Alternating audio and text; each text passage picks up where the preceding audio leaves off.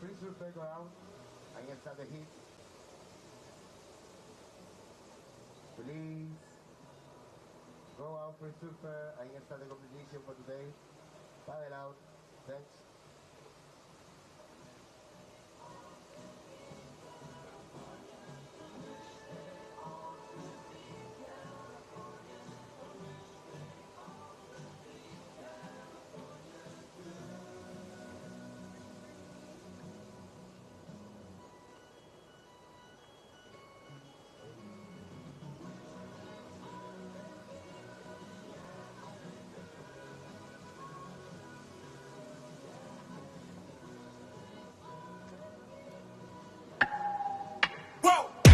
Who knew I would make it this far? They hated, they never believe me. Yeah, I would never drop the ball. I know I make it look easy. Yeah, Mayweather with the defense. I don't care what a critic got to say. I got them picking up the pieces. That to me, you really playing with your life. I'm about to come and run it all back. I'm the new era, about to snap back. You ain't fitted for it, cause you all cap like. Hold up, I shoot my shot, wait, hold up. I'm really about to run this, go up. You know it's all net when it go up. Ain't got no other plans, you don't need to understand. Hey, we all know.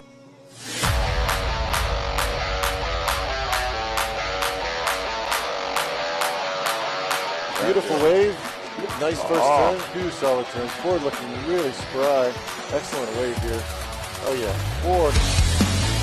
Big drop. Nice size wave for Aline. Makes it out to the shoulder. Watch this combination. Just time, just bam, just right into the lip. Does another one. Behind on. Wham. How vertical that entry is into that.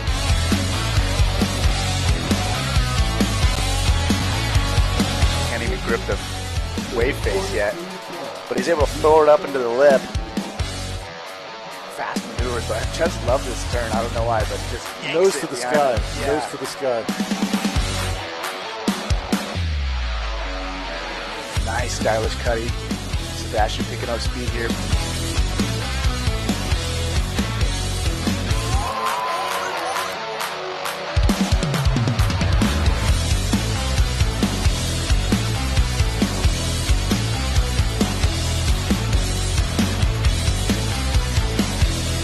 Tito on with a nice re-entry. Up and over again. Oh, yeah.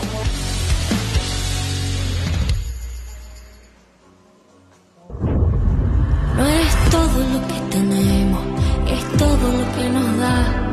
La isla en la que vivimos te deja sabor a sal. Resulta tan complicado saber cuál es tu lugar, hasta que llega el momento de ser un isleño más. No es todo lo que tenemos, es todo lo que nos da. La isla de contraste, lugar de diversidad. El viento que nos despeina también sabe alimentar. No es todo lo que tenemos, es más bien lo que nos da. La herencia de un pueblo de nobleza y fuego, la fuerza del mar, la tierra y el cielo, diversa belleza humana y salvaje, su mágica esencia, su gente y paisaje, fuente de energía limpia y soberana, tanta riqueza que nutre y que sana, en nuestras manos nuestra libertad, isla de fortuna que tanto nos La da. isla de buena gente, tierra sagrada, sol que me ampara. La isla de mi vida, el mar que sirve de puente y no es la frontera. Hay mil maneras de ver la isla de mi vida.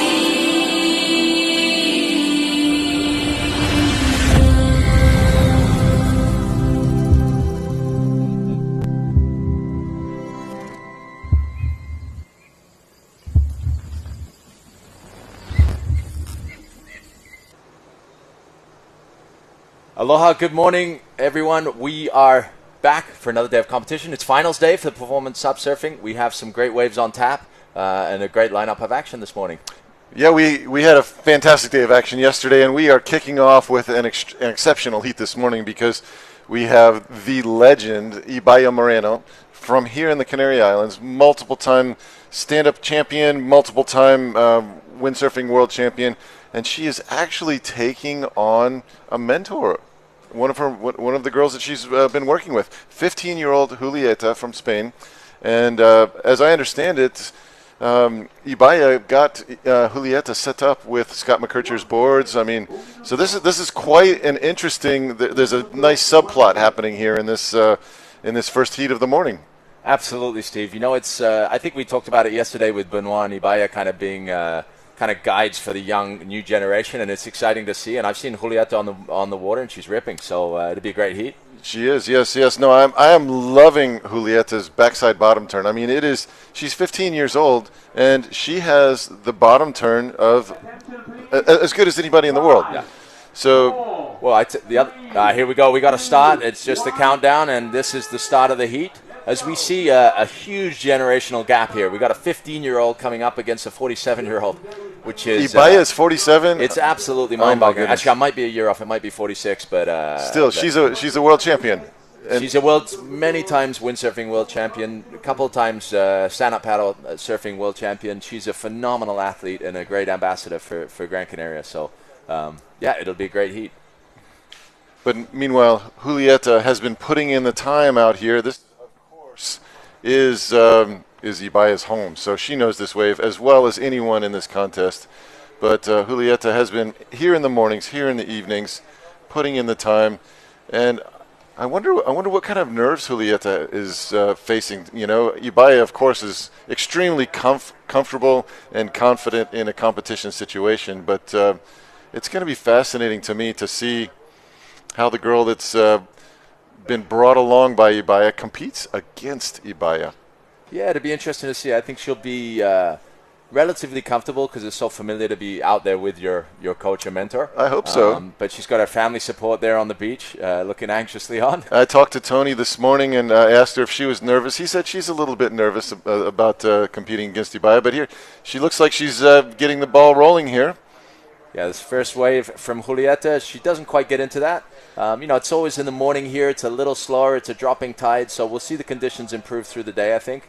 Better winds today, and the energy should be staying up, and it should be a good day of competition. I mean, it still looks fantastic. I mean, we've had 3 great days of the thing that you want in a surf competition is you want the competitors' skills to decide who advances, not the conditions. Even at great waves like Chopu, for example, you can have lulls that can last so long that a surfer might catch just one wave in a heat, and the entire event, Tristan, every single heat. Every competitor has had multiple opportunities, and that's what you want. And it looks like we're set up for another day of the same type of competition. Absolutely, Steve. This break is great for that. It's a really consistent break, nice and exposed, and there's always a little bump that comes through, like you mentioned, compared to Chopo, where you have to really wait for the sets for it to open up and give you the scoring potential. Here, you can kind of make something out of very little, and the athlete's ability is, shines, which is great.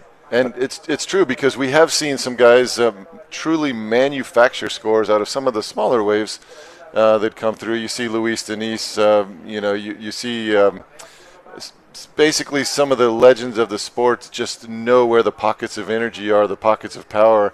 And I think this wave looks a little easier on screen than it is in person because some of the surfers, you see them going down the line, they'll hit some sort of bobble that we don't see on screen here. But you were out the other night killing it, looking like you were having. It didn't look like you were having any trouble. Tell me a little bit more about what you don't see on the video in this wave. Yeah, I think this compared to previous years where we've had really pristine conditions, this year has been a bit more lumpy and challenging. Just with the winds, the swell direction a bit more north, it doesn't hit direct hit on the break, and then a kind of mix of swells and some, just really light winds, but enough to just put a little bit of lump in the wave. So you just get these little bumps, especially when it's small, that can really throw you off. But yeah, you've seen the best guys, they know how to manage it. But Steve, I'm going to leave you in the hugely capable hands of Dave Bainey. I hope you guys have a wonderful day. And looking like a great day of competition. Ibaya is kicking things off. A beautiful slash right away. The champion knows how to do it. Gets a second turn in. Nice way to kick off the competition this morning for Ibaya. We are into it. I mean, it is a carbon copy of the first 2 days here. Just very, very nice, very contestable conditions. So Ibaya is on the board. You can see she sets it up. She knows to take off just a hair behind the peak. Beautiful first turn. Gets a second turn in. It's a bit of a smaller wave. I'm hoping for more than that today. That's going to go on her scoreline for now, but I assume, based on what we've seen in this competition, that she's capable of more and the waves are capable of more. Good morning, David Bainey. How are you doing this morning? Steve-O, good morning, man. Thank you for welcoming in. I see we got a new setup in our commentating booth. I'm liking it. It feels a little more roomy. Right. I feel at home in here. Yeah. Here we go. Julieta eyeing something again. Might be a smaller wave potentially, but it comes down to the surfing ability. Let's see. Julieta gets into this one. She's got a fantastic bottom turn, and there it is, right there, right through the lip. Completes the maneuver. A little more critical possibly than Ibaya's. So Ibaya got 2 turns off in her wave, but Julieta hitting the more critical section of the wave. So we'll see. We'll see how the judges call this one. And Ibaya is eyeing up another one here. She's buying up another wave. She's but that was a great wave from Julieta to get it going, get the nerves out of the way. But we've been seeing that backhand attack all competition long, and she's looking sharp already. I mean, she went right through the lip here. I rode in the car with the judges on the way to the contest site this morning, and that's what they told me they're looking for is, radical maneuvers in the critical section is classically what you hear about it, but they want to see the competitors take some risk. And so you'll see some competitors like Ibaya had two very nice classic stand-up paddle turns on her first wave, but the risk level was not that high in those turns. And Julieta took a bigger risk on her wave. Now it's just a one-turn wave, so it'll be interesting to see, kind of set the tone for how the judges are going to judge today's event, if they like the more critical one-turn, or if they like the longer, multiple turn wave of Ibaya. Yeah, and that basically came down to wave selection. They approached those waves of, what the wave gave them, right? So both surfed the waves well, but to your point, we'll see how the judges liked either one. So it looks like they gave a 3.33 to Ibaya already, so we're waiting on a score for Julieta. So I spoke with Julieta's father this morning, Tony, and Julieta is like a lot of what we're seeing in the stand-up paddle world. Tony was showing me pictures of her wing foiling, competing in the longboard, and I believe she may compete in the longboard for the ladies here in SUP. So I love seeing these young 15-year-old athletes doing all of these sports here. So yeah, Ibaya, here she goes. Finds a nice set wave. Big floater, unable to hang on. Yeah, that was a better wave. That would have been a solid score. Looks like there's more waves on tap. Here goes Julieta. Able to scratch in. Let's see what she's got. Nice bottom turn. Gets a little snap off the top. Second little carve. And grabs rail. But yeah, so also though her dad did mention that she was a bit nervous. Dave, I think just mentioned this with Tristan a minute ago, that this is sort of a mentor-mentee relationship, and I'm fairly certain that Ibaya got Julieta the board that she is on, the Scott McKercher board, because Ibaya rides Scott McKercher boards. I know we've been talking a lot about Scott. So here's her second wave. So how did Julieta do? Yeah, so Julieta did get a bigger score. She got that 3.93 on her first wave. Ibaya got a 3.33 as we see Eline Aresaka looking focused, one of the standouts from yesterday. She got the earbuds in. I wonder if she's listening to reggaeton or something more poppy, like a Taylor Swift kind of playlist. Yeah, I ran into Aline just coming into the contest site. I mean, her struggle to get here was real. She literally flew in and landed. Her plane landed. She arrived at the contest site as the girls were paddling out. She arrived from Latin America to Gran Canaria and had to paddle straight into her heat. She told me she took the prize money from her event, went straight to the airport, bought a ticket to the Canaries to be here. Yep, that is true. She told me that she's currently looking for a place to sleep tonight. Really? I mean, yes, she's got plenty of friends down here. I'm sure she'll figure it out. Here goes Ibaya in red. Nice set wave. Sets this one up. Nice little turn. Looking down the line. Nice classic carve that Ibaya is known for. She's got a nice, clean style.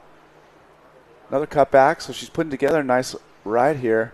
But again, like you said, not a super critical wave, but she rode it really nice and connected the dots on that, so we'll see how that gets scores. I think that's easily going to be the best wave of the heat, though. I mean, there were 4 turns. That was a bigger wave that we've seen this morning. We kind of don't really know what the size is yet. It's so early in the morning. The sun's just been coming up. But 4 clean turns, and the style was so smooth. I mean, the judges want to see that clean style. Julieta battling back in white on her backhand. The young pro junior facing off with Ibaya Moreno. Couple clean snaps. Works to the inside. Loses a little traction right there, but able to ride it out. So Julieta. There's her father, Tony. And I bet Tony is on the live Heats app right there. So don't forget, you guys could follow along live as we do and get the scores at liveheats.com. Just search for APP World Tour, and you could click on that and see the heats. 2.93. White is on first, red on second. So still waiting for scores to drop. Yeah, I'm thinking that Ibaya's wave's going to be a solid score. Like I said, it was a 4-turn wave, good flow through the whole wave. Let's see, Dave. Yeah, so here's a replay of that, of her last wave. So nice size set wave. And she lucked out with a pretty smooth face on this one. Does a good job, comes around the corner right here. Nicely placed turn right in front of Julieta, letting her know that she's the champ.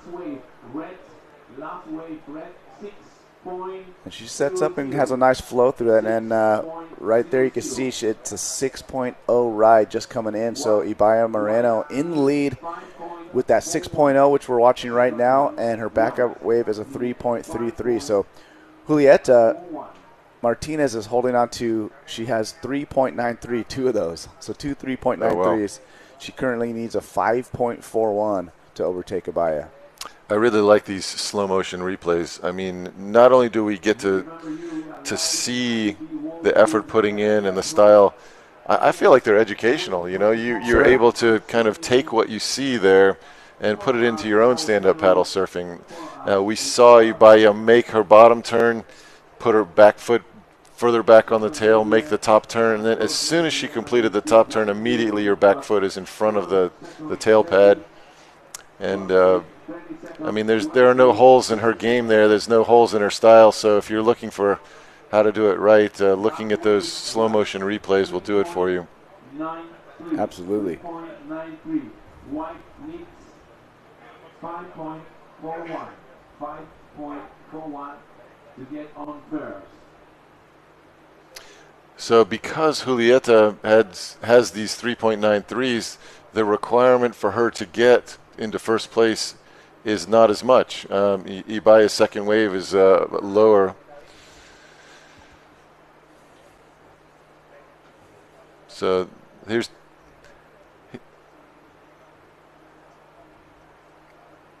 Team Spain on the beach here with long distance competitor David.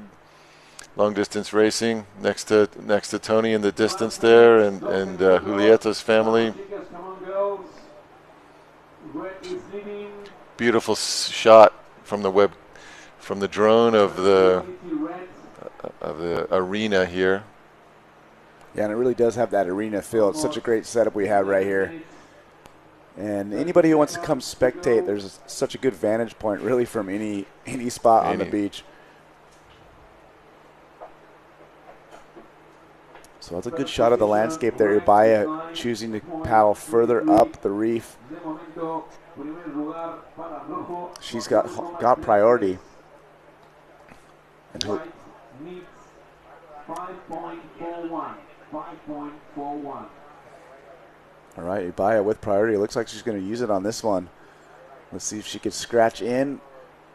She just misses out on that one, so we'll see. Yeah, do you lose priority? I want to say she does. White priority. Yep. So the judges just switched out. So Julieta gaining just a slight advantage, at least at the moment, with that priority. It's nice to have your pick of the waves that come in. Great shot of Aline Arasaka from Brazil. We are ready. 10 minutes. I had just a very brief chat with Alina this morning. What a bundle of joy, you know. I mean, she just was smiling ear to ear, and, you know, just seems like such a sweet person. Yep, sweet on land, but a fierce competitor in the water, as we saw yesterday with a quite dominating performance in her heat. Yeah, as I mentioned, I rode over here with the judges, and so I was kind of peppering them with some questions, and you know, I said, well, the Japanese girls were surfing extremely well, very radical, and but Aline delivered some high scores yesterday, and Aline was obviously surfing very well. So what was the question? What was the difference between the radical surfing of the Japanese girls and Aline's high scores? And They basically said it came down to the risk, again, coming back to this point, the risk that Aline was taking. A lot of the scores from the Japanese sisters were done in flatter sections of the wave. So even though they were absolutely radical, the degree of risk was not as high.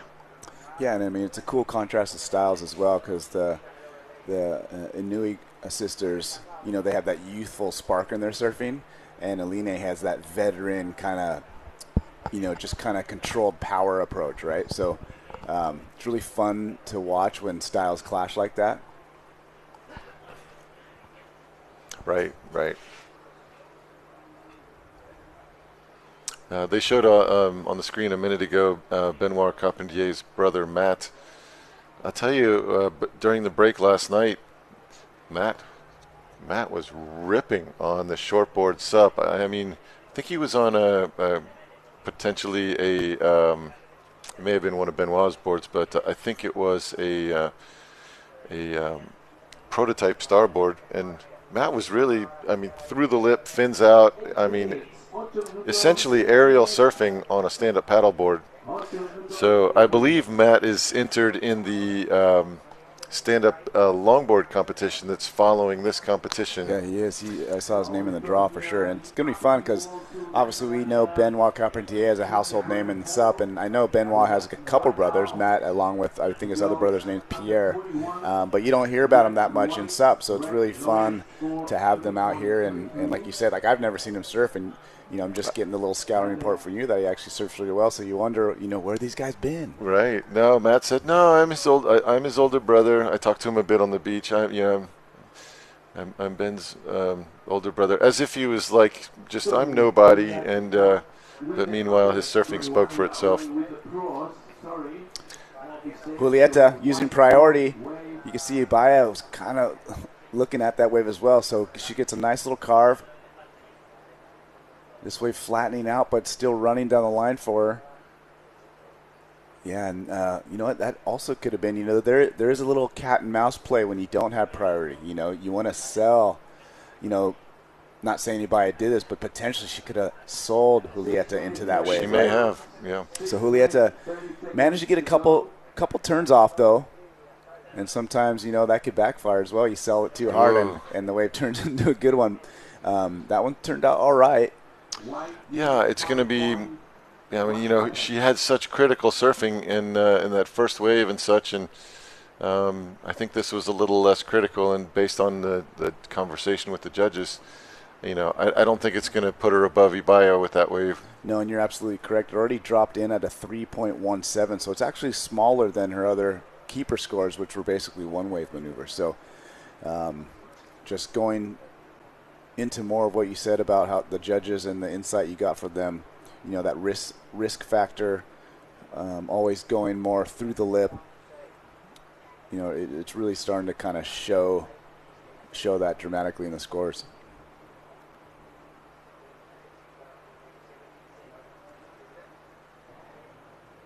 So we are in quarterfinal heat 1 for the SUP women.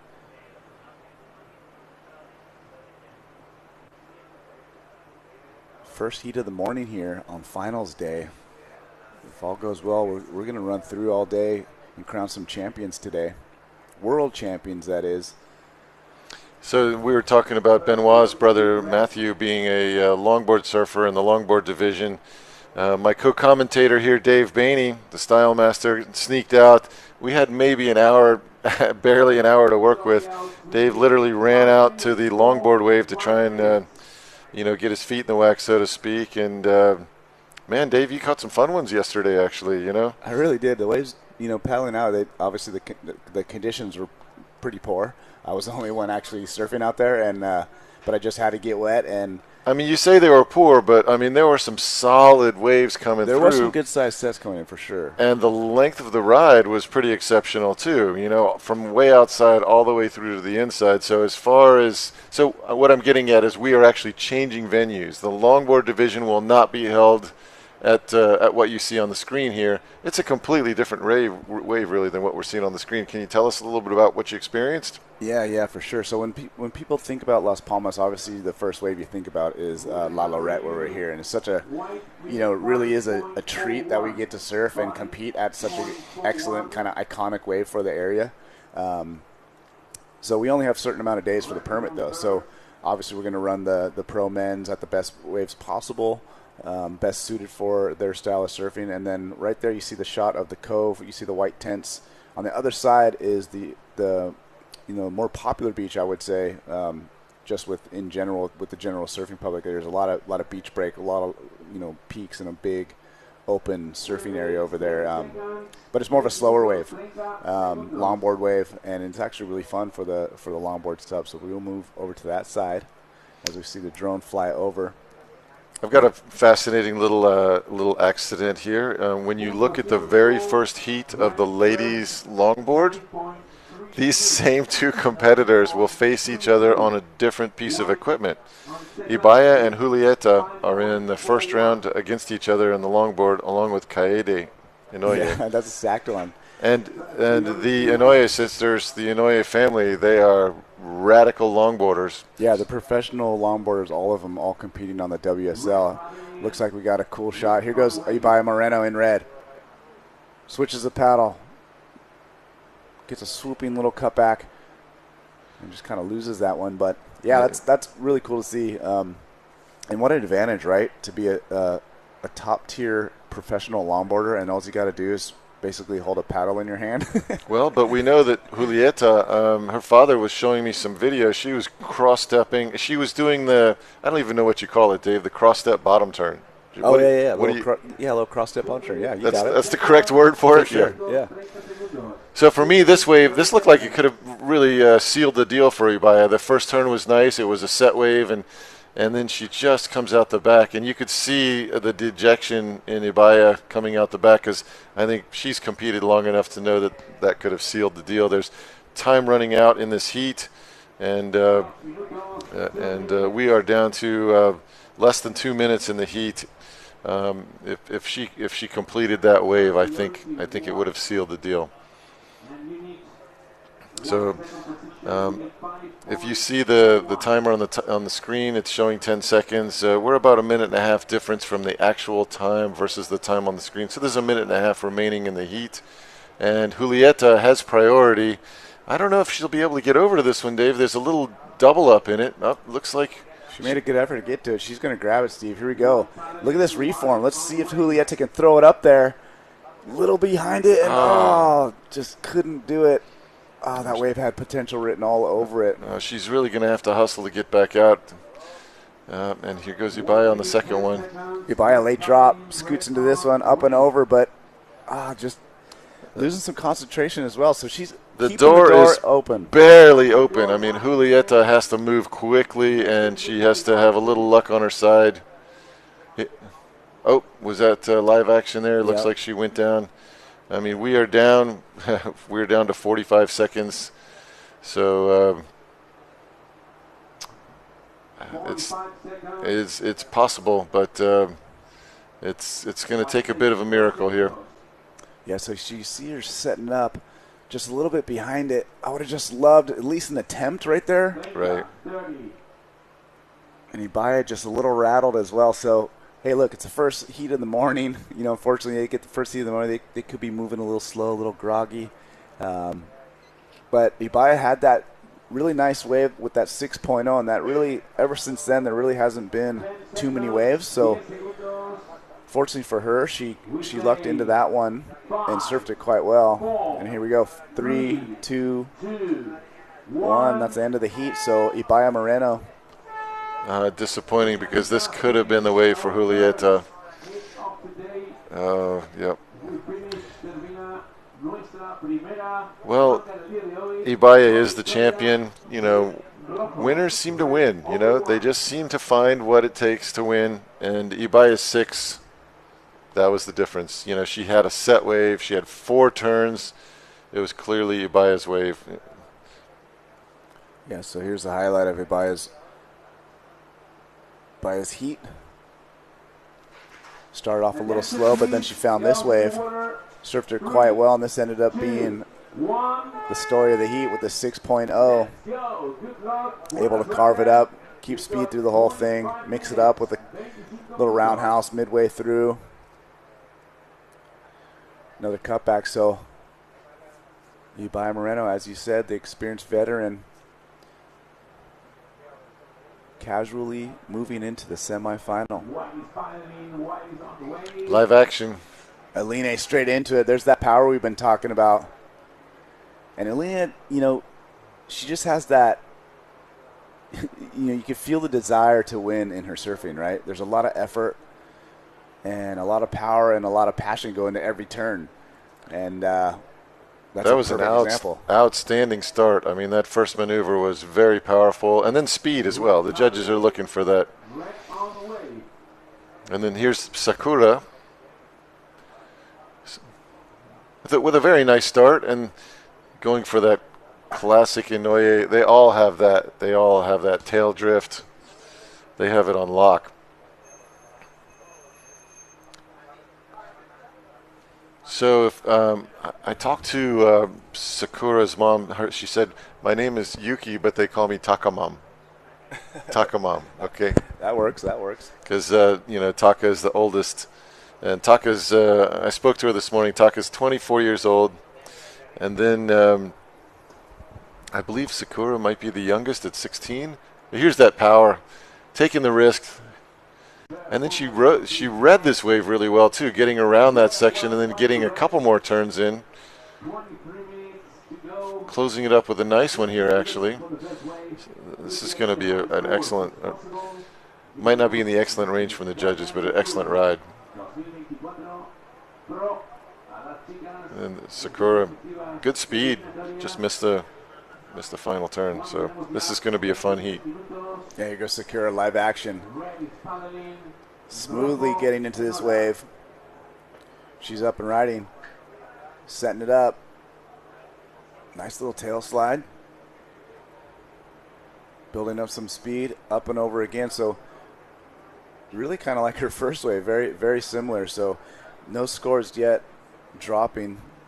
They're still looking at Aline's first wave and Sakura's as well. So it is fascinating that there's 3 Inoues competing, and as far as I can tell, there are 2 boards. Right. The family is sharing boards, and there's Ibaya, the winner. Ibaya, I mean, look, she delivered, a 4-turn wave. But you've got to hand it to Julieta. I believe it might be her first APP World Tour competition, and to get taken out by the champion. I mean, yeah, there's no shame in that. As we see a replay of Sakura Inoue, gets a good first turn, and she sets this up, and just falls out the back. Like I said, pretty similar to her first wave. So we got scores. Aline Arasaka gets a 5.0 opening ride. Still waiting on Sakura. So for the moment, of course, Aline is in the lead, and she's also holding on to priority.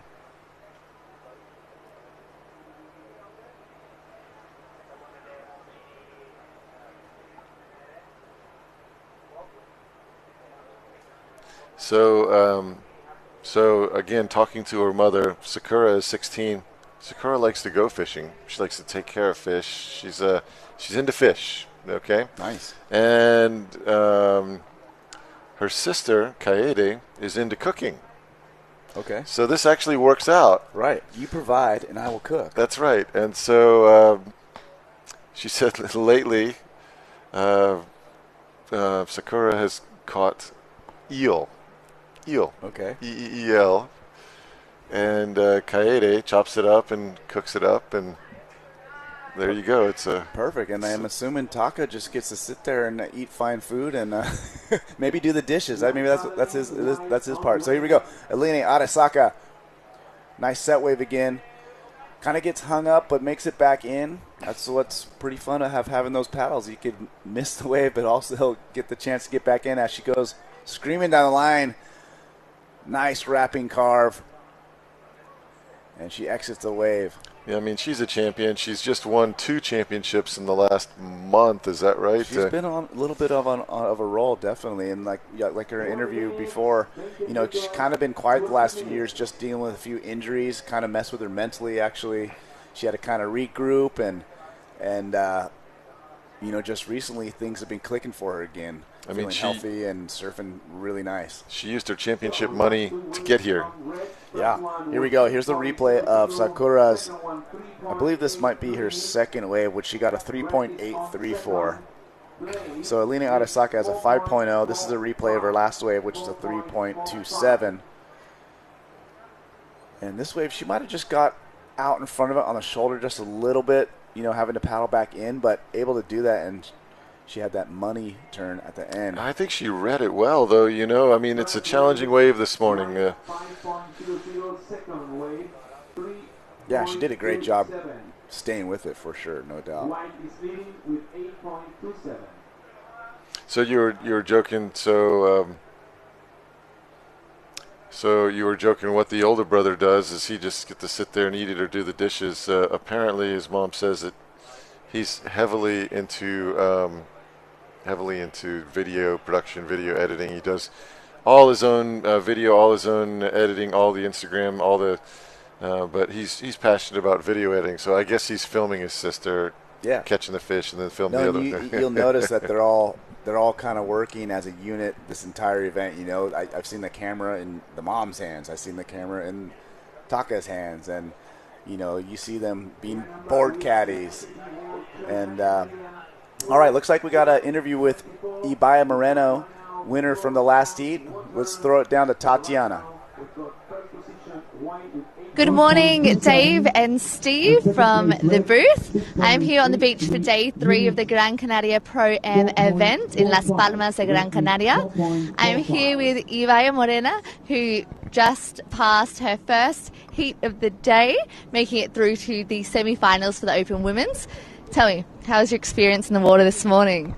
Well, it was a good wake up. I had only one good wave, and then it was really slow between sets. I wasn't sitting in the right place, and I don't know, it was really hard to get a wave. Maybe a bit nervous this morning, but I made it through. Happy to see Julieta with me in the heat, and she's ripping. And happy to make it to the semifinals. I know you've got a bit of a relationship with Julieta. She's surfing with Smick as well as you. So how did it feel? Yeah, it's up against her, your teammate. Yeah, it's really great. I mean, she's really young, Spanish. She's the future of our sport, and I'm really supporting her and Enrique here in Spain. And whatever they need, I'm here for them. Amazing. Well, congratulations. We look forward to seeing more of you in the upcoming heats. Thank you. Back to you guys.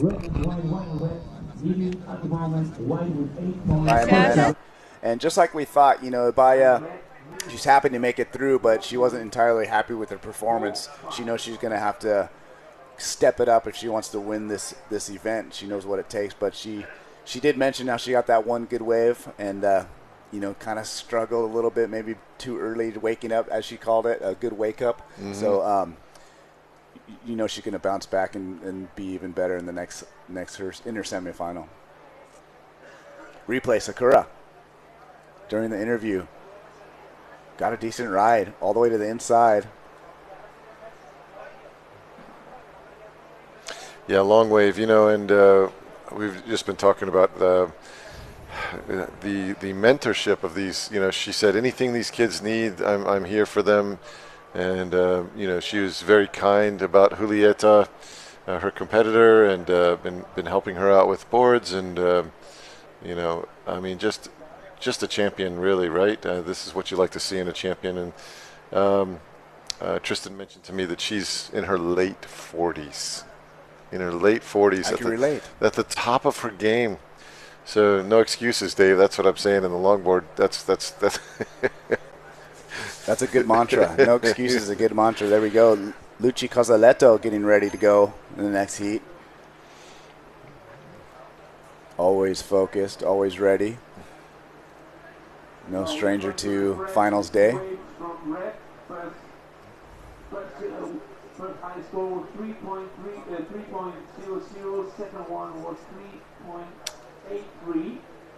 Okay. Red is on second. We are, 4.45. girls are paddling out for, they must see a set here. Aline Adisaka has priority. 3.27. Yeah, and Aline is still holding on to the highest score so far with that 5.0 opening ride. Here she goes again. White, Aline Arasaka. White on the way. Late drop. Gets in front of it. Building up some speed. Nice carve back. Loving the look of that turn. Here we go into the second one. Nice snap. And there it is, the toilet bowl that everyone's having that little bit of, it poses some problems on the inside right there for many riders this week. But I tell you, I believe Aline had the highest score in the women's division yesterday with a 12 plus, and you can see today it's no fluke. I mean, she is surfing well, surfing like a champion, knowing where to put herself at the right times in these waves. And you can see in this wave all the different little bumps, little chunks that you have to deal with in the face.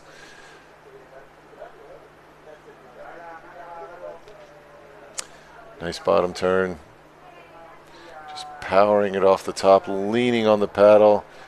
There's the pufferfish face, Dave. She's into it. That's the sign of commitment, right? Absolutely. That's full throttle. Full on bottom turn. And then this in section. She is competing to win today.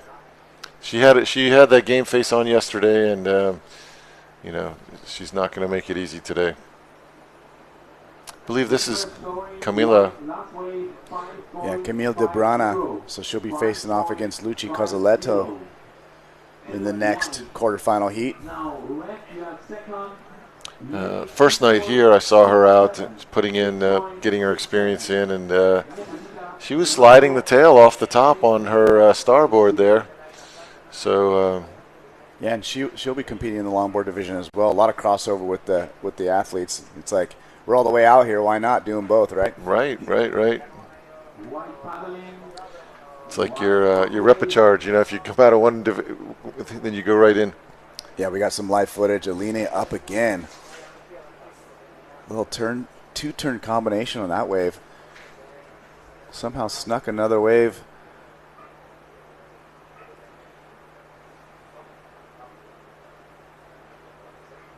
So much positivity out here, Dave. See that on the beach right there. Yeah, so I love that quick snap straight into the re-entry at the end there. So good combination of waves on that wave. Yep. Aline able to grab a wave, a really good wave in that under priority of Sakura. And judges are looking for aggression. They're looking for risk, and she was taking a bit of risk on that wave. It was a bit of a smaller wave, like you said, taken under priority, but it could pay off. Yeah, so Aline Arasaka is currently in the lead. She's got a 5.0, and she got a 5.5.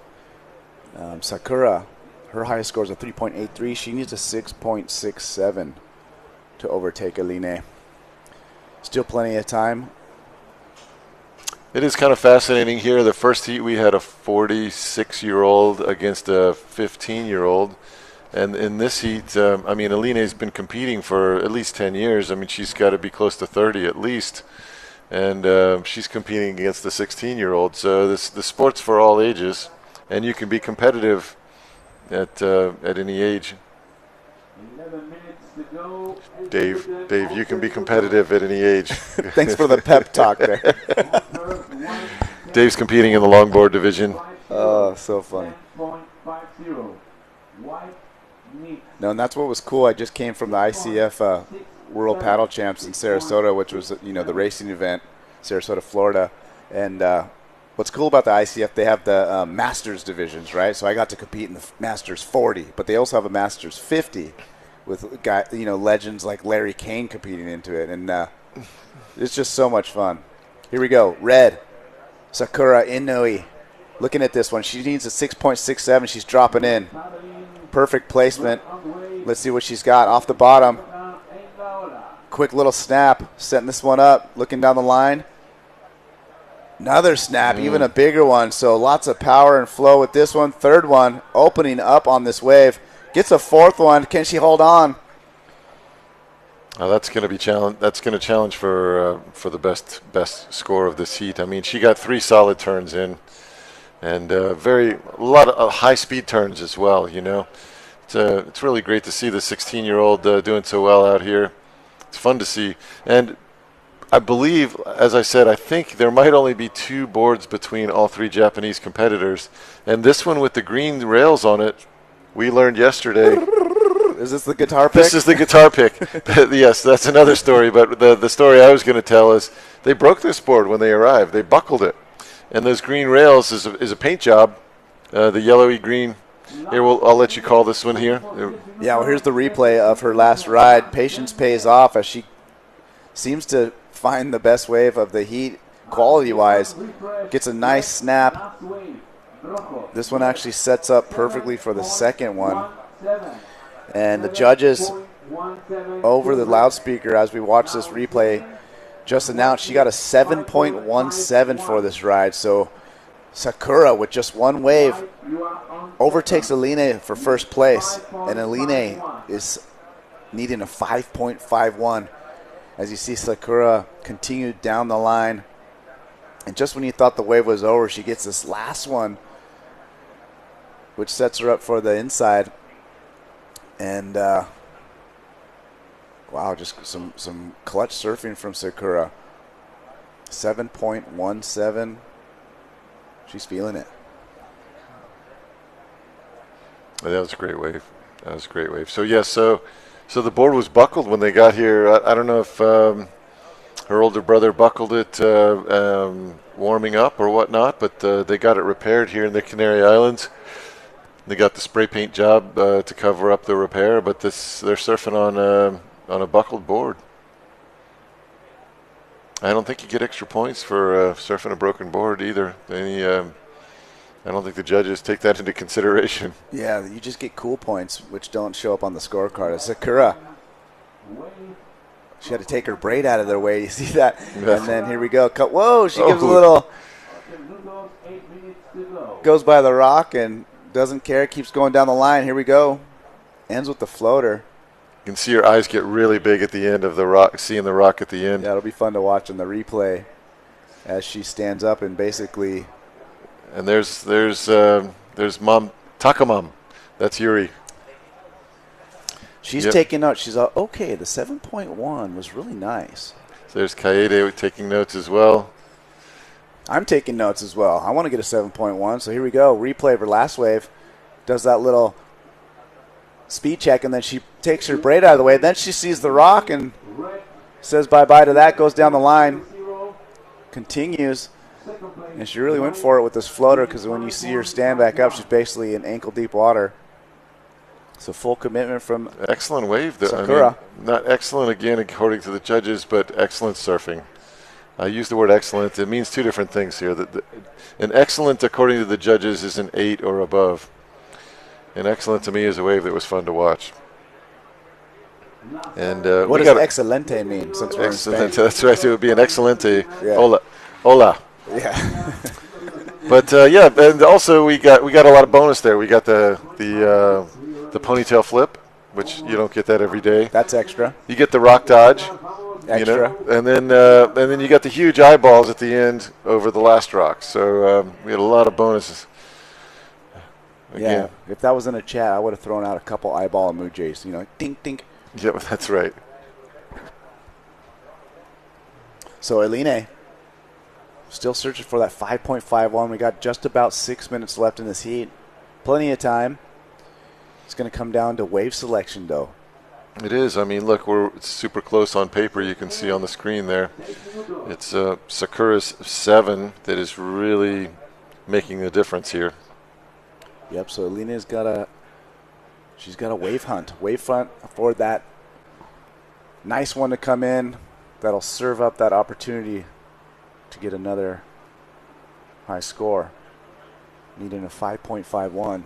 She's totally capable, though. Yesterday she had a 12, and she may have had a few scores to spare. 5.00, 5.50. Aline was very busy yesterday. I mean, 7.17.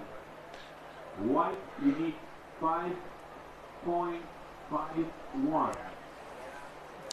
and the 2.5s that she has, they weren't necessarily the biggest sets of the day or the longest runners of the day. So, with 5 minutes remaining, again, the clock that you see on the screen is about a minute and a half off. So there's time to flip this heat. Yeah, and while there's a lull, there were people asking the rules of stand-up and paddling because, competition, as you see the Inui family watching on Taka Kaede and Takamam, as she called herself, intently watching this heat. But what I was getting at is the rules for standing up at the APP World Tour is you are allowed to sit down on your board in between sets. You're not required to stand the entire time, but you are required to paddle back out standing up and obviously stand up as much as you can, but you are allowed to sit down, whereas ISA's a requirement is to stand up the whole time. And you got to know these things. I know my friend Jason Latham from back home, he competed in the ISAs, and he was on a very small board. He's a big guy. Here. Yep, Sakura. A little bit down the reef, finds a nice snap. Super stylish carve. I love that one. She kind of paced it really well and then does another quicker little snap. Getting close to the rocks again, and she's not going to do a floater that time. Pulls out nice and clean, and look at her. Look at her go. Yeah, she's getting back out for more. So Aline staying patient. Yeah, this break has delivered. Generally, you haven't been left. Watch this replay, Steve. So I love this carve. She just kind of held on to it a little bit longer and drew it out. Nice power right there. That's what the judges want to see, too. Full commitment. Rock face. Yep, so then her second one, she actually cut a little short, so it was like more of a quick snap, so good variety. So here's that second one. More of a quick little jam, so Sakura looking excellent at the moment.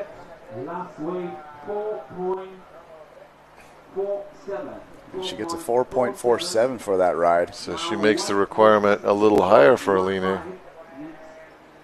Yeah, that moves into her score column, so Aline needs a 6.15 now. With just over 2 minutes remaining, 2 minutes and 13 seconds, Aline Arisaka facing elimination, looking for that wave. 6.15, is it out there, Steve? I believe it is. I mean, this surf break for this entire competition has delivered sets. We haven't seen competitors very often out there waiting for a chance. Now, whether you can deliver on that chance is another thing, but the ocean itself has been remarkably consistent for this event, which is great. I hear a couple whistles from the crowd signaling that something's coming. In general, that's what that means.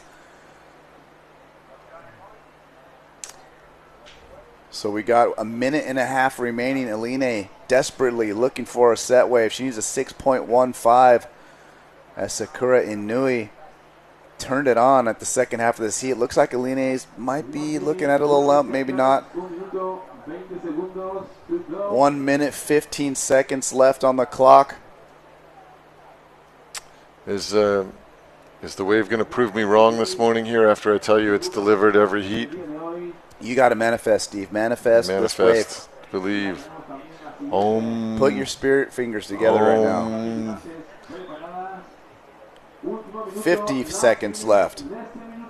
Aline's paddling out. Oh, here we go. This is going to be her chance. She's got to get into this one. Look at her paddle wider to get into position. Aline desperately needed one more shot. Here she goes. Can she get in? Hopping all the way up to the nose to hop in. She does. She gets in. Bottom turn. This is her shot. Nice carve. Aline Arisaka. Let's go. Second turn. Another carve. As time's running out, 30 seconds left. Aline with her third snap. How can she finish this wave? Looking for the final closeout section, and she's able to ride it out and right over the rocks. I mean, she just hit rocks, I think, with her fins. So she's looking. She's looking That back was at pretty the judges. clutch. That was very clutch. Was it a 6.15? I mean, it's in the judges' hands. I mean, Here's a replay. What do you think, Steve? I think she gave it all that you possibly could. I mean, that first snap, very hard snap, right here, crushing it, setting it up. A lot of bump in the face, but she's still right through the lip here. And then she finishes right on the rocks, completes it. She's asking the judges. I mean, what a great heat. I mean, we saw two great girls. Your spirit fingers worked. You manifested that way. I told you it was coming, and you're right. I did have to deliver the spirit fingers there. Steve, let me ask you this though. So Sakura, she had the highest wave score with that 7.17. Eline will have to get the second highest score, 6.15. Comparing it to Sakura's wave, where do you think that stacks up? I mean, this is too close to call. I can't. Come on, I was trying to set you up. You're trying to set me up. Yeah. Do you have a call, Dave? No, that's why I was trying to get you to say something about it. Oh, my goodness. If I had to guess, I don't think it's quite as... It's so close. I mean, because she surfed it so hard, so aggressively. Yeah, it could be more than a 7. I really can't make the call right now. Yeah, we'll see. I mean, we are holding on for the judges, but both competitors gave it their all. Yeah, they're taking their time on this one, and they're probably doing exactly that. They're comparing that wave to Sakura's 7.17, and then also probably looking back at Eline's 5.5, just to give a gauge on the scale. So she is looking for a 6.15.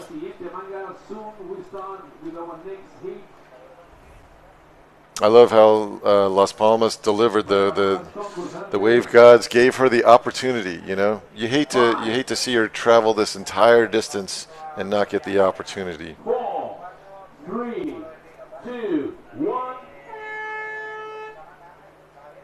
Dave and I are just sitting here staring at the scores. Sorry for the dead air, but we are on pins and needles. I believe, Dave, did the score come in at a 4.67? Is that? Yeah, I want to say it did come in. So Eline Adesaka is going to come up a little short. She got a 4.67 on that last ride. Not enough to change the situation. So congratulations to Sakura Inui. She will move on into the semifinal, and unfortunately for Eline, she will be eliminated from the Gran Canaria Pro. So straight into quarterfinal heat number 4. We got Kaede Inui and Marine Kedru facing off. I wonder if they traded boards on the water. We'll see. The tell will be the broken rails, the yellow board, the yellow rail. Oh, so no, this is. Oh yeah. Sorry, I jumped the gun there. We're in quarterfinal heat number 3, with of course Luci Cozzoletto facing off against Camille Dubrana. My apologies. We'll see Kaede in the next quarterfinal heat number 4. So Luci Cozzoletto, the Argentinian, she's had a great year this year. I was actually at the Carolina Pro-Am in Wrightsville Beach, and she won that event. Oh, wow. So she's got a couple wins under her belt, a couple finals appearances. Pan Am Games, I think she also made the finals there. She's stroking. That paddle stroke looked like a race-style paddle stroke. It really did. Is she a racer, do you know? I think she dabbles in it, but definitely her focus is the SUP surfing. But both the technique and the speed, that looks like someone who knows how to sprint paddle. Yeah, very high cadence. Have you been to Argentina, Dave? I have not, but I sponsor an Argentinian, Juliet Duhaime, who is a SUP racer. And so Luci and Juliet are teammates on Team Argentina, so I've spent some time with both of them together. It's super fun. Here we go, White up and riding. This is Camille Dubrana on her backhand. She was putting the time in a couple nights ago. surfing very well. Well, let's give a shout out to Sai, my roommate. Look at him, photographer in the lineup, getting the water shots. We're calling Sai Aquaman. He was in the water, I think, he said like 5 hours yesterday. And he was saying it was the batteries, meaning like I could have done more, but my batteries ran out. Yeah. We get this replay, so Camille's going to want to get back out and find another one, but gets a lot of speed and then just, I think someone pulled her leash. Was that you, Sai? Sai might have pulled her leash. I'm not going to speculate. So Luchi Cozoleto, the Argentinian champion, she's going to give it a go. Pumping down the line. Little carve, setting this one up. Little cutback. As you see the drone right behind her. Super good style. Very very quick surfing. Board looks quick. Yeah, I'm impressed. That's a good start for Luchi. There's the rock right in front of her. Dave, I've been to Argentina a number of times. You hear people call things like, it's the Paris of the Americas, and you wonder, is it really? Like, for example, they say towns where I live in Florida, and they say, it's historic Sanford. There's no history in Sanford, Florida. So look at her ripping here. I mean, this is some really fantastic surfing. It's fun to watch. There's not a bigger wave, so it may not be a super high score, but she's definitely on the board, and it could potentially be a keeper. But I'm joking, like a lot of places try to call themselves something special, but I tell you, Buenos Aires, Argentina, that is the Paris of the Americas. You feel like you are walking in Paris when you are in BA, as the locals call it. And it goes on for miles and miles, just like Paris. And you can see Luchi as she's blonde-haired, green-eyed. You often think of Latin people not as blonde-haired, green-eyed, but it's a very international city, BA, and a lot of international heritage there. But I don't remember seeing a wave in BA, to be honest. So I'm not sure where you become as great a surfer. Obviously, there's a lot of coastline, but you don't hear a lot about it. Camille Dubrana dropping in white. Gets a cut back.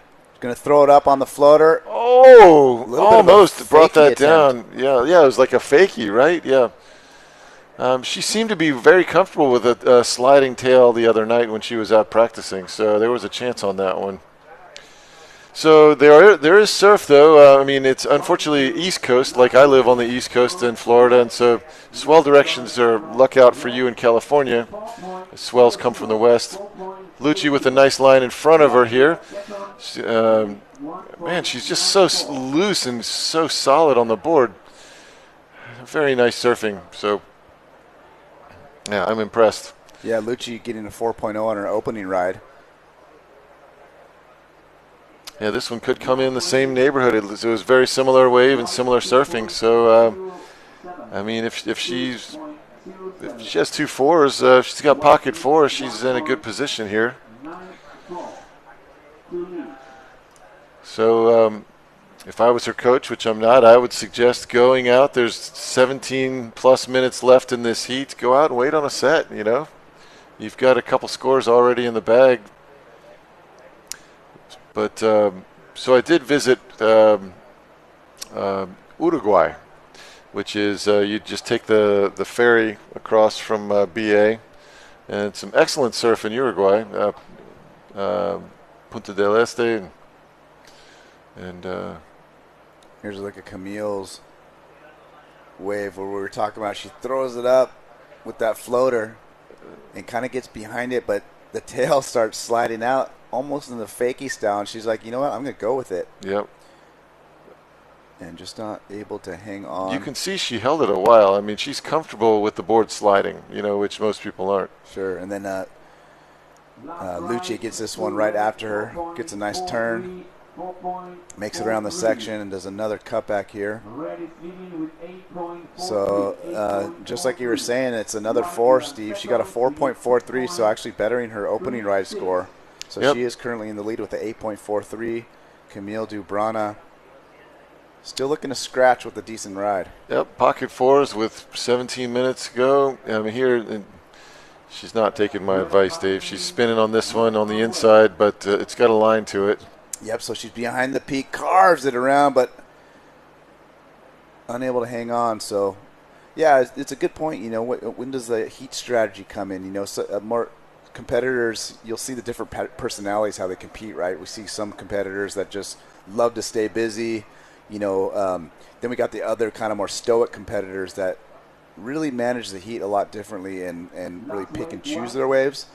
And so I think as far as the rhythm of this heat's going, you know, we're still got plenty of time on the clock. You know, if the wave's coming to you and it looks good, you know, why not take it at this point? And it seems like what Lucci's doing. Well, Lucci's an East Coaster like me. I mean, it's not quite the same East Coast, but I think there's an East Coast mentality of if there's a wave in front of you, you surf it. Yeah, exactly. Yep.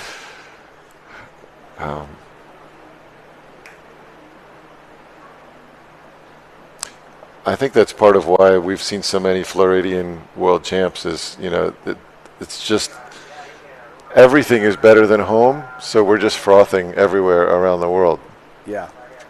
And so maybe Lucci's got a bit of that. She's paddling back out, sees that wave. It's like, wow, this is better than home. I'm going.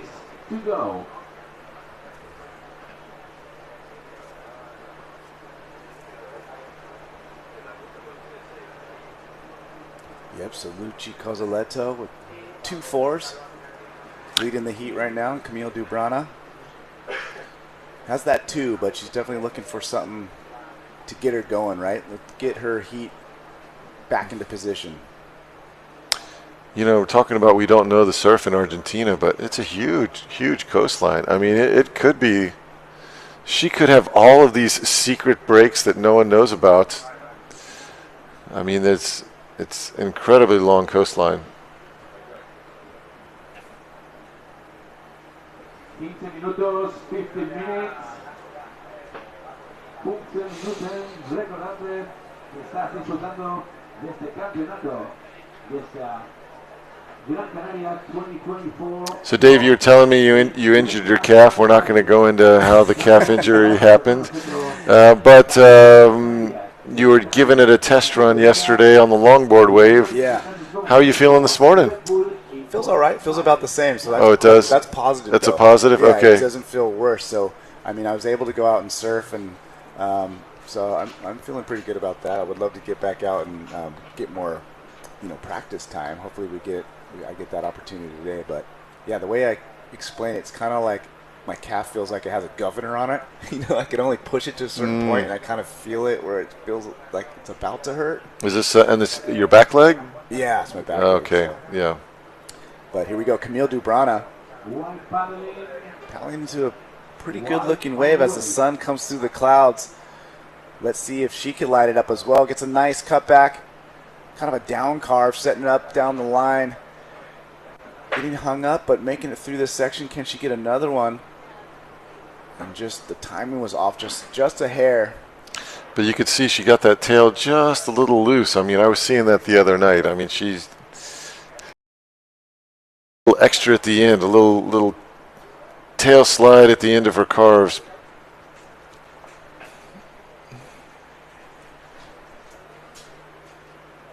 Cuando faltan ya 13 minutos 30 segundos, 30 minutes 30 seconds, last wave, 2 white, 2.43, 2.43. So 2.43 for Camille, so that was her best wave off that carve. Yeah, here we go, Lucci Cozzaletto, heat leader, dropping in. Cutting back, navigating through the bumps. I love that rebound right there. Ended up going pretty high and getting tons of speed to snap it, but I love that rebound too. I mean, that's, you know, and with the extra volume of the stand-ups, I mean, first of all, it's a little harder to get it up there, but once you're up there, it'll stay up there. The volume will sort of stay up in the white water and glide and hook around nicely. But, I mean, she just did it textbook beautifully. I mean, that could have been a great score if she could have finished off with one more, because that was a really beautiful wraparound and rebound. We've seen a lot of wraparounds, but we don't see that high rebound that Lucci did there. Yeah, definitely a point of difference. I'm sure we'll get to break it down a little more in the replay. Hint, hint. Right.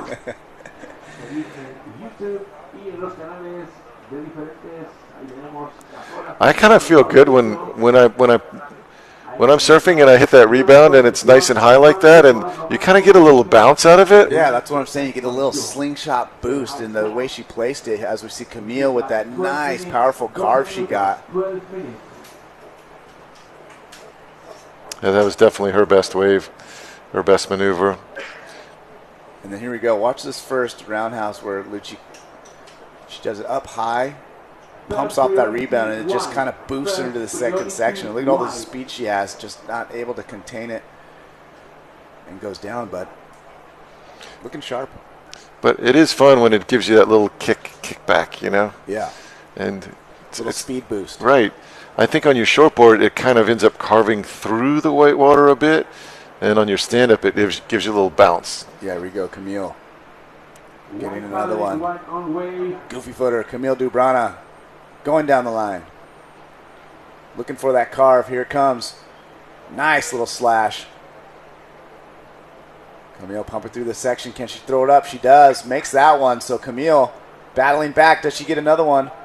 And she does. So Camille Dubrana putting together a nice ride. She needs a 6.0. Her best wave for sure, but you can see what I'm talking about that I saw that first night. She likes to add just a little extra little sizzle at the very end, just a little tail slide, a little kick. Here's a replay. She shows it off here. So it took a little moment to get this wave going, but she settles in right here, finds her slot, and just throws down that nice carve. Again, nice and patient with this one. Fortunately for her, this wave shapes up really nice to the inside, and she's able to get 2 more rebounds. And we'll see where that comes in as the scores are starting to drop here. Camille, she needs a 6.0 to overtake Lucci at the moment. 10 minutes left in this heat. And that was her best wave, though. Yeah, 3.47 comes in. All right, so definitely helps her case. She only needs a 4.9 now. Paddling into a set wave with a clean face here. Oh, just backs off. Yeah, she backs off right there. So Camille Dubrana with that last wave, she needs a 4.96 to move on. Last wave, white, 3.47. 3.47. Let's take a peek ahead, Dave. Let's see what happens. And what are the matchups starting to look like for the semifinals here? So Ibaya won the first heat, and so Ibaya is going to be taking on 16-year-old Sakura in the first semifinal. And that'll be a lot of fun. 2 great surfers. Absolutely. So Ibaya has been taking on all these young girls here, 46 years old. She takes on a 15-year-old in her first heat, a 16-year-old in her second heat. And then let's take a peek ahead. Here we go. Looks like Lucci's looking at this one. So Lucci Cazzaletto getting into this one nicely.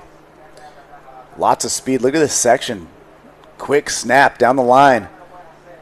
Another one. Nice big snap. The drone following closely. And she's got to bail out, but before she does that, she gets off 2 really nice looking snaps right in the pocket. So a little more critical. That wave offering up a little bit more of a ball, and she took advantage. For sure.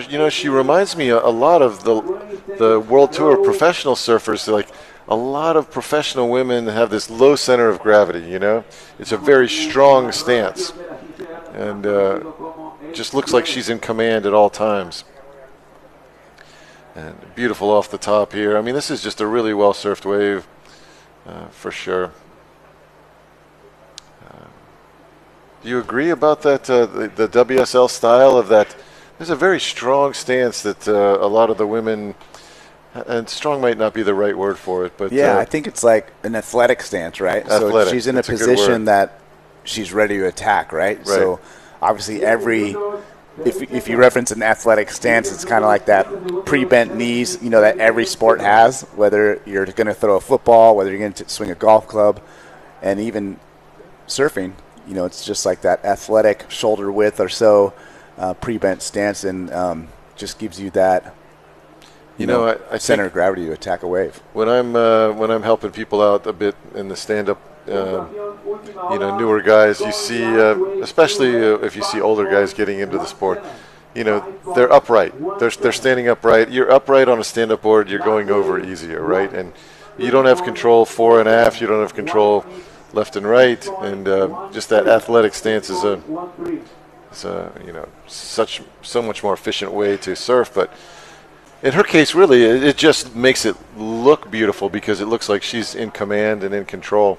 Absolutely. So that for that last wave, Steve, she dropped. The judges give her 5.17. Wow. So increasing her lead to a 9.6 total. So Camille Dubrana again needs a 6.13 now. So nice little battle here. Camille fought back to get her in a better position, and then Lucci comes back again and drops the highest wave score of the heat so far. 6 minutes remaining in this heat. Red leading with 9.60.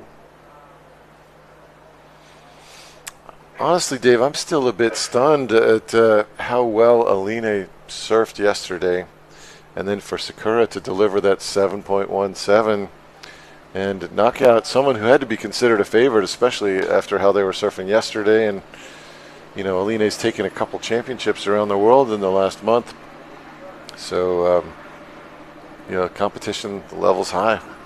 Yeah, she definitely surfed great in her heat.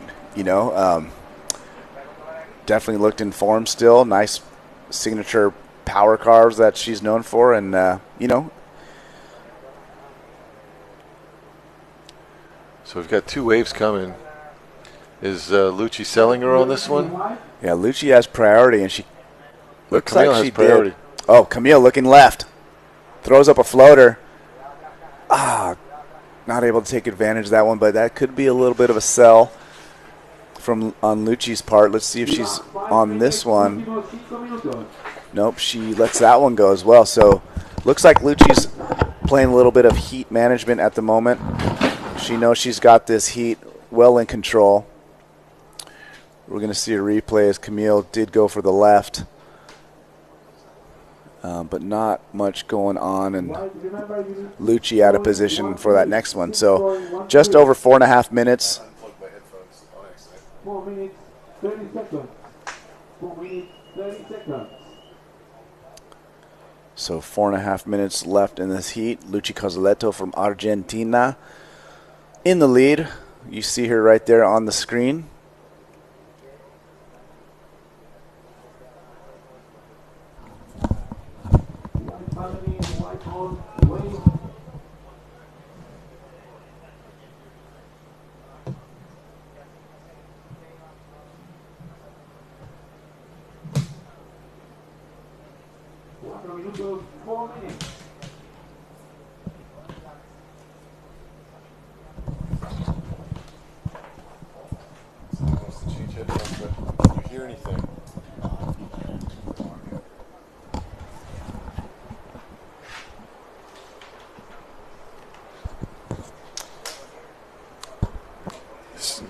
Okay. Camille paddling back out.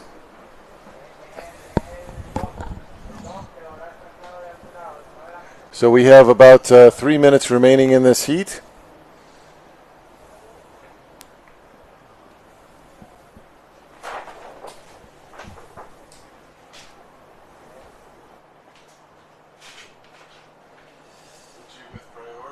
Come on, guys, 3 minutes, 3 minutos, 3 minutes.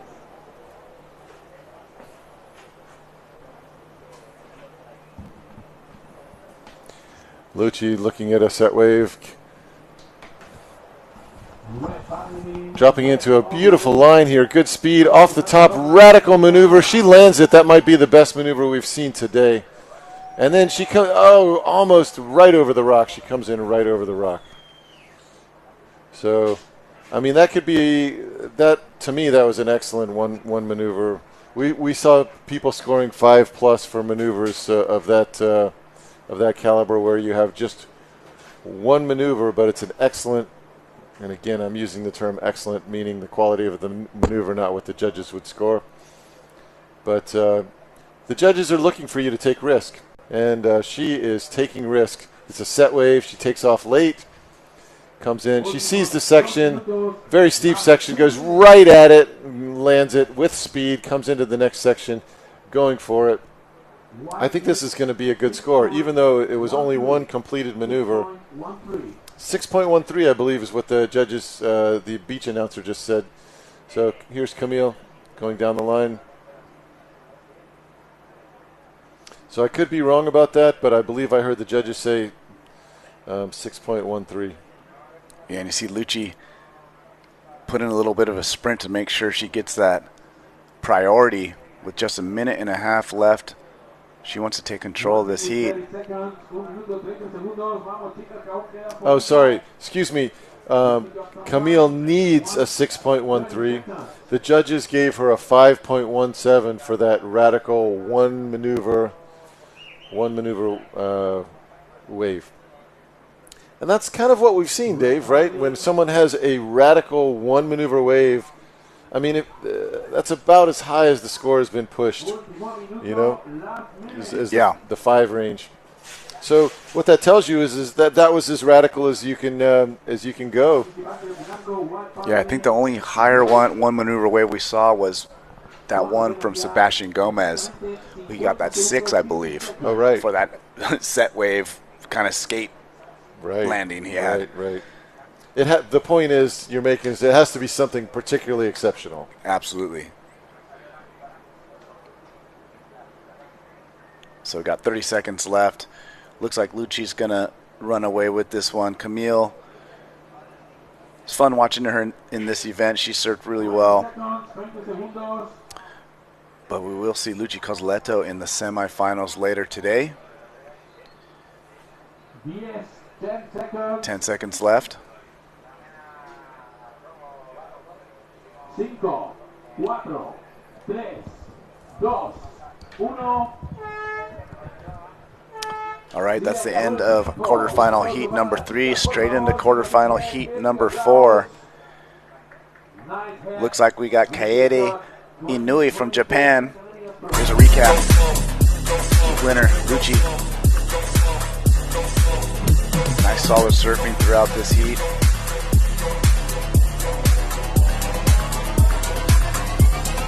Kind of built momentum in this heat with her scores. That was that nice rebound that we liked. Gets a nice carve, unable to hang on right there, but then straight away, a couple minutes later, she gets this one and just times it, tagging the lip right there. In the second one, here's the money turn, boom, lots of spray. So this was the highest heat score, or highest score of the heat. And then she just stayed solid throughout. This was that last one when she just threw it up for that big closeout, which we thought, but then she finds another one. And here we go. Quarterfinal heat number 4, Kaede Inui in red from Japan, Marina Kedru. She will be in white from France, squaring off here in quarterfinal heat number 4. Sup Pro Women. And if you're joining us right now on the live, welcome. You are watching the 2024 Gran Canaria Pro-Am. This is the APP World Tour. Coming to you from Las Palmas, Gran Canaria. Beautiful city. We're having a lot of fun in the town, trying different restaurants, trying different food, diving a little bit into the culture here. And we've been enjoying the waves.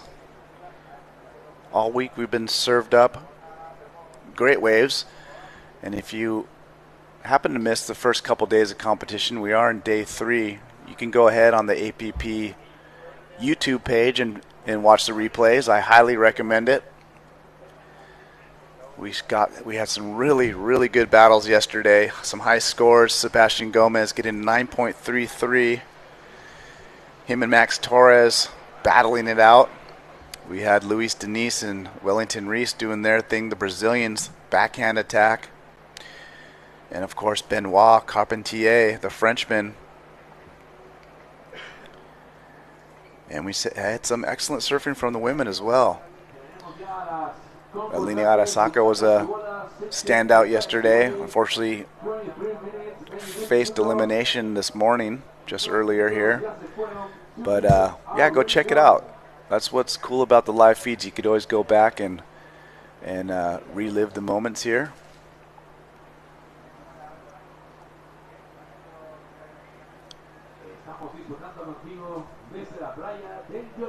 And we are at the famous right-hand break. La Lorette. El Lorette, excuse me. Yeah, and on the other side, so it's El Lorette on this side.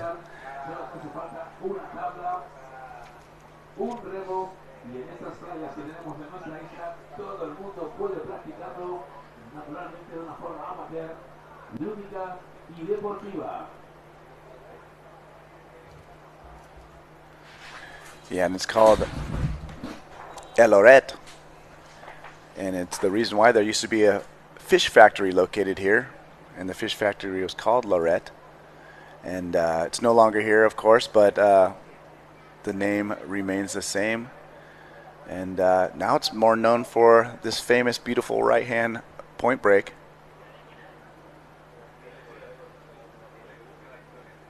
And it's a cool little zone, like we mentioned. It has that stadium auditorium effect. And the way you have to enter the water is a little treacherous, right? You got to go over the rocks, so it's almost like you're entering battle. Has that feel. And it's really active community down here. You know, right just behind the site we have. It's almost like, reminds me of Muscle Beach, Venice Beach in California. A lot of fitness going on. There's an outdoor gym, and people all day long are, you know, working out and staying fit and enjoying the fresh air. So here we go. Here comes a set wave. Looks like Marine Cadru is going to be in position for this one in white. She's looking at it. She's dropping in. Nice bottom turn. Little carve. Fades back around that rock. Here we go. We got a reform. This one's lining up. Throws it up there. Out the back. In red. Kaede Inui. Slashes back. Lots of speed in this wave. Throws it up. Rides it out. So Kaede looking nice. And active on this first ride. We'll see where the scores end up. Dave, I just stepped out and grabbed Lucci from Argentina because I had to ask, how did she become such a great surfer out of Argentina, which is not known around the world for its waves? She actually is from Buenos Aires, which would be like being from New York City. You know, how do you become a great surfer in New York City? And she says she would surf Mar de la Plata, which would be like Long Beach. Yeah, and while you're gone, here's the replay. Marine Cadru got a nice right-hand wave. She had to navigate Sai, the photographer, right there, but it actually set her up pretty nice for this inside where she threw it up on the lip. And then right behind her, Kaede Inui slashing back. Gets another snap right there and rides it out. So good little flurry of action to get this heat started. So to finish up on the Lucci story, so imagine growing up in like New York City and you surfed. Did you surf the New York contest? I did, yeah. So I'm sure it's like that. She grew up in the city, but she would go to the New York beaches. She would go to like Mar de la Plata, which is the BA's, Buenos Aires' beach. But just like any East Coast surfer, she would travel to the West Coast. So she spent a lot of time in Peru, where the waves are obviously fantastic. And so basically surfing home in small East Coast waves where she could gain skills to find the power sections like we're seeing her do out here today. And then she would travel to the West Coast to gain experience in powerful waves. And yeah. en colaboración las casas comerciales como lo hacen Red Bull. Kaede going for this one. She's pretty deep up the point for this ride.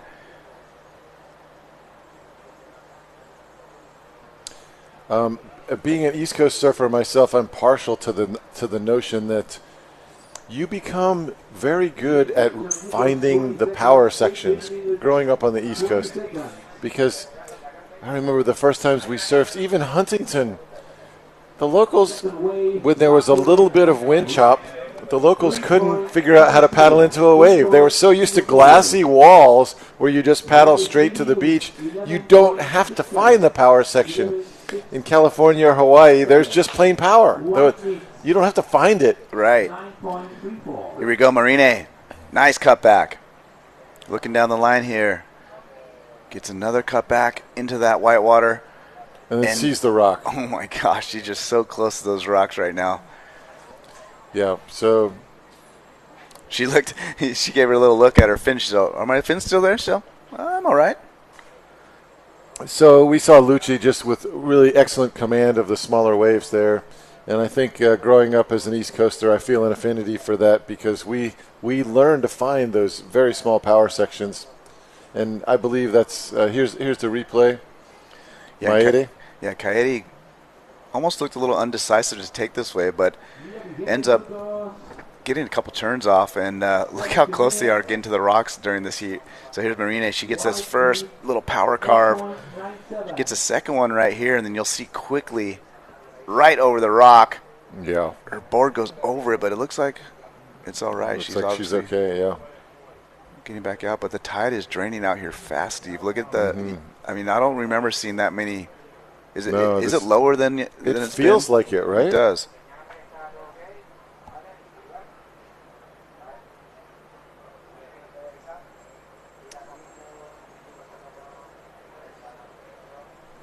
All right, we're going to go to an interview with last heat winner Lucci from Argentina. Welcome back, everybody. I'm here with Lucy Cosoletto, who is our third woman to pass through to the semi-final rounds. Tell me, how was the experience in the water for you today, and how are the conditions? Well, I feel not in my best hit. You know, the waves are in hard, tricky conditions because there are not many waves. But, well, here it's always good. But I wanted to do more scores, but maybe for the next one. Yeah, we're hoping the conditions can pick up a little bit because Ibai actually said the same thing. Yeah, I hope that. I hope that too. Now tell me, are you here with your coach? I've seen you with this guy who's helping you a little bit. Tell me a little bit about that. Yeah, I'm with the coach from Portugal because I was there before here, and he's helped me a lot. So yeah, it's good because I'm with more confidence, you know. Yeah, how is it traveling with a coach? I know because it's one thing to communicate with them back home, but how is it having someone here with you, supporting you? Well, it's great. It's difficult to travel with a coach, you know. I got a coach in Argentina, Nati and Tavo, but it's difficult to come with them. But now it's Felipe here that he's helping me. Yeah, it's good. It's good because he speaks me before the heat, he helps me after the heat, in the heat, so it's great. Amazing. Well, congratulations. We look forward to seeing you in the semis. Any words back home for your friends and family? Thank you. Sí, les quiero mandar un saludo obviamente a toda mi familia que me está viendo, a mis amigos, y gracias por el apoyo a la Federación de Surf Argentina, al ENARE y al Comité Olímpico. Amazing. Thank you. Back to you guys in the studio. Thank you, Tatiana. That was a beautiful interview with Lucci there.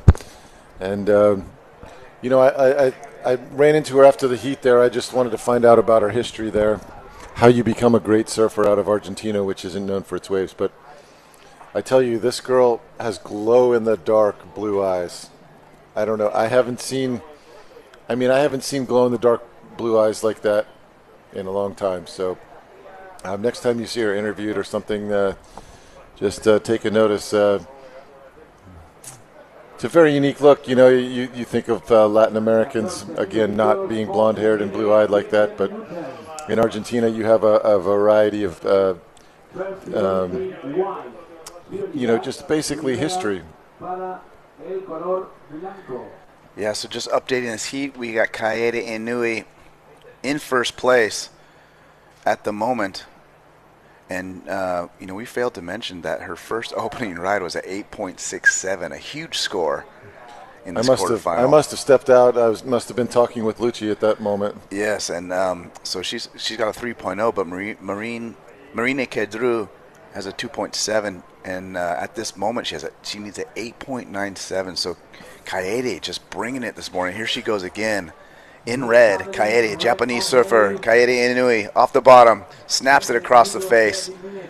Big floater, makes it, looks out for the rock. Right over the rock.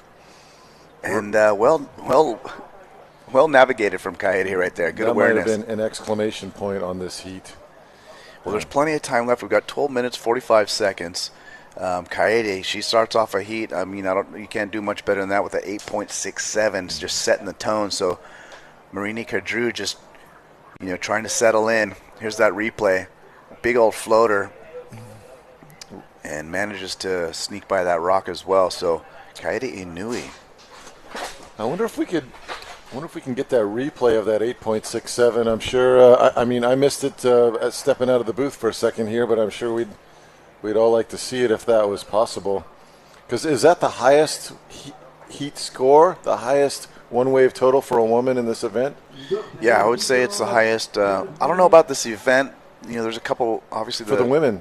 Yeah, I'm not sure for the women because I believe there was a couple 8s, so I'd have to look, what was the highest score so far. But definitely of the day, it's the highest score of the morning with an 8.67. And she just backed it up with a 5.5. So Marina Kedru needs a combination of scores, basically 11.47. So, if you're in a position like Marina, you got to just kind of reset and almost mentally tell yourself your heat starts now. Here's the replay. It was that one wave. She got that fast carve and then straight into the lip and full commitment right there over the rocks. And I believe she got one more turn out the back before that first one we saw right there. So speed, flow, and commitment. We've been talking about it all event long. She displayed it in one wave, and 8.67 is what she got. Little fade back. Little snap. Kaede Inui looking for another one. Speeds through it. Floater falls down, but she's looking lively. So I mentioned to you, Dave, I spoke with her mom, Takamom. Takamom. Yep. Yuki, Takamom. And she told me that Kaede is, here we'll see this replay again. I thought she did a great job setting this wave up. She kind of faded at the peak early, just in the paddling, and made the most out of the wave, and just didn't finish, just didn't get the completion there. But a lot of it is in the setup. She paddled behind the peak, and I think that's like a mature thing to do. You see a lot of folks when they're getting into surfing, they think that they want to be on the peak, but particularly in stand-up paddling where you can get in so early, it can be beneficial to be behind the peak and give yourself. Here we are, live action. Yeah, Marini with great positioning on this takeoff, finds a nice wall, gets a little carve, and unable to hang on. So I started to say I was talking with Takamom. And she said that Kaede is fanatical about cooking. And she's fanatical about food. When they travel the world for surfing, she wants to try all the local food. And then she wants to come home and try and make some of that food. Here we have the replay. The wave started out with a nice line, and Marina just lost it here. But... so, for example, she makes her own noodles back home in Japan. She even makes her own pizza dough back home as well. So at 19 years old, Kaede is, in addition to obviously living the surfing life, she's very passionate about foods from all over the world. You're making me hungry, Steve. I'm making you hungry, yeah.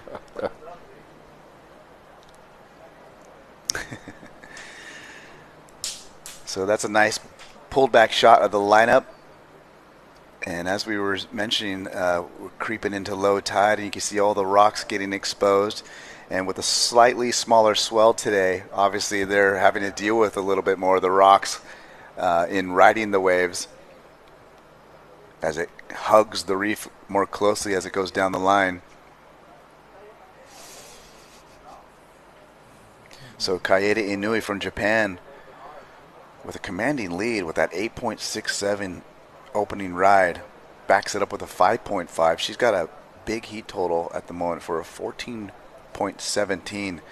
And as we mentioned, Marini Kadru needs a combination of waves if she's going to want to try to overtake Kaede and make it to that semifinal. 8 minutes remaining. Quarterfinal heat number 4. Thanks for joining us. APP World Tour 2024 Gran Canaria Pro-Am. Last 8 minutes. Tenemos ya nuestras concursantes. Nuestras 8 últimos minutos. Last 8 minutes. De momento leading red. Yeah, we got a little lull in action here. I want to talk boards a little bit, Steve. So we keep talking about the Inui family swapping boards with each other. And I took a quicker look at their boards just when I was walking up this morning, just really quick, because what stood out to me in the corner of my eye was the fins. And as we see Marine grabbing this inside one, bottom turn. Nice clean carve. I'm loving that style from Marine right there. Let's see. She gets another little layback snap and runs into that rock again. But that's going to be probably her best score so far. That was a beautiful wrap, kind of complete turn. I really like that turn. Yeah, definitely going to help her, build into that lead of Kaede that's built. So here we go again. Yeah. Yep. Nice and low and compressed. I love the rail work. So she got a 3.10 on this ride. That is her highest score thus far. So it does help her out a little bit. She will need to get a combination of scores as still. Well, it was picture perfect form on that first turn. There just wasn't a lot of speed and in that wave on offer. Let's see what Kaede wants to do.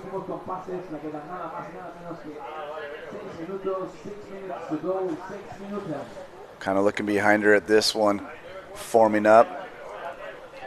What's cool about a stand-up, obviously, you get this perspective. You can kind of see over the wave much easier than a traditional surfer. So you see Kaede kind of, standing taller, looking over and seeing what's coming.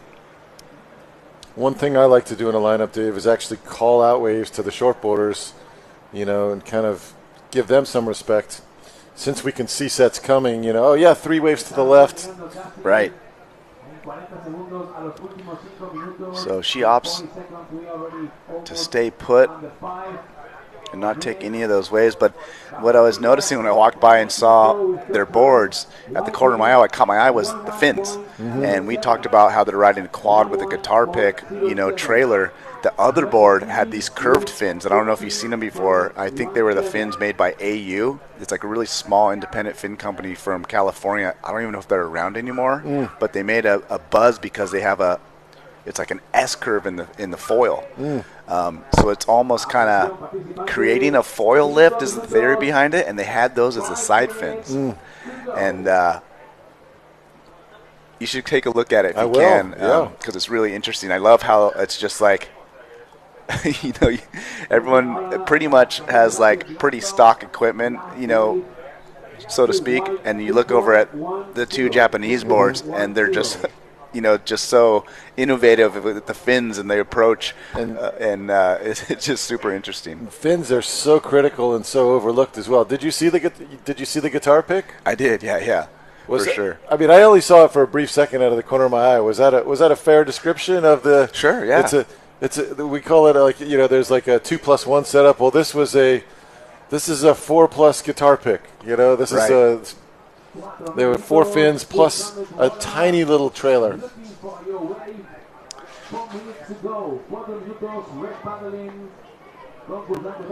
Yeah, so we got Guillermo Rebello just on the screen in the next heat. As we see Red dropping into a bomb, one of the bigger waves of the day thus far.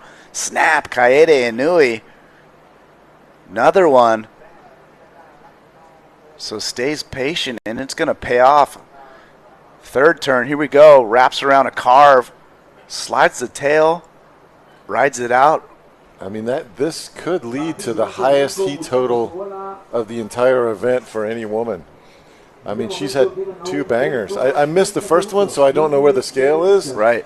But that was fantastic surfing on a set wave. Lots of turns, lots of commitment. Kaede looking good. Yeah, that was a big wave, too. It's nice to see, maybe we're having a little switch in the tide and maybe getting a little tide push. But that was I'm jealous. I want to ride a wave like that. Look at this wave. Look how far forward she was reaching on these paddle strokes. You've got to get the board down the hill. Now she knows she's in, so she can set it up. Yeah, so Kaede just positions this perfectly and times the bottom turn to get a ton of speed off the bottom right here. Right there, just digs in the tail. And this first one just right in the perfect spot. Lip jam. Picture perfect. Yeah, and then she had great awareness. She didn't push it too hard, so she was able to keep her projecting down the line into this next one. This one she lets loose a little bit with the tail drift. And keeps going. So this wave just served up a lot of potential, and Kaede took full advantage. 2 minutes left in this heat. That first turn, Dave, she was all the way on the tail block and looking at this turn. So I think one of the things I see in a lot of sort of intermediate paddlers is that they paddle into the wave roughly from the middle of the board, and then they may not change their stance dramatically, so they may move back a little bit, but their back foot still may be 6 to 9 inches from the tail block. And in most cases on the wave, that's about a fair spot to be. But if you want to rip a top turn like Kaede Inui, that back foot needs to be back on that tail block like that. And it doesn't have to be there for long.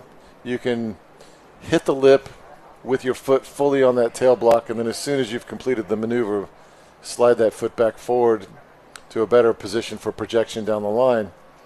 But I just see it so frequently where surfers are wanting to improve. They want to get to that next level in their stand-up paddling, but you just see them miss that tail block for that maneuver. Right, and look at this, Steve. She got a 7.9 on that wave. So like you're saying, that's a heat total of 16.57. She's holding on to an 8.6 and a 7.9, and she's up again. Kaede up and over the lip.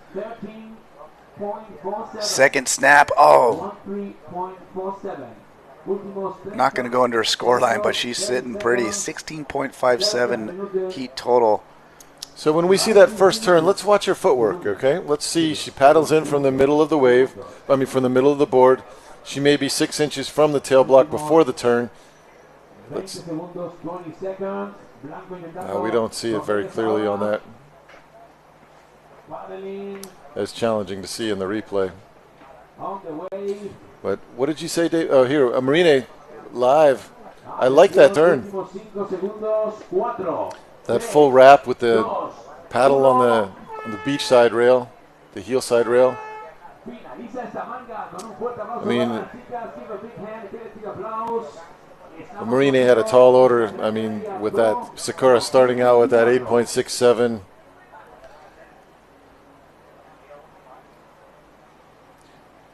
All smiles. All smiles. That is a smiling family. Yeah, so here's the recap. Kaede started it off in the excellent range with this opening ride. And here's that set wave. Watch this snap perfectly placed in the pocket.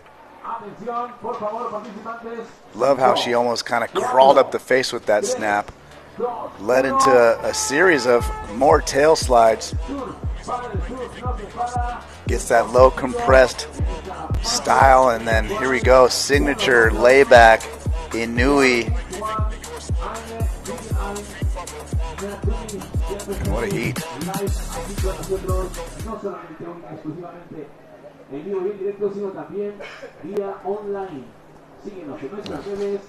So here we go. We're already going to quarterfinal heat number 1 of the men.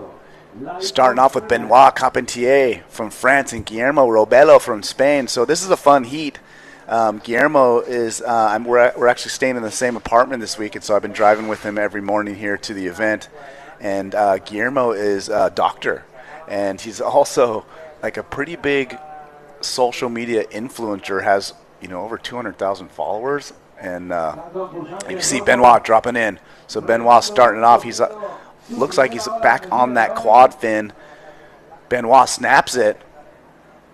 And then another re-entry on the inside. Benoit not losing, skipping a beat since his last heat. Here we go. Guillermo gets a decent carve, more speed.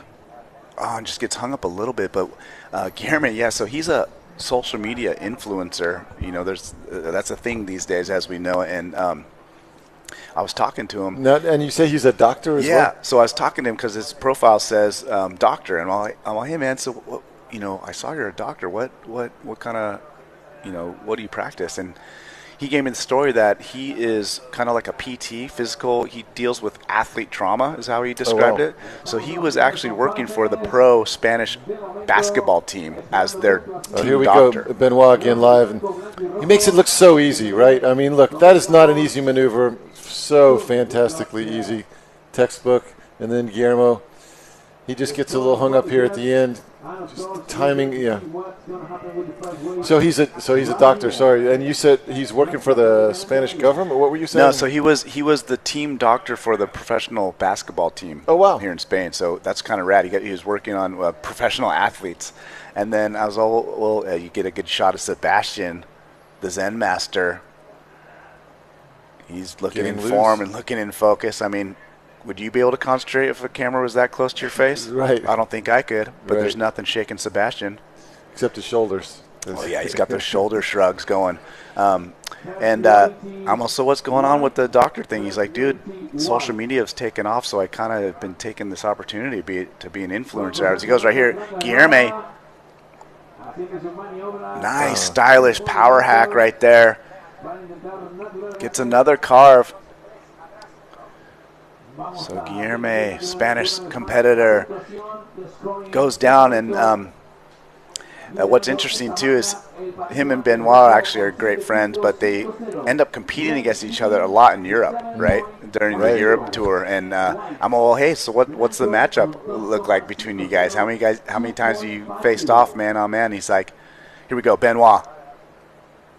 Up and riding, slashing down that wave face, climbs directly back up, and he goes over as well. But Guillermo, I'm like, so what's the matchup between you guys? Just kind of trying to fire him up. And he's like, he's all, yeah, I think I've surfed against him man on man maybe 6 times. I'm all, oh, so what do you got on him? He's like, he's got me 4, I got him 2. Oh wow. So I'm all, oh, so you could be due. He's like, oh, I'm hoping so. So he was fired up for this matchup. Wow. Now it's funny because Dave, I saw just came into my feed a week or 2 ago that young people, it says, which would you rather be, a doctor or a lawyer, or like an influencer or a TikToker or something as your career? That's a great shot right there of Benoit. He obviously wanted that wave, and he's just looking at Guillermo. He's like, is he really going to take it? And Guillermo does end up taking it, but and he actually gets a great first carve right here. I love this turn. So I love how he gets all low. We mentioned that before, just in a nice athletic attacking stance, and just buries that rail. Yep, stretches out, pushes hard, little extra push, the John Florence push. Yeah, the influencer, and he did mention to me, he's like, oh, I have a busy day. I have my heat, and then later today I have to film something for Red Bull. Oh, wow. So always working. So it's funny though, like so there was a poll.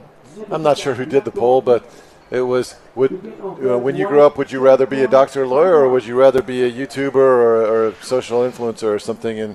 And classically doctors and lawyers make a ton of money, but by far the answer was YouTuber influencer as opposed to Dr. Lawyer. Yeah, for sure. And, that took me a few years to kind of accept that it's a real thing. But, Right. I mean, it's a real occupation now. So here we go. Benoit up and riding again.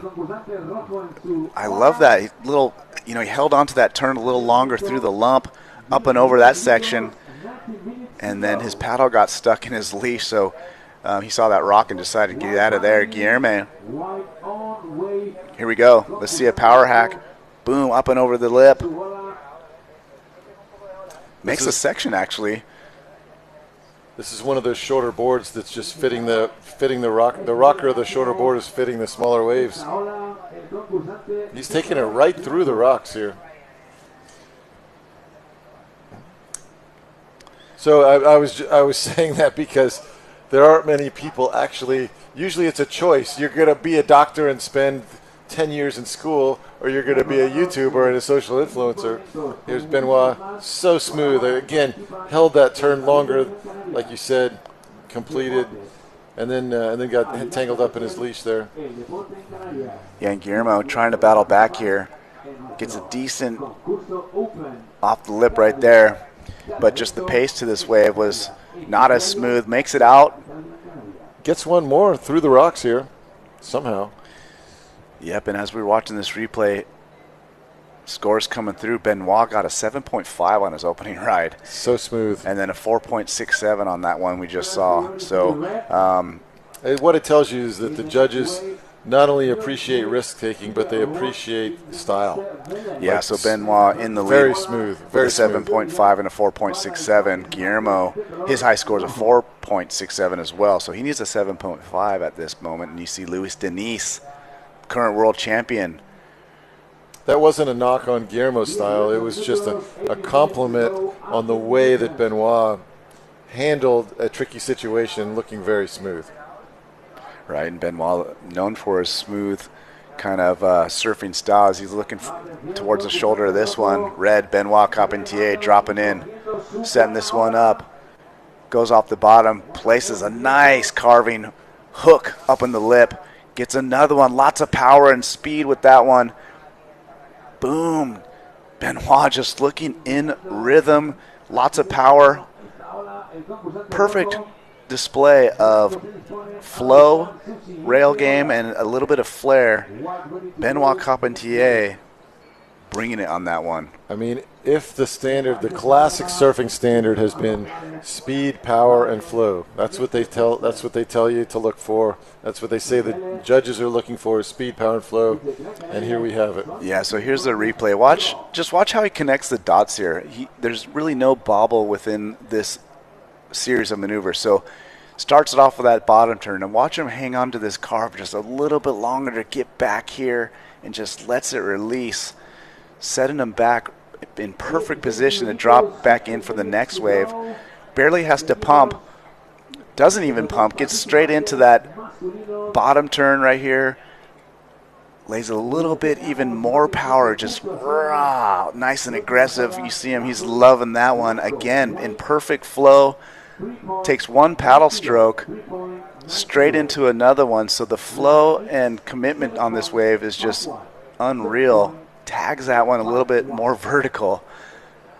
Benoit Carpentier, I'm loving it. I don't know if it'll equal his last one, but it should approach it. I mean, speed, power, flow, speed, power, flow. I'm saying that one's going excellent. I gotta say that's probably, I mean, that's my favorite wave personally of the morning. Mm-hmm.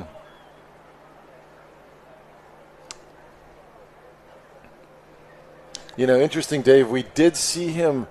I'm asking you on this one. I'm not telling you on this one. We did see him take sort of one paddle stroke, sort of between each maneuver, and his surfing is typically so extraordinarily clean that there's almost no wasted motion. And something that I see in intermediate paddlers is sometimes they're paddling in the face when they don't need to be really paddling in the face of the wave. Do you know what I mean? No, absolutely. Like, I mean, just because you have the paddle doesn't mean you gotta, you know, you obviously want to use it, but like you're saying, a lot of times you can kind of just, you know, get overhyped and just paddle up and pump down the line. But, you know, really good surfers obviously don't use it as much. And here we go, Steve, 8.2 8.5 for that last wave. So you call it, Dave. Benoit Carpentier dropping some bombs this morning. 7.5 and an 8.5. Guillermo needs a combination of waves in order to take. I wondered if he needed that paddle. I brought this up because in that slow-mo you saw him take that paddle stroke, and I'm just asking. And look, his form is perfect. He gets an 8.5. You could hardly do better today, right? So, but I'm wondering if it was out of habit or out of necessity. Yeah. So here we go. So watch Benoit right here. I just loving his carving right now. You know, that was more of like his quicker, like kind of lip jam. And you can see him in rhythm. Here goes the low compressed style of Guillermo. Does the same thing. I love that one. Oh, love that. A lot of power in his surfing as well. So there's a good comparison between the two surfers where Benoit's waves added, just offered up a little bit more flow, where Guillermo, as you were mentioning a lot yesterday, had to manufacture a little bit more, where had to put more effort into it, and where Benoit's was a little bit more in rhythm, right? So that's just the difference there in the waves they caught. And the board styles seem to be different as well. Like Guillermo's board seems to be shorter with a lot of rocker to it, and it's fitting in these pockets. This is a good example. Look at that. I mean, it just fits so perfectly. He comes down from that floater so nicely, and Benoit's board's more drawn out. Look at Benoit just. This is foil maneuvering, really. He was using the power kicking out of that wave to paddle into the one behind it to set himself up. Yeah, he's liking the look of this one, though. Look at him get over to the corner. So Benoit, perfect position here again, Steve. He's opting out. You see something outside. So yeah, but it's contrasting the styles, but it's also the board design has a bit to do with the style. With the longer line of Benoit's board here, he seems to draw out longer turns and such. Wellington Reese, he's going to square off against his good buddy, fellow Brazilian Luis Diniz in the next heat. We got some great matchups this morning. I know, this next heat, I mean, this is two legends. Wellington, let's go. Shaka. He's up there for best spray job, too. Right? Yeah, absolutely. We had, I don't know, we'll have to put up Pruna's board and Wellington's board and give the award for the best spray job. But no, next heat's a heat of legends. So here we go. Benoit, drawn out turn, and then the John hook at the top. And then this is what I'm asking you about, Dave. You'll see, well, again, it's so beautiful. Yeah, we're looking at the Benoit ripping mixtape. He really just does the extra tweak right there at the top. And I think the judges are really rewarding that. Yeah, well, you notice he's not just like going to the lip and just, smacking it where you almost kind of not get hung up, but, it's more of like a pivot. He's drawing the line through it, and I think that's a point of difference to how he's being able to keep his momentum down the line, right? So that flow, that timing, the pace of the wave is just, I don't know, he just seems to be, to me, he's the most informed surfer so far, just with the pace that he's surfing. We've seen some radical surfing, actually even higher scores this competition in the men's division, but just his pace on the wave is just really nice right now. And it's clearly thoughtful. It's clearly thought out to be a flowy, a flow throughout the wave. And I say that, Dave, because in my own surfing, I see a lip, I want to hit the lip, and then I think about what's coming next after that. I don't think about, I need to flow out of this maneuver. I need to keep a consistent flow. I think must hit lip now, kind of Neanderthal man, lip in front of me, must take advantage of it. And then we decide what to do next, I mean, of course, if the thing's going to run, you may, check turn it a bit and keep running, but I don't think about that overall flow, and clearly Benoit is thinking overall flow here. So here we go, Guillermo. Yeah, Guillermo staying busy. Nice little power hook. Smaller wave, but this one's forming up pretty nicely. Gets 2 good maneuvers. Going to get a third one right here. Snap. So Guillermo, the doctor is in the house. Let's go. And, is it the board design that makes the surf that style, or is it the surfer that wants that board design to match his way of surfing? Yeah, well, here's the replay right here. And pushing it so hard. Redirecting and getting back into this wave right here.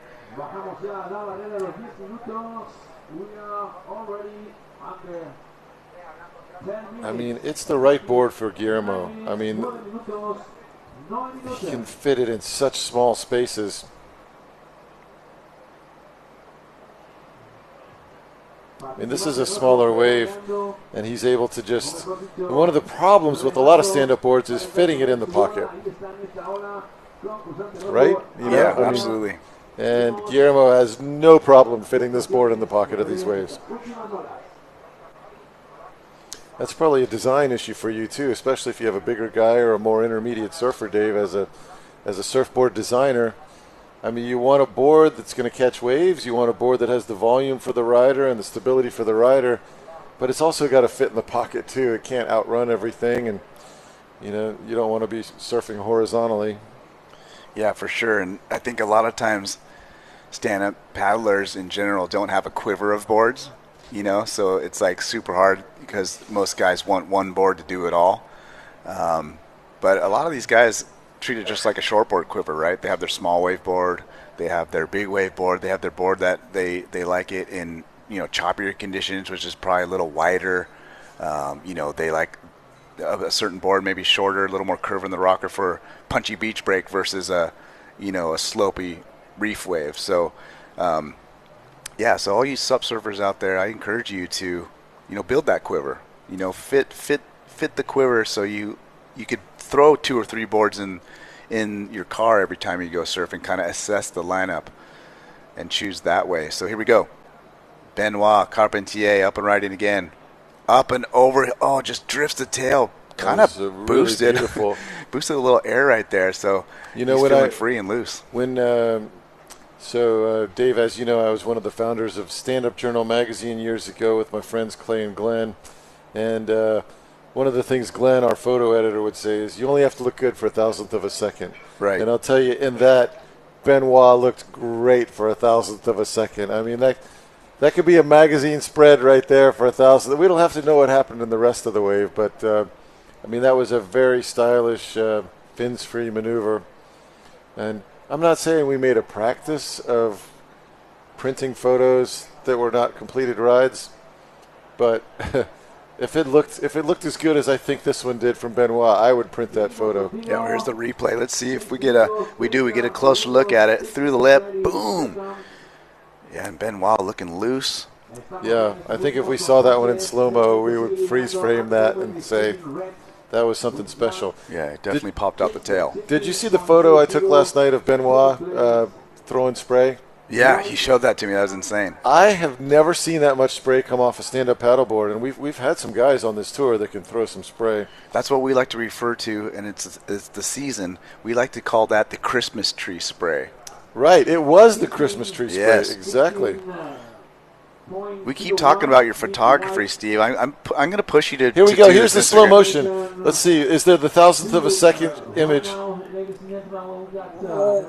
Oh, there's the photo right there. Yep, of course, right? But it was a little blurry right there, and we know yours would have been tack sharp. There's the Christmas tree. Right there. Fa la la la la. So what we're looking at, guys, is he threw, 8 meters of spray, 20 feet of spray upwards. It's just, this is Benoit after the contest last night, just practicing. And I think of him as like this stylish, longboardy based, very clean, mistake-free surfing. And then he's blown that perception out of the water for me because, sure, all of that is true, clean, nearly mistake-free, stylish surfing, but he is ripping here in this contest, and he's earned it too, a 16-point heat total in this particular heat. Yeah, well, the fans out there are not surprised at all. Benoit, obviously a 8-time SUP World Surfing Champion. So Benoit just showing his skills like he always does. The boys having a chat out there. Guillermo's kind of like, come on, man. Why'd you got to drop a 7 and an 8? Can you just... I know. I mean, he's like, well, Guillermo, look, you've beat me 4 out of 6 times. I need to get you back. Well, yeah, I think, Guillermo said that Benoit has the better of him in the personal matchup. But he does? Okay. Yeah, okay. But he was definitely, feeling like he's due. Let's see what... All right, so Benoit staying busy, looking back. So he's going to let that one go. He doesn't have priority, so just sniffing that one out. That look back is a foil thing, by the way, Dave. And I'll tell you what I mean by that in a second. Here goes Guillermo. I love the look at this ride. Over a little lump. Guillermo setting it up. Let's see what he's got. Up and over. Big re-entry, but the wave offers not much more. Benoit driving down the line. Driving into the lip, a huge re-entry. Almost. Could not hang up, but like you're saying, another one. The photo is probably another sick. one for the magazine, right? The slow-mo, the replay. So what do I mean when I said that's the foil move, like looking out the back? And so what I mean by that is early in the foil days, where I live. So I've been foil surfing for 4 or 5 years now, and a friend of mine who is better than me here in Florida. I see him paddling for a closeout. I'm like, why is he paddling for this closeout? But as he's paddling, he's looking out the back at the waves behind to see if there are more waves in the set. So he paddles for the closeout, and he doesn't stop. He keeps paddling. He takes off because he knows. Let's take a look at this here. I think I just love the way that board just fits the curve of the wave. But we've seen Benoit take a look. Oh, there's the finish. Just comes unstuck at the end. So, Dave, what we do in Florida is before you catch your wave on the foil, you look to see if there are multiple waves out back in the set. You catch the first wave in the set if you can, because by doing that, even if it's a closeout, you then kick out and you catch the second wave in the set. You pump out to the second wave, and then you pump out to the third wave, and you pump out. And this blew my mind, the idea that I saw my friend like actually looking out the back of a wave while he's paddling for a wave. He wants to know what he's setting himself up for. Right. So he may paddle for a shoulder that doesn't have any line to it, knowing that he's just going to kick out. Yeah, you're just getting that chip shot to start it's your a chip to your kick little out. session, yeah. And then you told me that where you surf a lot in San Onofre, it's a long paddle out at San Onofre, especially by Florida standards. So what were you telling me you guys are doing at San Onofre? Yeah, so now that the foils are so good at pumping these days, as we see a replay here, Benoit, watch this, slow-mo, boom. Oh, man, that was beautiful. Just, I think the Valley of Death got his back foot there. It's challenging to... Here we go again. Beautiful. Oh, just right there. That little bump right at the bottom, and you try to have enough speed to outrun that little bump, and he almost did. Like the bump meaning right when the whitewater hits down and the rebound of the whitewater coming back up. That can punish you. And if you have enough speed on the floater, you can kind of just go over that speed bump. But if you hit that without enough speed, you're going straight down in the Valley of Death. Oh, yeah. Those maneuvers like he just did right now, these days in my life, I just pull the ripcord. yeah, right. That just scares my ankles and my knees. But obviously Benoit, top of his game, going for it. So, sorry, finish out your San Onofre story there. Oh, yeah. So it's a long paddle out. Right. So now, all we do is we just paddle about 20 feet offshore, catch a little whitewash, and pump out into the lineup. Yeah. Which is pretty cool. Yeah.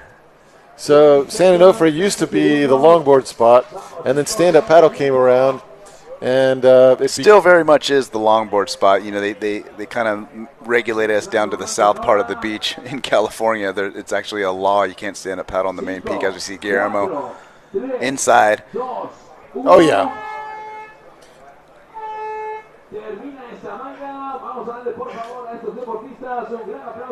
So what a heat we had right there. Benoit Carpentier. I mean, not many people are driving their back leg as hard as Guillermo is driving it on that board. Yeah, no, I mean, Guillermo served excellent. He obviously just, with the luck of the waves he got, Benoit just, had the excellent wave selection, using his priority wisely every time. As we get a recap, Benoit highlights, starts it off with just these flowy carves. This was his first wave, and he got a 7.5 right out of the gate. So just the placement and the timing of his surfing in this heat was just amazing.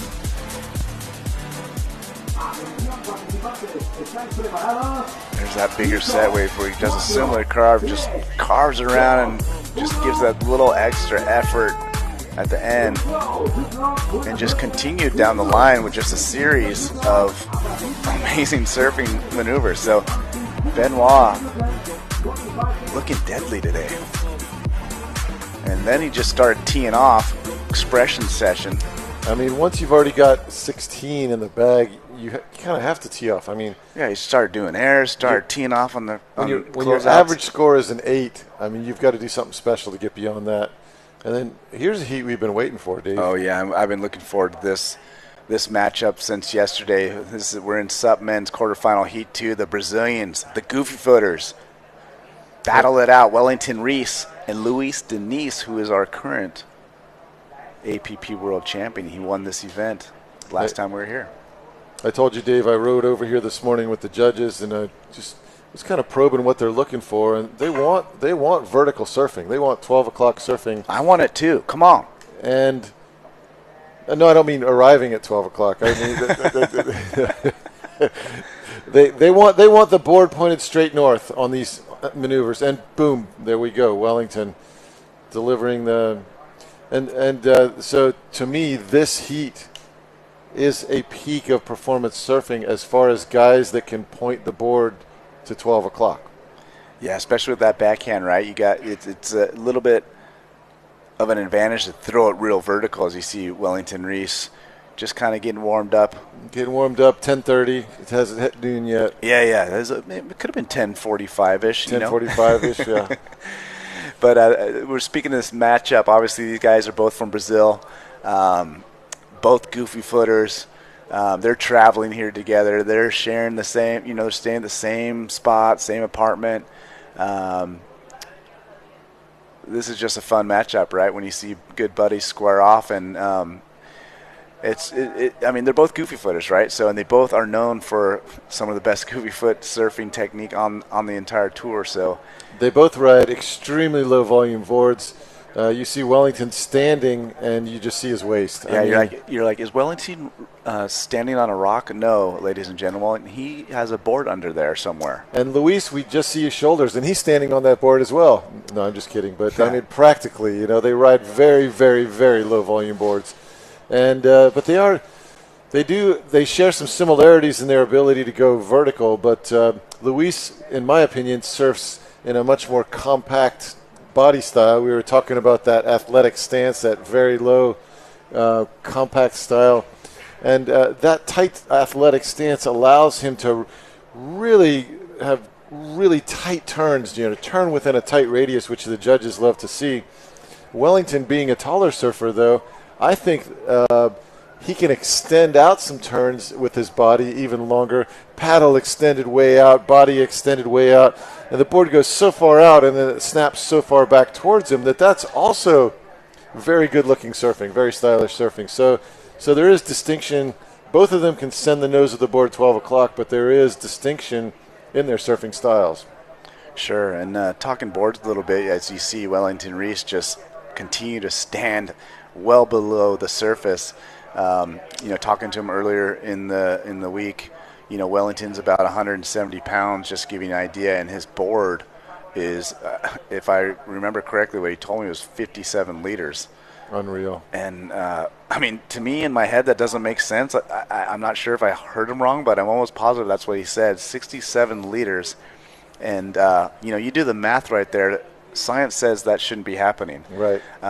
Luis Diniz, and his board's, I think it was 6'11". He has a 6'11" and a 7'2". I don't know which one he's currently on, but in comparison, Luis Diniz, as you said, was a smaller rider. His SUP boards are 6'6". Wow. There's Benoit.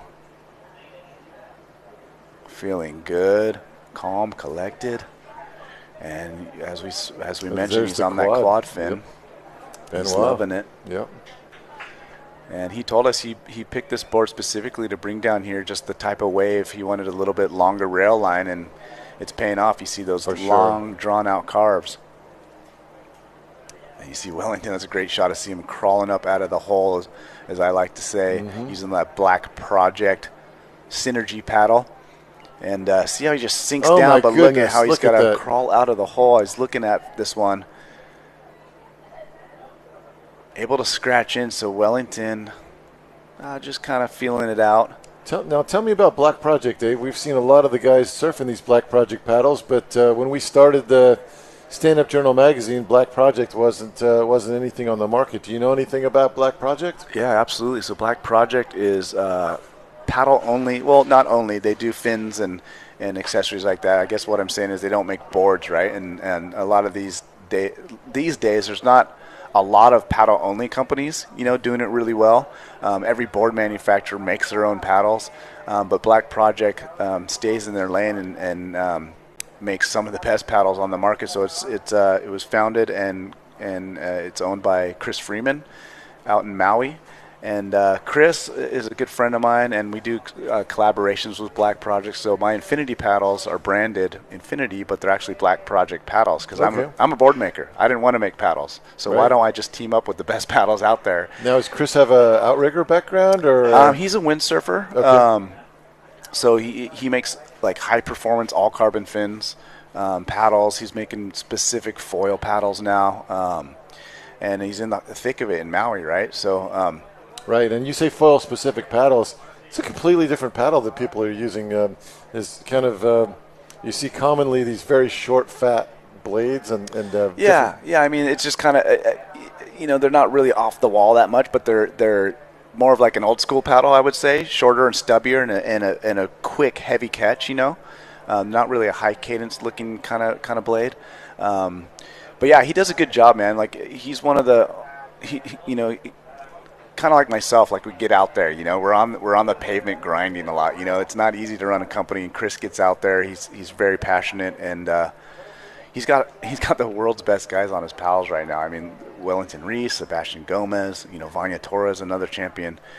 You'll see them all around, and yeah, they're doing a good job. So shout out to Black Project. Band Roediger also? Yeah, Band Roediger uses Black Project. I mean, the list goes on, and we haven't even mentioned all the racers, So we were both hanging out at the ICF World Paddle Racing Championships last weekend, and Black Project was definitely on the podium, getting gold medals and all that good stuff. So wow. Yeah, it was fun. And now, so since you know Chris and you know Black Project and you've been around racing, can you tell us? And you may not know these answers. It's quite all right, but. There's science of paddles for sure. There's, these terms like dihedral and, I remember Kealoha early on said, we just want a flat blade on the front. Yeah. And then, everybody tries to come up with certain tricks. Well, here, I'll let you call this here, Wellington. Yeah, Wellington Reese staying busy. Here we go. Nice snap off the top right there. Pretty typical for Wellington. Gets another one. Ooh, a little more Spice on that one. Up and over the lip again. So Wellington able to crank off multiple maneuvers. Yep, getting closer to that 12 o'clock that the judges are wanting to see. The nose of the board pointing to the sky. Yeah, and right behind him, Luis Denise getting his campaign started. So be fun to see where these scores end up. We know what Luis is capable of. I mean, he's the event winner last year. He's a champion. Yeah, the current world champion on the APP World Tour. So. But he had a slow start yesterday and managed to advance, but kind of uncharacteristic because he's such a good competitor. And so he's having a slower start today. We're already 10 minutes into this heat. Wellington delivers 3 proper turns on this wave. Yeah, and good timing on each and every one of them. Just getting ahead of the section and able to just place the board exactly where he wants. Luis Denise, his wave's a little bit smaller. Both of these guys were just manufacturing scores early in the event, not really getting the set waves, and it seems like this heat has really been slow for them as well, too. We're 10 minutes in, and, we haven't seen that set wave yet, and that's where these guys can really shine. But, it's part of surfing. Both of them are given the same conditions, so both of them are going to have to manufacture scores. But I think that wave from Wellington's with the 3 proper hits is going to lead the way. But by the end of this, I mean, we know what these surfers are capable of. So none of the scores we've seen so far in this heat may end up lasting. But going back, again, you might not know the answer. These are technical questions. And all right, we're going to send it down to the winner of the last heat, Benoit Carpentier, with Tiana right now. Welcome back, everybody. I am here with Benoit Carpentier, who is our first male to make it through to the semi-finals. He managed to score an 8-point ride, so an excellent score with a total of 16 points. Tell me a little bit about that. Yeah, super happy to make it to the semi-final again. And happy about my heat strategy. I got a few nice waves and managed to get that 8.5 with a few carves, so I'm really happy. And just stoked. It's going to be a good battle after. I guess I have one of the Brazilians that are in the water right now, so it's going to be a good battle. And I'm excited, it's going to be a good day. The sun is out, and we have some good wave, tight pushing, so should get better. Tell me a little bit more about your strategy. Well, it's just... If you can give us the secrets. Yeah, it's just... You got to catch the nice one, It's like you have a reef break here, a point break reefy, so most of the time, the first wave of the sets got more water in it than the second and the third. So this is my kind of tips, but don't tell anything to the Brazilian. Yeah. Well, like they're in the water, so they won't hear. Yeah, it's okay. But yeah. Secrets. We're here with Benoit, and he is sharing secrets today. Thank you so much. Look forward to seeing you in the semis. Thank you, guys. Ciao. Back to you guys in the studio. For that interview and some cool insight from Benoit, I was surprised he actually gave some tips out in public. You could obviously watch the replay here. Here we go. We got a battle. Both kind of looking at this. So it appeared that Wellington had priority, but got a little baited into that. Luis looking at this one now. So good little strategy there. Got Wellington out of position. We're going to get a late drop right here. Luis in Denise snapping it. Nice carve back into it. Right past the rockets. Another one. Looking nice and loose. Luis Denise rebounds it off that white water. Inside, forming up for him. Throws it up. Nice hit. Tags it again. Wow, great wave from Luis Denise. And that's what we're expecting out of Luis. I think that was the first proper set wave. Like we said, for much of the event, Luis has been just manufacturing his scores. It was nice to see him actually have a set wave to perform on and show what he's capable of. Looks like Wellington may have a set wave possibly as well. We'll see how this forms up. He's fading deep on this, so he's expecting. I'll let you call it, Dave. Yeah, Wellington Reese up and over, gets bucked off. But he'll probably be able to get back in time to get that priority back. Do you think that score is going to go excellent for Luis? I do think so, yeah. I mean, well, here's the replay probably. So if you watch it, he didn't go through the lip on these carves, but, man, they were just really stylish and really flowy.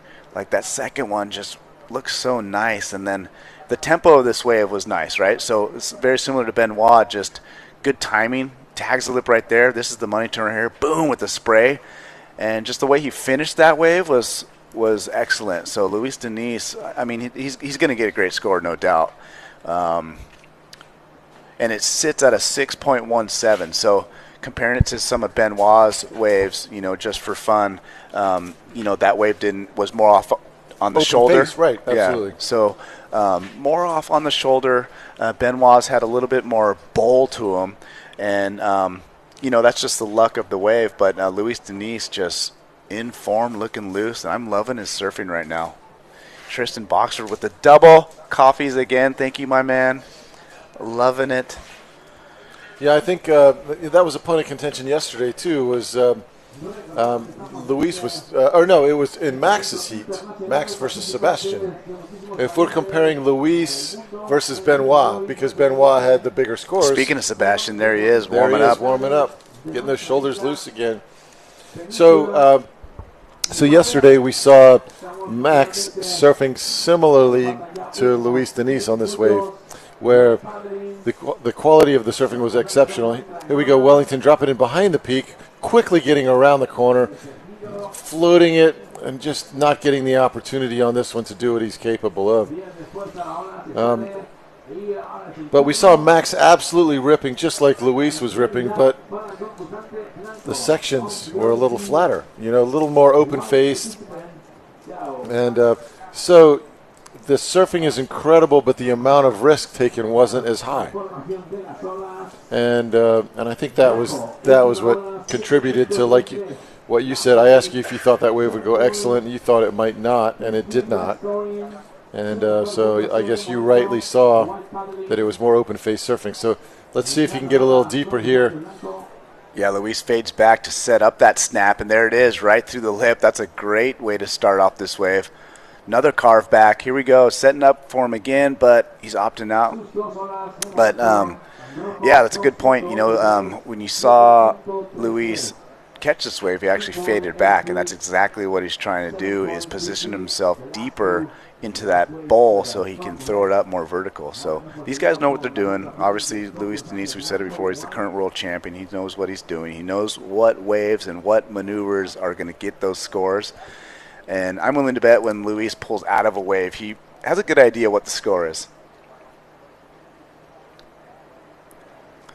Yeah, so there's that open-face turn. That open-face absolutely snap. Gorgeous.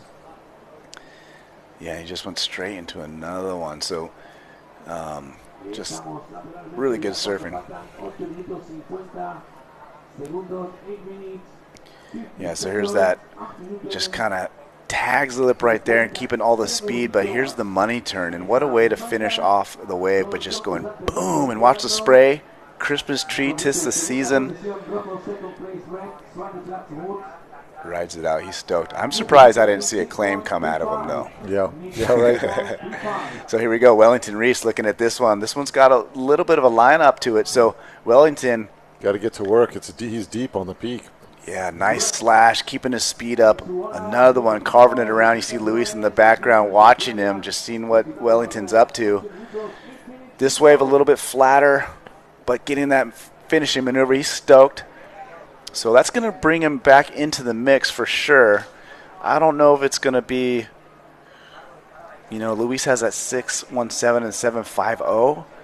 Oh, Wellington he just snapped his fin. He was while he was claiming, he rode over a rock. Oh my gosh, it is just clean out too. No box, no nothing. So this is going to be tough too, because it is drama, because getting in and out of the water is not easy. I mean, it's as challenging as it gets. No, what especially since where he pulled out, he's not at like the specific spot where you go in and out, so he's actually further out. That's like the bigger mossy, like treacherous zone. So I'm sure he's yelling at one of his friends to run and get his board, and they're going to have to scale down. Just see right there. So we got Marcio Grillo running with his backup board. We keep talking about these rocks, and again, the viewers at home don't see them, but there is proof they exist right there.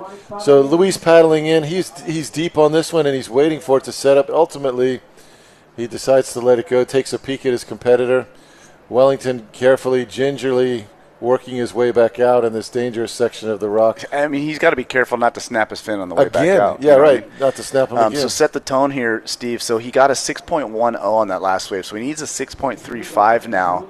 And what a bummer for that to happen right when he gets his highest. Or he got a 7.3. So I mean, look, it's not like a back. You know, when a batter breaks his bat, you just grab the other one, right? It's not like that. This board.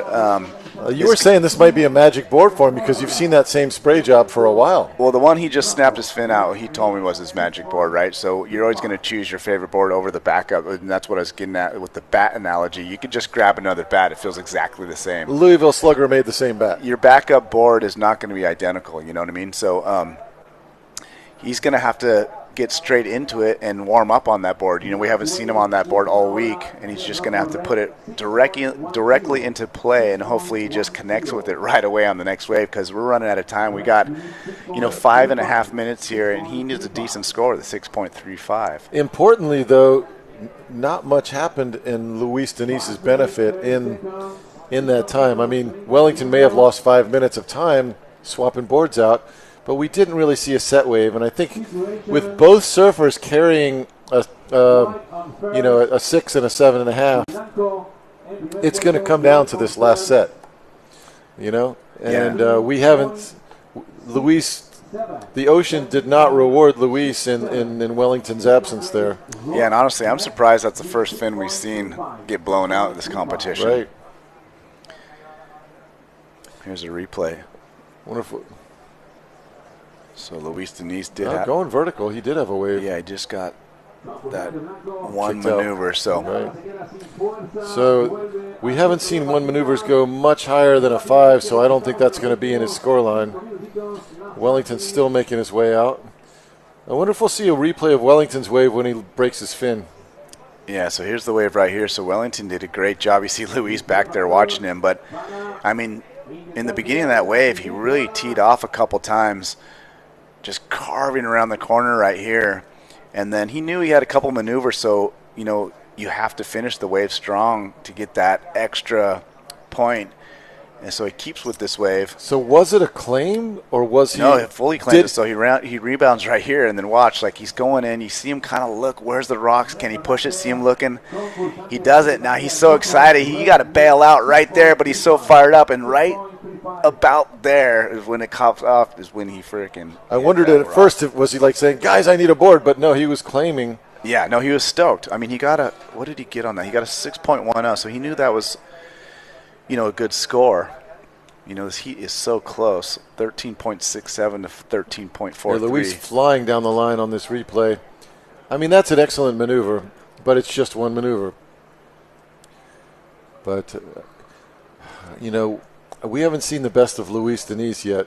I mean, we've seen that first wave that he had, 4-maneuver wave. That was I don't know if it was his first wave, but the early one where he had. Yeah, it was actually his second wave. He got that 7.5. And he got a 7.5, and many of those were open face turns. So there's still room in the tank for bigger scores from Luis and from Wellington. We're just hoping that the ocean cooperates, and for this entire event, it has. Yeah, and going back to the paddle talk we were having there, so a surf-style paddle is much shorter than like a cruisy touring paddle or racing paddle. A lot of times these paddles are actually shorter than you are, right? Because of the volume these guys are on is so low. It has to match where, you're positioned in the water. So a lot of times you'll see these paddles and they're like chin high, right? So I would assume Wellington's just based on his volume is about chin high. If you have a board that is where your feet aren't wet, they're kind of at the water line, you tend to ride them about head high. So it's interesting. Like I have a quiver of surf paddles because I ride different volume boards, and if you have a too long a paddle on your low volume board, that's when it starts stretching out your shoulder at the catch, and that's where you start getting injuries and starts getting in the way when you're surfing, doing maneuvers and whatnot. So now, what about race paddles? Because you're well above the water line level. Yeah. No, so they're way longer, like 6. So you change out you have a different paddle for race than for wave. Yeah, and I definitely use a different shape for surfing. I like a really small blade for surfing, like a high cadence first gear type blade. What's a small blade these days? Anywhere from like the 7-inch to 8-inch, I would say. At the width of the blade, and they're usually a little taller, a little longer, and they'll actually even have a different shaft as well, a little bit more flex just to be easy on the joints. injury a lot of subsurfers get is in the elbow and actually in the bicep. So the shorter paddle matched up with the smaller blade and the flex in the shaft really helps a lot with that. And yeah, a small blade, it'd be in the 70s, maybe the low 80s as far as area. Yeah. Yeah, that is smaller than the early days. Yeah, and it's all about getting out of first gear quickly, right? You don't need these long, drawn-out, beautiful strokes. You need these quick, like, reactive, attacking strokes, and that's what the first gear analogy is. It's just like, it's like a quick little sprint to catch the wave, right? So we're down to 45 seconds in this heat. I'm really hoping that the ocean gives us a chance to let these guys show what they're capable of. I mean, each of them have had one very good wave, but I would love to see them have another chance. Yeah, looks about 30 seconds. I don't know if we're gonna get our wish this time, unless you got to summon up some waves again, Steve. Summon them up again, right? It worked the last time. I mean, Wellington's gonna pretty much have to go on anything here at this point, and you can see him moving inside. The thing is he's been manufacturing scores all event. So we're down to the countdown, 5 seconds. He has to go. He's not going. I think he's out of time. That's disappointing. Disappointing for Wellington not to have another chance at it. Luis makes it through. I know that Luis can deliver more than both of these surfers can deliver more than the 13 and a halves roughly that they both brought home. Congratulations to Luis. Yes, here's the highlights of Luis Diniz, winner of the last heat with a nice lip gouge right there into a perfect little cutback. Good flow throughout this heat. Here's that money turn, just boom. And then he saves his fins. You gotta concentrate, and unfortunately for Wellington, he was so fired up it cost him his fin. So here we go, nice carve off the top. This, I believe, was his highest scoring wave of the heat. And, he got a lot of work done in the beginning of the heat, but, I mean, he really capped it off right here with this series of snaps. Boom! And that was the money turn of the wave right at the end. And so Luis Diniz definitely looking in form. I think he has the best paddle transitions of anyone, just the most stylish and the best decisions of when to have the paddle inside and outside of your body. Yeah, he definitely uses that leverage to his advantage, right? That's what's so nice to have those paddles, to plant them in the face of the wave and just rip around it and really set that rail. So here we go, straight back into more quarterfinal action. In red, Sebastian Gomez from Peru versus Leonardo Jimenez from Brazil. So we got regular footer versus goofy footer in this matchup. And so far, the men's quarterfinals have not disappointed. They have not disappointed. I tell you, I saw Leo the first night. I was taking pictures. I look back at these pictures. Talk about going vertical. Talk about going straight up. This is interesting. Paddle battle here. There's no priority, so this wave belongs to Sebastian. Yeah, Sebastian gets that nice clean carve, and boom. Patented. Blows beautiful. the tail out on the end section there. And that was definitely an interesting little situation because Leonardo definitely wanted that wave, but here he goes in the wave behind him. Gets one maneuver out to the shoulder. This one's going to run a little bit, but he's going to pull out. And it was interesting because that opening ride, Leo was definitely confidently paddling for that wave, and he didn't look back, and while that happened, Sebastian decides to go around, and he wants the wave, and just right at the last minute, luckily for Leonardo, he happened to see Sebastian take off and obviously didn't get in the way, but that was close to an interference, believe it or not. Right. So one of the special things about Leo surfing, and I didn't even know this until I got home and looked at my sequences of the pictures, is this guy stretches his body out so far on some of these maneuvers. I mean, there's 12 feet from the end of his paddle to the nose of the board. And you think there's no possible way that he could possibly pull this all back together. And he tweaks the whole thing back and gets it right under him. So if he's surfing like that, the slow motion replays are just going to be exceptional because I don't know if anybody on tour is extending their bodies and recovering like Leo Jimenez is capable of doing. So this, like that last heat, couple legends capable of incredible surfing. Same thing in this heat right here. Absolutely. I mean, Sebastian already has laid down some of the highest heat scores of the event, if not the highest heat score of the event, if you're counting it, because we had a weird snafu yesterday where we had to rerun a heat, but Sebastian had scored a 9.3 in that. Yeah, 9.33, which is the highest wave score of the event thus far. And it was just about power on power. Sebastian was driving incredibly powerfully straight through these powerful lips. And it makes sense from Sebastian because you ought to look online and see this kid. I say kid, I don't know how old he is, but this young man charges Puerto Escondido, the scariest wave in the world. And this guy is not afraid to get barreled. And he's not afraid to go head-to-head with the most powerful waves in the world. So it's no surprise that Sebastian is a powerful surfer. Yeah, so you see Leonardo's board just go out of frame right there. That's the first wave of the heat we were mentioning where, he had good awareness about him. But Sebastian sneaks in behind him and does this finishing maneuver and ends up riding out clean. So Sebastian, so far, he's got a 5.33 to Leonardo's 4.0, which we're watching right now. And Leonardo basically gets a 4 with this turn right here. Well-placed backhand snap.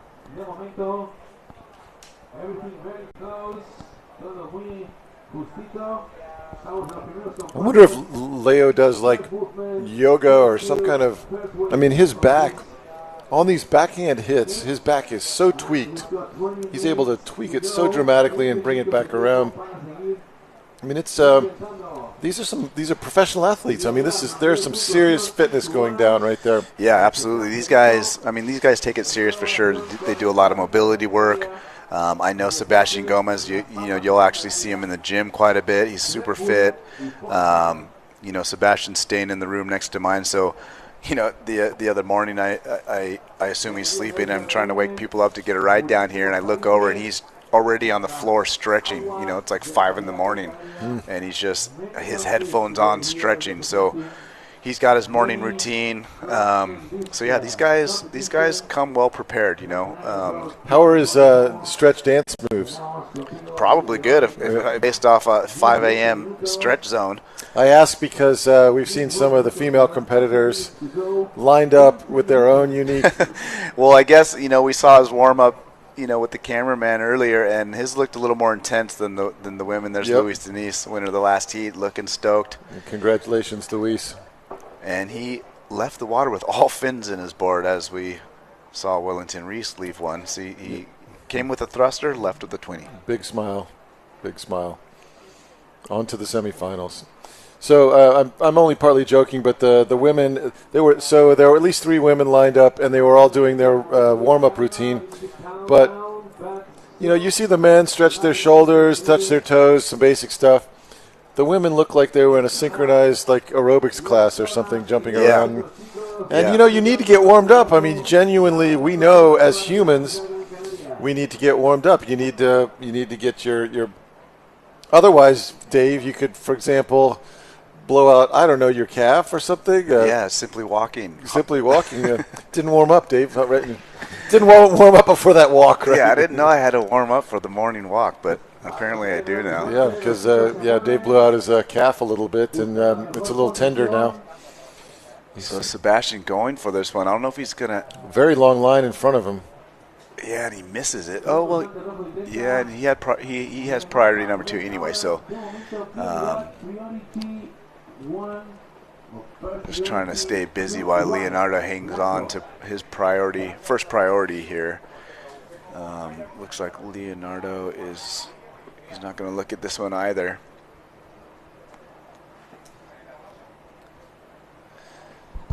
Would you say that the swell is a little fewer and further between today than the previous days? It's definitely quieter out there, there's not as many sets coming in as frequently. We did see, in Benoit's heat, that was a good heat of waves. But the last heat we just saw, as the tide fills in, it's getting a little bit slower in these heats. So time management will definitely come into play at these heats. And there's a good look at the missing fin of Wellington Reese. That's his board caddy, Marcio Grillo, carrying his board for him. And, it's an unintentional twin fin. Yeah, and you know what? The EPS foam, it's actually really easy to blow it's really easy to blow a fin out like that, especially with those custom boards. A lot of times you won't, do a high-density reinforcement in the box just because you're trying to save weight. That's one of the reasons to go custom, is just to get a really light board. And the beads of the EPS are just different than your standard yeah, surfboard. And that's just what you risk with custom, professional level boards, is blowing a fin out, believe it or not, just because they're so lightweight. And here we go, Sebastian Gomez down the line, up and over, extending over that lip, gets back into it, but gets hung up. He knows that's not going to do it, so he just kicks out. Here goes Leonardo right behind him to answer back. Nice aggressive snap off the top there, back into it, throws it up nice and vertical, like you're saying, Steve. The rubber band man making it happen. The rubber back, yes, yeah. And I didn't see it at first on the beach. The surfers are further out than when you watch it on video here. The video is obviously zoomed in more than when you're standing on the beach, so you don't see the rubber man. But with my long lens, with my long zoom and seeing the sequences, he had the rubberiest back on tour, I think, Leo. And it looks really stylish. I mean, I look forward to the slow-mo here. Yes, here's the replay of this little sequence we saw. So Sebastian starts this wave off great, goes up and over that lip, and then just a little bit late on the timing there. And, he knows that's not going to be the score, so he just kind of quits on it. But Leonardo just unleashes on that first turn and throws it up on that end section. So I gotta say Leonardo's going to win that exchange. So once the scores kind of settle in, we'll see where we are in position. So currently Sebastian has that 5-3-3 opener and Leonardo had that 4. So Sebastian won the opening exchange. I'm willing to bet Leonardo wins the second exchange. So we'll see where that leaves us in terms of position in the heat. The judges have been digging Sebastian's power all event. This looks like a nice line. Oh. So Sebastian got a 3.4 on just that one maneuver. Yeah. So we're really waiting on Leonardo's wave. See if it outscores the 5.33 of Sebastian Gomez's opening ride. And I wouldn't be surprised if it does, because that's that. 2 solid turns. Yeah, that first turn was just really aggressive. Like he just snapped it out the back, and then he went vertical on the finishing maneuver. So I hope we get to see some slow-mo on Leo's. So, yeah, on demand. See, look at this back. I mean, look at this flexibility. The hips in the back. Yeah, so we got a 6.33 for this Here we go ride. again. Watch this back. And riding with the judges on the way over here, that's what they want to see right there. Risk. They want to see the risk, and they want to see the difficulty of the maneuver. And there aren't many people whose backs can move like Leo's to complete that. Yeah, so with that said, he got that 6.3, the score he needed, so Leonardo jumps into the lead. He is currently in first place with a 6.33 and a 4.0. Sebastian Gomez has that 5.33, and he's looking for another score with 13 minutes, 40 seconds left in this heat. Sebastian holding on to priority. I think both of these guys will end up dropping one of their scores at least before the end of this. We've got 13 minutes left. These guys can. Yeah, so here we go. Sebastian looking at this one. Leonardo sees he's not going to take it, so he's going to go ahead and give it a go. Why not? He doesn't have priority, so here he goes. Throws it up. 12 o'clock. Yeah, and just like we're saying, he didn't have priority, so you might as well try to make something happen. But that was the 12 o'clock board right there. Oh, yeah. There are only a few guys really that can do it like that. just out of nowhere, go 12 o'clock. And look, if you were shooting this, 12 o'clock, right there. There's your photo. And going back to your photo hobby you've been doing, Steve, I know you don't like to talk about yourself in that way so much, but I'm going to encourage you to put that Instagram together for your photography, man. Because you keep talking about these photos. Everyone, the crowd, they're like, I want to see these photos. So I think you're going to have to give the people what they want. Give the people what they want. Give Dave what he wants. Hey, I want to see the Benoit Christmas tree, right? Yeah. These guys, they're kid imagining it. They want to see the Leo Jimenez, backlit ripping, and Julieta Martinez. So, yep, sorry, Steve. You did it to yourself. Look out for the what are we gonna call this? The photo giant, or so yeah. It's funny you say that. So I've avoided it for a couple of reasons. But my son, so my last name's spelled S-J-U-G-G-E-R-U-D. As it sounds, right? It's obvious. Who wouldn't see? So my son actually set an Instagram up for me that I haven't used because he's like, Dad, you need to do this. You need to do this. My son's a good surfer, but so he called it shots, but he spelled S-J like O-T-S. Got it. Like shots. Okay, so I'm gonna have to reach out to your social media manager to get this. That's right. Get this going. I don't remember. He put an underscore somewhere, and so it's not shots. I haven't used it. I haven't put any, but he apparently set it up for me, and I thought that was actually pretty crafty. Like shots, S-J, like because my last name's Sugarud, and but it's spelled S-J-U. So if it's shots, it would be S-J-O-T-S or something. Yeah, Sugarud shots. Okay, so you guys at Sugarud shots. We're launching a whole. I think he just did at shots, today. Actually, something to that effect. Just at shots. Okay. Yeah, there might have been an underscore, like at underscore shots. Anyway, nothing's there. But Dave, I appreciate the vote of confidence. I've been having fun. Basically, what happened, Dave, is I've had a couple injuries, so I ended up been out of the water. Honestly, Dave, I've been out of the water for the most part of the last year. From surfing and foiling and stand-up paddling and all of these things. And it's incredibly disappointing, but you know how much being in the water is just, it's part of our lives, right? And so how could I get in the water and not be using my legs? I got 2 knee replacements. Shooting, that's how I did it.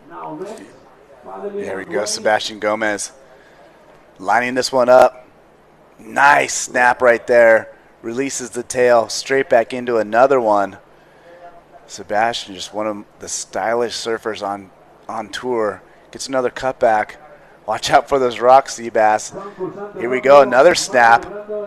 So puts together a nice ride right there. So this will be interesting because there's similar. It reminded me of Luis Denise's sixes. Oh,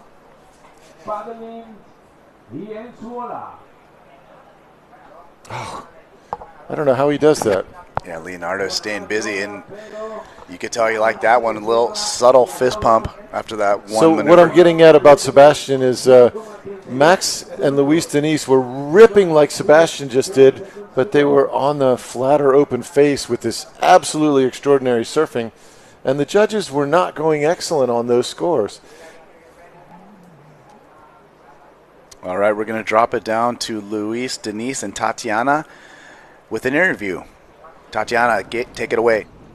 Welcome back, everybody. I'm here with Luis Denise, who just came out of the water from his Brazilian showdown with good friend Wellington Race. It was a really close heat. Can you tell me a little bit about it, how you felt in the water? Yes, I thank God for a new day, but my last day is no good. I am today for the preparing and stay calm off for the last hit. And my friend Wellington, it's a big hit for the good score, more 11 level. Yeah, I am so happy for this. Well, congratulations. It was a really tight heat, and it was one of the ones to watch, that's for sure. These two are really good mates. So to see them battle it out was hard for everyone. But tell me, I know that Wellington did a little board change. What board did you decide to go with? Yes, this board is my magic board for here. My sponsor Epic Surfboard made this board in 2022. Okay. I so to either the water in the best conditions or the here. I am select the boards for here, the special board. Well, congratulations, Luis. Look forward to seeing you in the semi-finals. Yeah, I am to go the semifinals. Thank God for the new opportunities.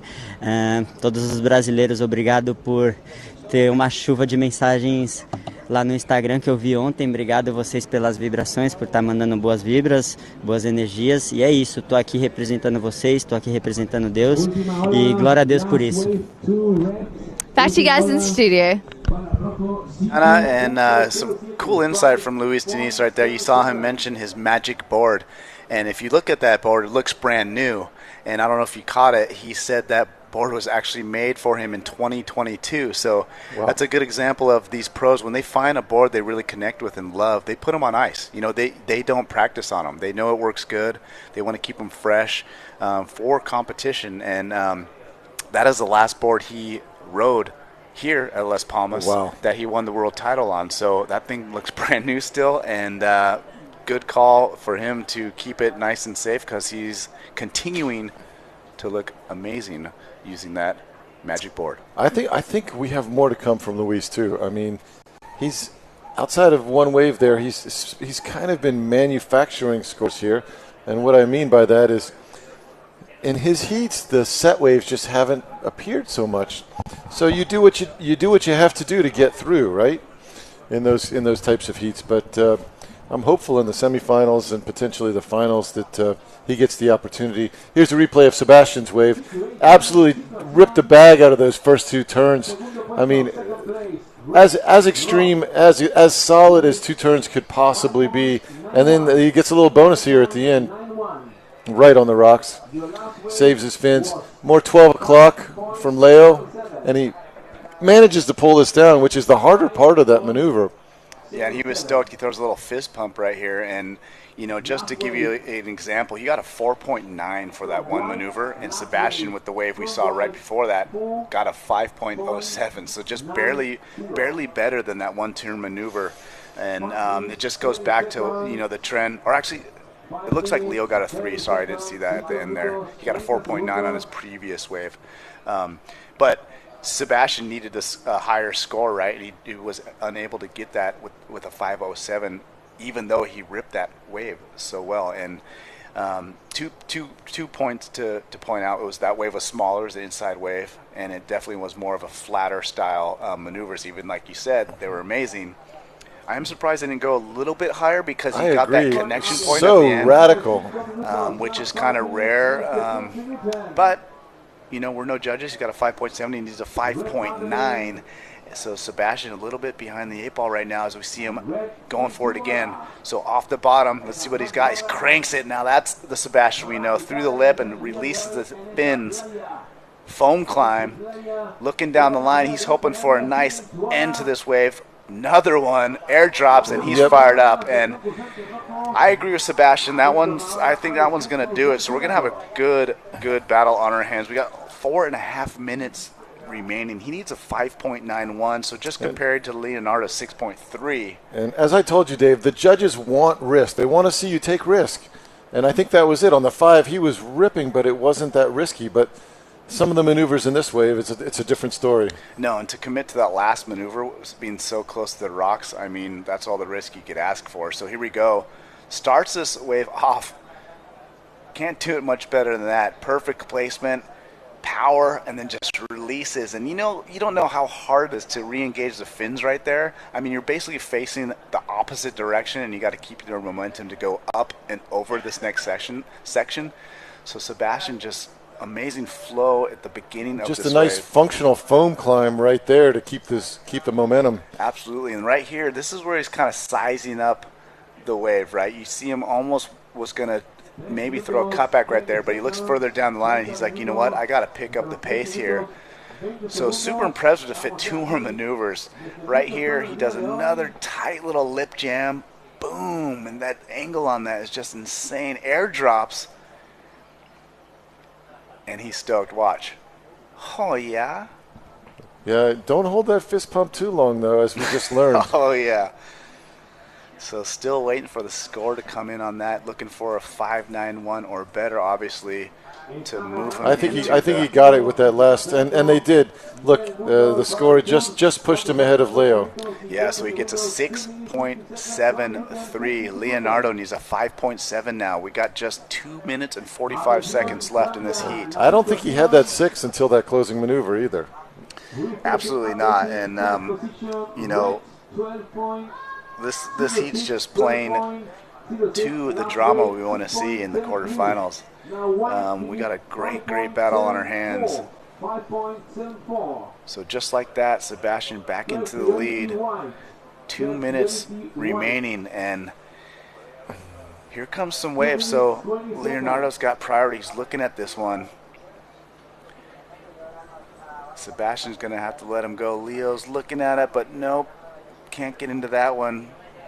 Fortunately for him, looks like there's another opportunity that he's looking at, so he's paddling deeper to try to get into position.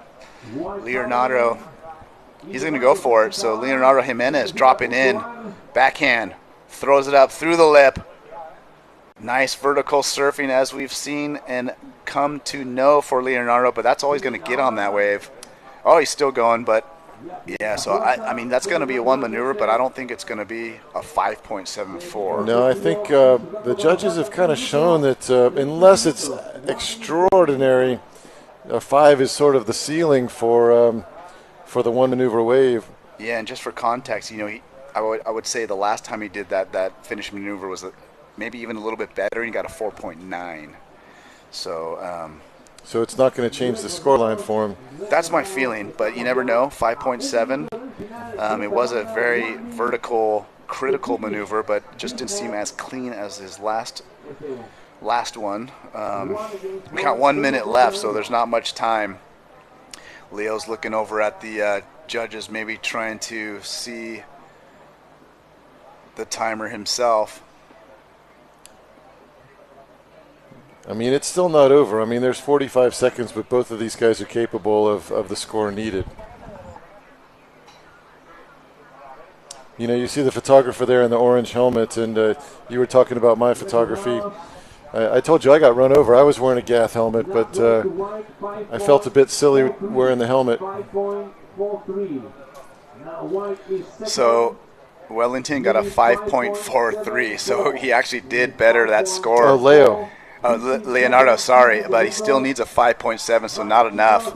Time running down, 10 seconds not enough, to go. but he's paddling, but does he have priority? He doesn't. Sebastian's got it. So Sebastian's got priority and not going to give him enough time.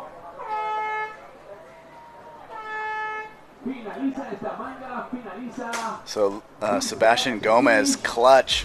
Both of these. Here's the highlights. So Sebastian gets that first maneuver, but I don't think it was hang on. This is opening wave, so a little bit of a slow start for Sebastian. But gosh, his surfing was on point when the wave gave him an opportunity. Unbelievable. This is a 5. This wave was a 5. I mean, unbelievable. 3, 2, 1. I think this is turn number 2 on a wave that was a 5. I wish I could surf a 5, Dave. And that was the one that we were surprised it scored a little lower than we thought, just because it ran off. And look at that freeze frame. That's the money shot right there. That was the APP logo. Yeah, so congratulations, Sebastian Gomez. Now we're into quarterfinal heat number 4. Loving these matchups. We got Taka Inui from Japan squaring off against the Puerto Rican Max Torres. I'm giving Sebastian the award for the surfer most like the APP logo of this event. That's a very, very honorable mention, because we are comparing him to the great Sean Pointer. I've heard of that guy, yes. Yeah, Sean's my neighbor. He grew up 50 meters from my house. And he won this world tour right here at this spot in 2018. So there's a lot of history at this spot for the sport of professional stand-up paddle surfing. It's actually been a great spot for professional stand-up paddle surfing, because you have so many different styles. And this place allows everyone to shine in all of the different styles. Here goes Taka. Yep, Taka Inui, surfer from Japan. Taka on the 7.4 by 22 and change board, which is kind of a long board for the size guy that Taka is in these conditions. You know, as you mentioned, someone like Luis riding a 6.5 foot board or whatnot, for Taka's probably not a whole lot different in size to Luis. Yeah, it's good you mentioned that. You know, Taka and guys like Benoit are choosing to use a little bit longer board, slightly narrow, you know, maybe the same width, but when you go longer and keep the board the same width, it extends that rail line where you get a little bit more of a carve hold type of turn. And when you're at a point break type of wave where, you know, there could be a slopey section, it pays off to have a little bit more rail. I keep saying, though, on the smaller ones, the smaller boards, the shorter, wider, rockier boards, can you say rockier? The more rockered boards, the more rocking boards, they seem to fit the wave, the small wave, but ultimately the guys that have been on the slightly longer, slightly more parallel rail boards have been advancing. Yep, you see Sebastian Gomez, and that's his magic board as well. So, do you know anything about that board, Dave? Can you tell us about that design? I do.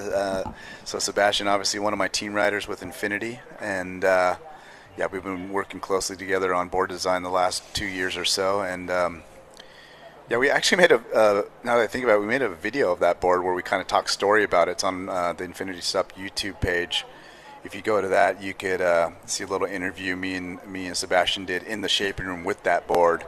Does Tatiana hug every competitor, by the way? I saw Tatiana. Yeah. No, we don't have to talk about that. But, well, we all know that Tatiana is Sebastian's girlfriend, so it's okay to say that. But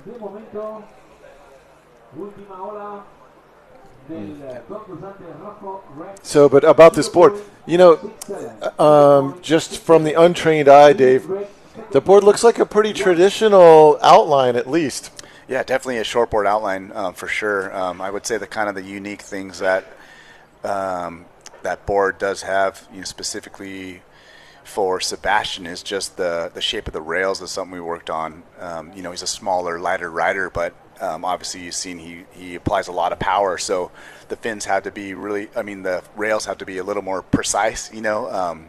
And precise meaning like a sharper rail line as opposed to a softer rail? Yeah, so, you know, it's pretty tricky to try to keep, you know, a board with a flat deck for stability and then finish off with a you know, nice, sensitive, thin rail, you know, because traditionally you have to dome the deck to get there, right? So that's something we worked on a lot, was keeping the stability in the board but keeping it nice and sensitive. And he's loving that board, so we're going to continue there as we see Max Torres, his first wave, ripping up and over with classic Max aggression. Foam climb, I love how he just gets speed up and over these sections. Another one. You know, the average surfer probably wouldn't have been able to make that section, but Max snapping it. So good opening ride. Be careful with the phrase "snapping it" right on these rocks here. Yeah, you are correct. But I agree with you. I mean, Max may be the fastest, seemingly the fastest surfer in this event, just as far as down the line speed. I don't know where it's coming from, but clearly, in addition to being very aggressive on his turns, but somehow he generates speed out of nowhere, and it's very fast surfing. So I mean, Taka can generate some speed for sure too. So this is yet another banger of a heat. I mean, two guys that can absolutely rip. Yeah, another great matchup indeed. So, score so far, we're waiting for Max's ride. Taka Inui just has that kind of up and out. So really, nothing of consequence up on the board quite yet. We'll see how Max settles in with his first ride. So it comes in at a 5.0, so a decent start to this heat for Max. I think it's just kind of setting the scale for the heat, you know. I mean, there were a lot of turns, a lot of speed, and so now by setting the scale at 5, you've got to do better or worse than that. Yeah, so here's the replay. Max, love that turn. And just watch the way he gets through the whitewash, right? It's just driving speed. boom, up and over. He floats over with speed into the next section, and that's a quality in Max's surfing that just sticks out to me. And of course, he's trying to finish that off. Here goes Taka Inui. Big airdrop, and then a big kick out to match. Dave, you were telling me that Taka is flamboyant and just makes things look dramatic, and even that kick out was dramatic, right? I mean, you could have just stepped off, but instead he has a full diving board dive. But even landing that floater, it looked dramatic, Yeah, no, and that was a sick maneuver, big airdrop right there. Is he adding flair, or is that part of that maneuver? No, it's almost like, if we're going to use an analogy to like skateboarding, if you're going to go up and ride the coping, you definitely have to press back on the tail and kind of hop back into the ramp. That's all they're doing here. They're riding the lip line, and you got to kind of ollie, so to speak, to land that clean, right? Otherwise the nose is going to pearl. And Taka Inui for that one maneuver wave gets a 4.83. And we're heading back down to Tatiana with an interview. Sebastian Gomez, winner of the last heat. Down to you, Tatiana. Welcome back, everybody. I'm here with Sebastian Gomez, who is our third male to pass through to the semi-finals of the Open Men's Division. Now, that was a really tight heat with Leo Jimenez. Can you tell me about the situation in the water? Yeah, it was a really good heat. I'm happy so I adapt at the conditions of today, and let's go and do everything for the semi-final.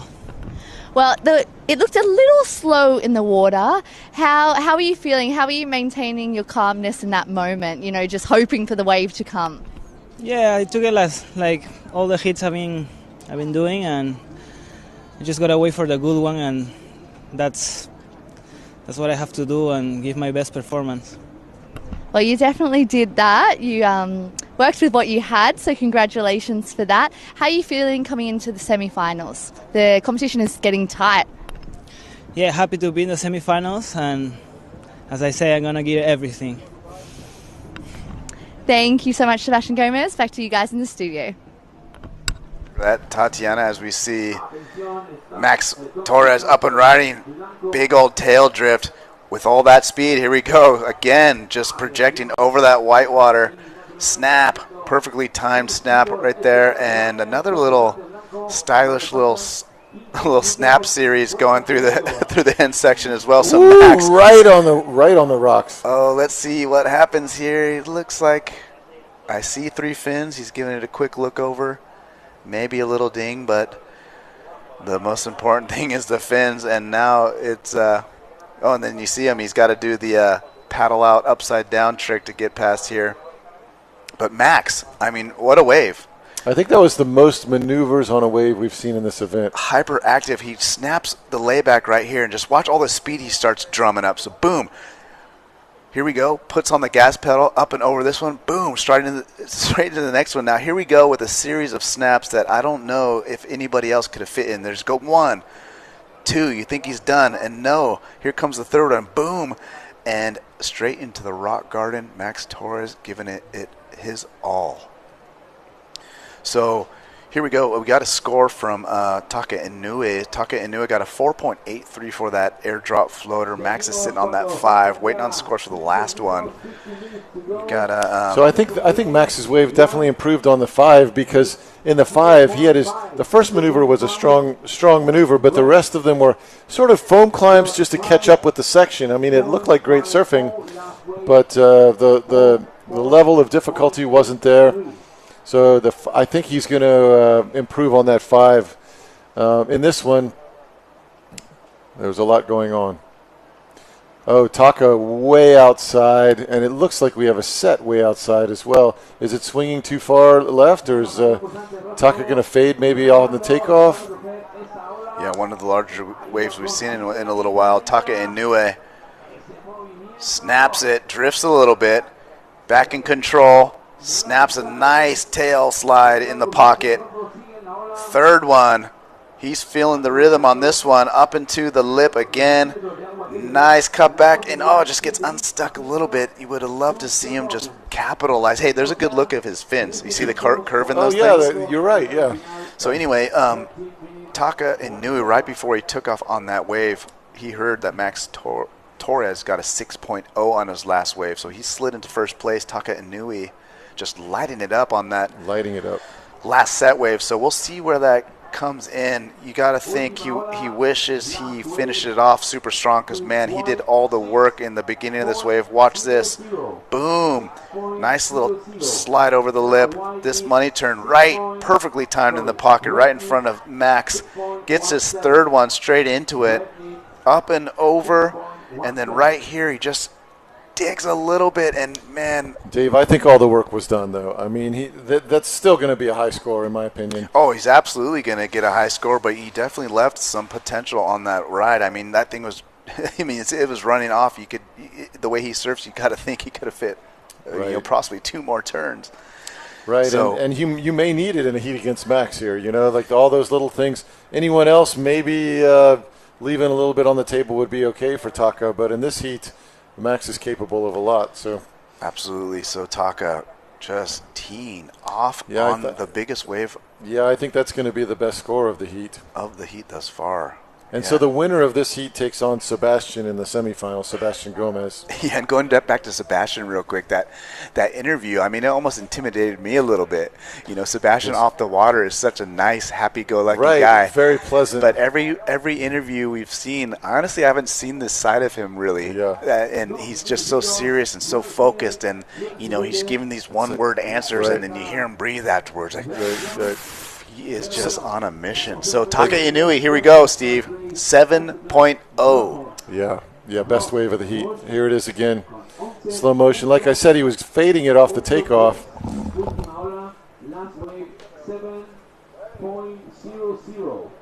Back foot moving back over the tail block.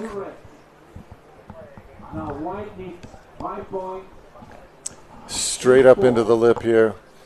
Right through it. I think a lot of points came right on that first maneuver there. Yeah, that was insane. I love just how he launched it through the wave and then kind of like coping slid. Unweighted, yeah. He unweighted through that maneuver.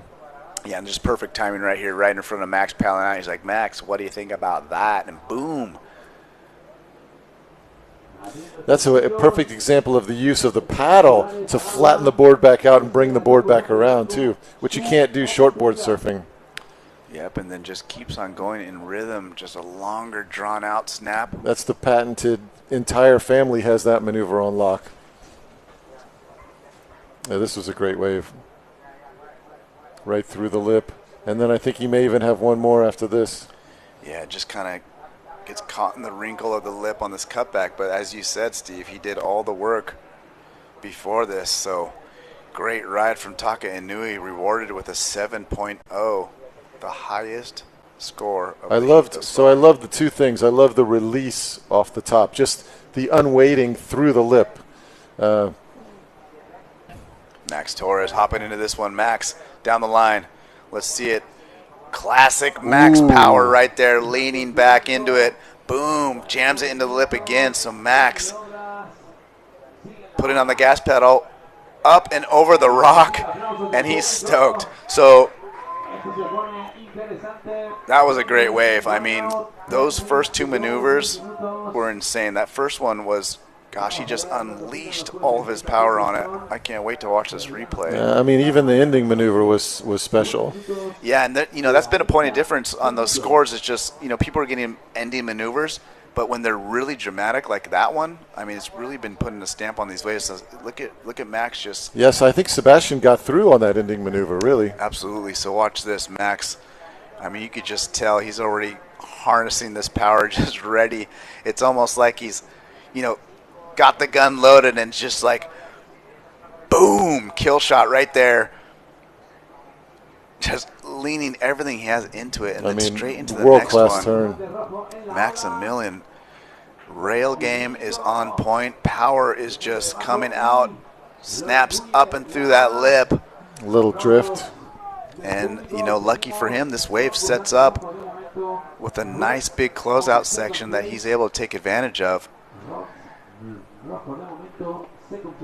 And this wave positioned nicely because it got just around the rock that you got to look for. You see the little boil right there as he goes up and over, and he knew it, so he got to put a little bit extra into it. And that's the risk taking the judges are looking for. And he's just like, ole! I think he hasn't had those sections to take that risk, and so he's had some scores that he's just been disappointed with. But in this case, he had the opportunity, and I think he's going to get rewarded for it. Well, you are right. He gets rewarded with the 7.57. Here's a replay of Takanui. We missed this during the replay of Max, but that's not going to be one that factors in. So, Dave, I don't see the scores here. Does that put Max up? It does. Just half a point separates the leaders here with 8 minutes to go in the heat. Yeah, Max got to 7.57 for that wave. Taka Inui battled back with a 6.17. So both surfers with a 6 and a 7 in their score line.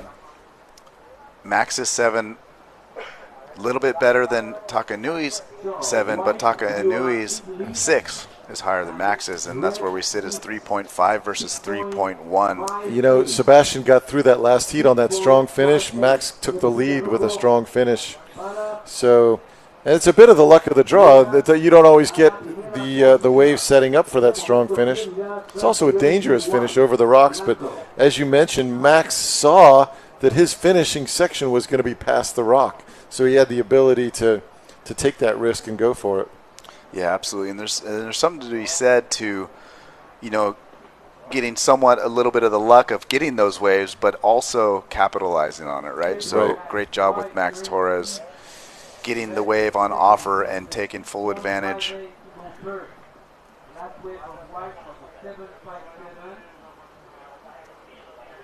Yeah, and it was cool. I was stoked we got to see those fins I was talking about in Taka Inui's board. He has those fins that have that curve in it, which in theory act like a foil. Do you remember those FCS fins that had the little airplane wingy on it? Yeah, they don't have a wing on it, but it's kind of the same thing. And the fins are from a brand called AU, and I'm not positive if they're still around anymore. But for a while there, their office was next door to my surf shop, so I got to test them and feel them as well. And when I'm always testing something that looks outside of the box like that, I mean, you don't really want them to feel different, right? I think the magic is when it feels normal to you, but you're getting the benefits of the design, right? Yep. Like, so that's what the take of the fins that I got with that was. Like, I put them in, and you're like, what is it going to feel like? Is it going to freaking the board go this way? I want to go this way, but it felt completely normal where I couldn't really feel the benefits at the first time I was riding them. But once you start getting in better waves and riding them a little bit more, there was a point of difference when you had speed and you're kind of laying into the fin. And it did feel there was a noticeable thrust in the middle of the turn. Interesting, yeah. Wow. And just like when, as you said, there's a foiling parallel. And one surprise when you're learning how to foil is that when you go into a roundhouse, you feel the foil actually lifting. Right. You know, you actually have to hold the foil down. Yes, here's a replay of Max's last wave, 7.55. But just that turn, it just basically sums up Max surfing, right? Speed, aggression, power, that's what he's known for. And then he tees off into the lip right there. And, you know, it looked kind of like an average-looking section, but just the way he surfs, he just threw an exclamation mark on it. And then right here, just up and over again, you see the fins popping out.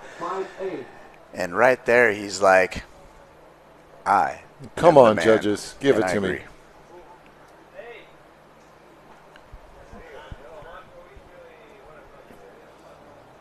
So we're down to about 4.5 minutes in the heat. Max is paddling hard.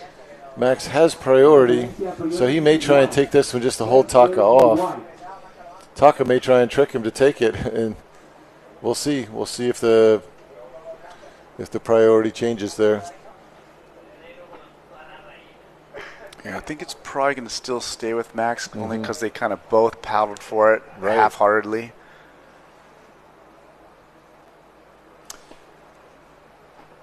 And there's Max's father right there. You'll see him all the time traveling with Max over the world. You know, he's got a great support from his family there on the road, and I'm sure all his friends from Puerto Rico are live watching the action right now. Max basically a national hero, winning the ISA World Championships back in his home country just a couple of years ago. I'd like to give a shout out to the guys in Puerto Rico at his home break. La Ocho in the house. Big shout out to Noel Burgess and the crew at Sup Action. And also Marie Carmen, the champion Puerto Rican racer that we all know and love. A little paddle battle here. Yeah, Max decides to go. So Max Torres, Puerto Rican, again, just snapping it. And I love that dismount. I mean, the board levitated and he pulled it off again. We've been calling it kind of like the skateboard landing, but here we go. Max still going to work. Gets another section. He's like, hey, man, I cannot do no wrong. I think that was a high-risk maneuver, though, that first maneuver, and we're starting to – we know he's capable, and we're seeing it now. So what's his backup score right now? He's got a 6.0 and a 7.57. So I think that first maneuver could be close. I mean, that first maneuver was as good a maneuver as he's done, isn't it? Yeah, I mean, he's looking to get more than a 6.0, which would stretch out his lead and give a little more. Let's see his first maneuver again. A little more breathing room between him and Taka Inui. So, like you said, that first maneuver is pretty insane. There's a little bit of, not as flow to this wave in between these first two maneuvers. So we'll see how they like that. But gets that double up right over the boil, and he's just like, what else can I do? And still waiting on the score there. Now, Dave, you still make shortboards as well, right? Yeah. Like surfboards. For sure. So I got a question for you. So for me, I like to ride all kinds of craft, and I like to ride different craft and try and do what that piece of equipment wants to do best. Right. Okay. So I want to work within what it's capable of. But then I have some friends, my son's friends in particular, they're shortboard only guys, and they're very specific. Their volumes they want you to hit the volume within, Yeah, sometimes they ask you for a liter more. A tenth of a liter on their shortboards, Yeah, exactly. Hey, sorry to interrupt, but we do have the score for Max Torres. He did improve his score with a 6.37. So I think it was the risk on that first maneuver. Yeah, and we just have 45 seconds left, so that little bit of breathing room, Max got to feel pretty good. So Taka Inui looking for a 6.95 at this point in the heat. 30 seconds to go. Let's see if the wave gods summon up. Taka's capable. He may have to go on this first one just from time. I don't know. He's seeing something out the back. Let's keep an eye on the clock there, Dave. What do you have? Yeah, we got 24 seconds, 23, 22, 21. Look at this inside paddle, the J-stroke to catch this wave.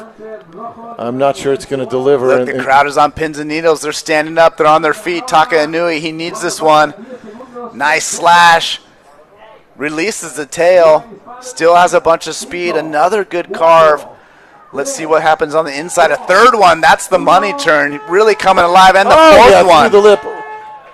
So drama unfolding. Is that going to be a 6.95? He's still going here, Dave. So and then Max. Oh my gosh! With an air on the rocks. So this is what we got to look at. So Max Torres has the highest heat score of a 7.57. Taka Inui also has a 7. So Taka Inui basically needs a 6.95, almost a 7. So comparing that to the 2 7s we already have, was it enough? I mean, he completely destroyed that wave. I mean, that was some extraordinary surfing. We'll have to see if it was critical enough surfing because. Yeah, so let's watch it again. So, he starts off this wave, gets that nice tail release. The second one was sick as well. And right here, you're kind of like, what's going to happen with the rest of this wave, right? So he gets another snap, and that happens to be the best turn of the wave thus far. And then he just gets momentum, snaps it off the top. I mean, I think that fourth one might have been the highest scoring one of the. And then here's Max following it up. This might be the air section. It's going to be just one section. I mean, air right over the rocks. Yeah, and Max, just kind of expression session right here. And so waiting for scores to drop. Taka Inui, he's already out of the water. That was solid 4 maneuvers. And the last 2 were pretty critical. Yeah, and the first 2 were ripping. I mean, he's looking for that 7.0, basically a 6.95 to turn this heat. And, I mean, the drama that unfolded on that wave, to me, it kind of has the feeling he's going to get the score. A lot of times the best turn on the wave is like your first or second one. And really this... Oh, this is a replay of the heat here, because that was his first turn that was so nice on an early wave. Yeah, and... this was the second turn on that great wave. Yep. Here's just a recap of both riders just as we wait for scores, just do a little comparison. So up at that point, Max Torres, I believe, that was the most critical maneuver of the heat thus far. And so the judges taking a little longer with this one. So here we go. This was his opportunity where the crowd was just screaming. And so they gave it to him. There we go. So at 7.80. So talk about clutch. Taka Inui drops the hammer in the dying seconds of the heat, dropping a 7.80 to overtake Max Torres with less than a minute to go. So Max has to be thinking, what more could I have done? Because his There surfing really was isn't much exceptional. Surfing was exceptional. And but I mean, Taka had 4 great turns. 4 great turns. So congratulations, wow, what a great heat. to Taka. So, congratulations, Taka Inui, and as well, Max Torres, congratulations to you, brother. Excellent surfing. Thank you for gracing us with a very fun heat. We're straight into semifinals, heat 1 for the pro women. Ibaya Moreno in red versus Sakura Inui from Japan. Yeah, could you imagine at this point that Wellington would be out, Max would be out? I mean, the level of surfing here has just been exceptional. And I've said it all along, the conditions are allowing the surfers to compete it out.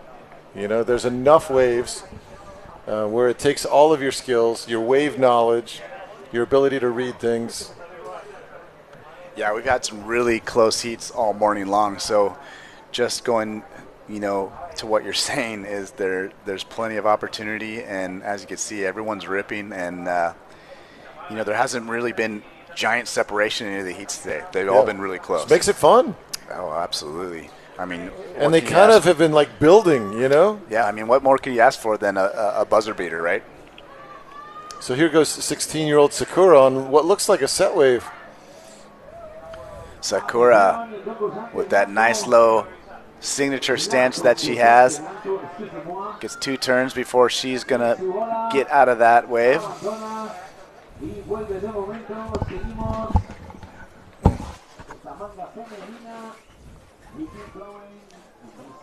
So this is a 30-year age gap.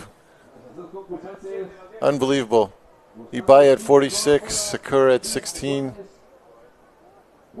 I had to do my math to make sure that was correct, that the age gap was 30 years. Oh, we have a nice-looking wave coming on. Ibaya setting herself. Ibaya is really in a nice position for this wave. She knows the wave. It's going to be a late takeoff here, which can be challenging, but she's right in the pocket. Such a stylish bottom turn, smooth off the top. And then, just comes down, challenging. It's challenging when you don't have full speed on the floater to come down in a rock reef break at the closeout there. But Ibaya still got some work done at the beginning. Beautiful set wave, nice opening turn. She's going to be on the board. Sakura's already on the board with a 2.67. Judges were quick with Ibaya with a 3. So this heat is underway. So we'll get a replay here. Again, Ibaya with the late takeoff. See her back foot get into position just in front of the tail pad. This is pretty common for surfing. And then before she hits the lip, she'll slide that foot back a little further. So she goes into it. Foot is now on the tail pad. And now she moves it forward again to go down the line. And then she's just doesn't quite have the speed to really hit that oncoming section. And so you fall into what I call the valley of death right there, straight down, boom. It's just hard to survive. You're bored. You have to have board speed and be out in front of that to give yourself a chance to bust through the valley of death and complete that maneuver.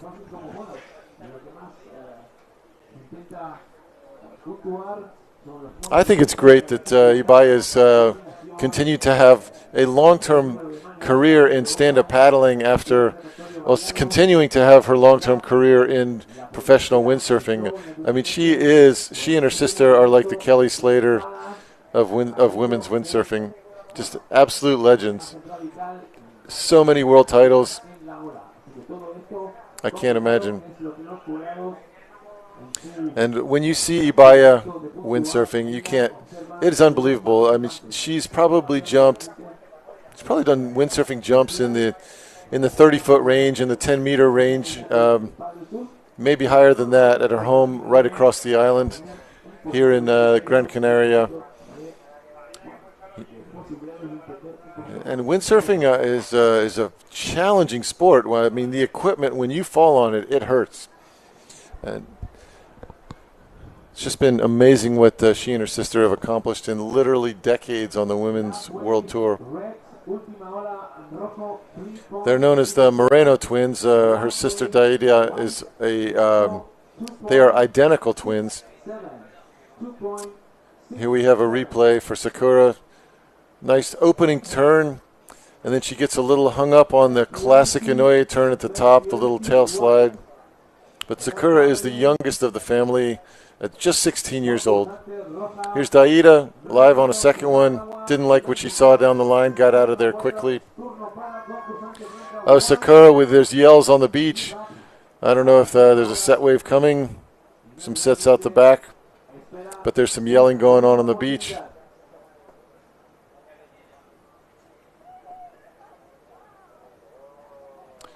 So Sakura loves animals. I spoke with her mom on the beach beforehand. Taka mom, she calls herself. They call her because Taka is their oldest son. But her mom's name is Yuri. And Yuri was telling me she loves animals. And she loves fish. She has pet fish. She likes to go fishing. And I asked her about school because they're traveling for all of the surfing that these girls do. I think Sakura is on the Women's World Longboarding Tour for surfing as well. And I think Dave Bainey was telling me that she might be ranked, either her or her sister might be ranked number 17 in the world. We have a really nice wave coming. Sakura's letting it go, so Ibaya is in the perfect position on this one. Paddling in, dropping in, getting her feet adjusted correctly off the bottom, right in the pocket. Floater, and lands the floater, completes it. So I think that's going to be the best wave of the heat so far. A lot of cheering on the beach. Ibaya is the local here from the Canary Islands, so I'm sure she has a big fan club on the beach. Sakura in perfect position on this peak as far as I can tell. Paddling down the line, stepping back, foot on the tail. Coming through the floater. Can she complete it? She does complete the floater. Is there any more left in the wave? It doesn't look like it. So now both girls have 2 scores on the board. No big high scores yet. Nobody separating themselves. Okay, we have an interview with the last heat winner right now with Tatiana. Welcome back, everybody. I'm here with Taka Inui, who was our 4th male to pass through to the semi-final event. That was an intense heat, to say the least. With seconds to spare, Taka scored a 7.80 ride. Can you tell us about that ride? Yes, so last 10 seconds. I saw a little bit nervous. Then last chance, I tried to lose the tail surfing. Then I get the 7.8. I'm so happy. It was very close. The last few heats have been very, very tight. Now, what was your strategy going into the water? What were you thinking? Now it's a very small condition. Then I like the board, big wave board. Then difficult this way. So I just tried to hollow wave. Then I catching a good way. I was happy. Yes, you did. Yes, you did. Well, you're doing amazing in the SUP Surf event. But I know we had a clip that went viral of your sister, and everyone's commenting saying, if this doesn't work for you, you should be a commentator. Can you give us something in Japanese real quick? 今、さくらがヒートやっていて、今、いいライディングしてみたいなんですけど、この次、楓もヒートあるので、ぜひ、応援引き続きお願いいたします。Thank you very much. Back to you guys in the studio. I love the smile. The whole family, it's not just Taka, the whole family seems to just have a lot of joy. And they seem to be a family unit on the beach together. You know, a lot of filming going on, a lot of writing going on. I'm not sure what mom's writing down, but taking notes on everybody surfing. But I just love Taka's joy. It's a beautiful thing. So on the break there, Sakura, his sister, I saw some video. She may have had the best wave of the heat here. So, okay. So here's Ibaya's floater right through the Valley of Death, and she completes it. So that's some challenging surfing, and the judges are rewarding difficulty. So that may be her best wave that we have seen so far. And then Sakura's floater here, cutting through the lip, and this one was challenging as well. You can see her almost lose it out the back, and then has to go through the tough white water here. It's a bucking bronco ride, and I believe she completes this.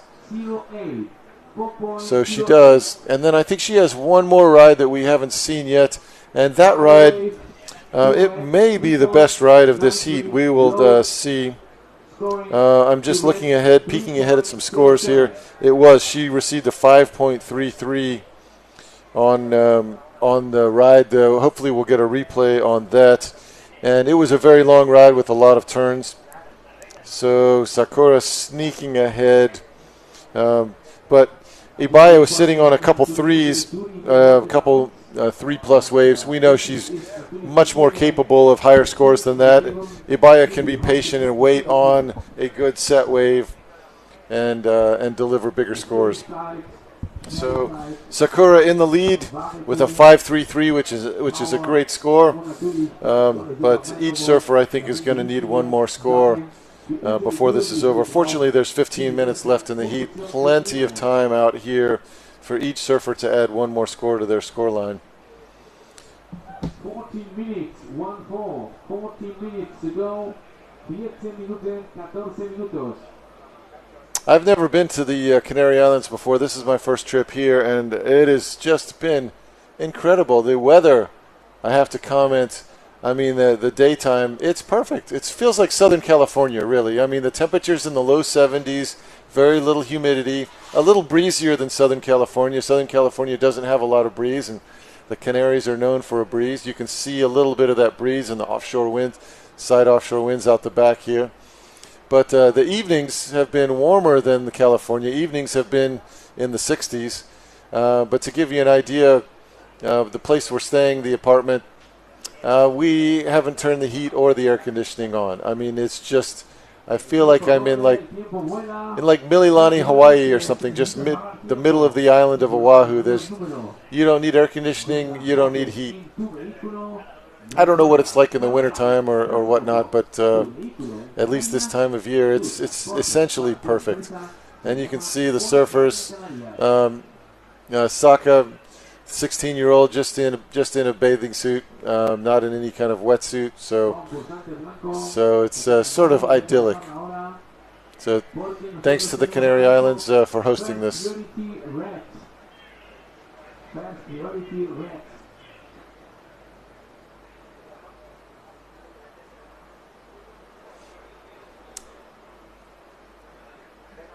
I also see on the list of sponsors across the bottom of the screen is something called Water Speed. If it's what I think it is, I actually have used the app. It's great. I've used it for wing foiling. Basically, what it does is it delivers the speeds that I'm traveling. Your peak speeds, your average speeds, and I actually used it wing foiling to test foils, because some foils that I thought were faster than other foils, because you felt the twitchiness, you felt the danger, you thought you were going faster, where other foils, it turned out, even though they were less twitchy and less dangerous, they were actually faster. And so I used the Water Speed app to test out different foil speeds and record them. I do a couple runs back and forth, get some jibes in, hits full speed, do some downwind runs, come in, swap out foils, and then put another foil in and test them out.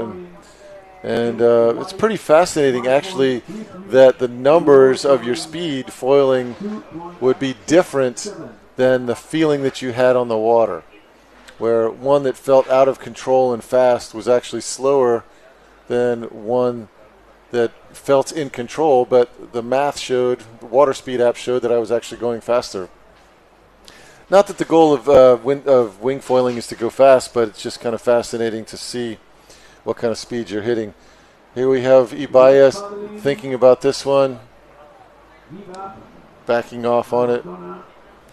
Once again, I saw the Water Speed was a sponsor. Hopefully it's the same Water Speed. Hopefully it's the app that I'm talking about. But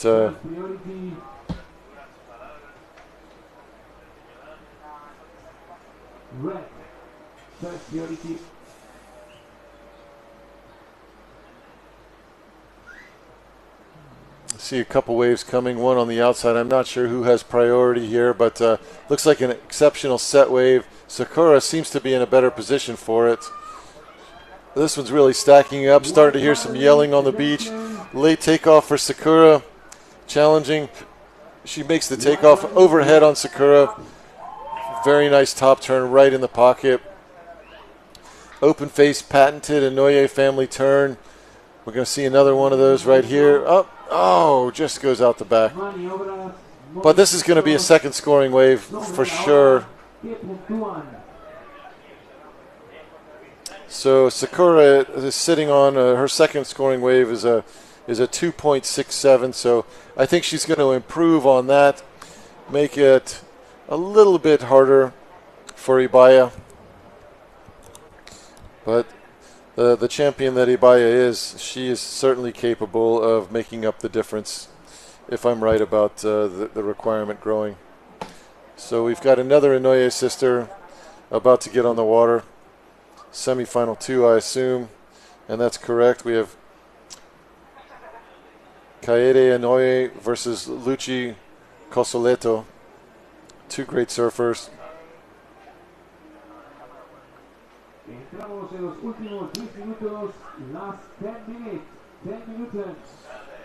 Shout out to our camera crew doing an absolutely fantastic job. I'm loving the drone work. We're not even thinking about that's. It's a shame to say when you don't think about the camera work, they're doing a great job. But look, we just broke from one camera angle to another. We're perfectly centered on Ibaya taking off on this set wave. A beautiful wave. This might be the best wave she's been on. Dropping in, setting up. Oh, wow. Oh, and look behind it. Sakura with a late takeoff here. The crowd is screaming here on the beach. Late takeoff from Sakura. Sometimes you get pushed too far down the line. First nice turn, makes it around the section. Patented Inoue cut back here. And then look, a lot of line. It shows you the beautiful Gran Canaria setup here. And comes flying out of the wave standing up. I love all the Inoues kick out standing up like that. Sakura looking back up at the family. Taka smiling. Taka mom taking the video. She's got her pen and pad out. I don't know what she's going to write down. Excellent wave. Maybe not excellent from the judges, but very nice surfing. Excellent quality of conditions. Full speed throughout the whole wave for Sakura. So the one knock that I could see based on what the judges have been doing is that the maneuvers were in the flatter section of the wave further down the line. So even though it was a set wave, exceptional, this late takeoff that she had, that pushes you a little further down the line with some speed. And so while she's absolutely ripping this wave, the judges are looking for a degree of difficulty. And this wave, while you and I would love to do that turn, that's an easy turn for her to knock out. Beautiful turn. Then it stands up in front of her a bit. She ends up running around this section to set up the open wall here and gets another patented Inouye turn in. But the judges are looking for these turns to be in the most critical sections of the wave. So we'll see what they do. We'll see what they do, but truly a great wave. Again, one that I would be certainly proud to have ridden. I'm sure out there you would be proud to have ridden that wave as well. Oh, here's Ibaya. Is this the one where she blew it? Oh, yes. I'm telling you, though, Ibaya has it in her to take advantage to, and we may have that wave right in front of Ibaya right now. I believe the judges were just calling out a score on that one. She got a 6. She has a 6 and a 6.57 Sakura on the last two waves. So she's really pushed the requirement for Ibaya now. Ibaya is probably going to need 2 waves to overtake Sakura. But Ibaya is a consummate competitor. 6.5 minutes plus to go. She has time to get 2 waves. And Ibaya knows that the scores that she needs are going to come on set waves, so Ibaya is going to be smart. She doesn't have a choice. She has to wait for the proper waves. Looks like we have a proper wave potentially coming right out the back behind this one.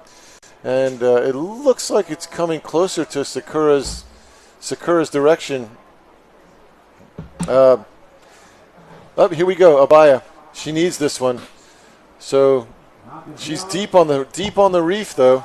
It could work to her advantage. She could get a long run out of this. She really needs this to work out for her. And first turn, classic Ibaya turn.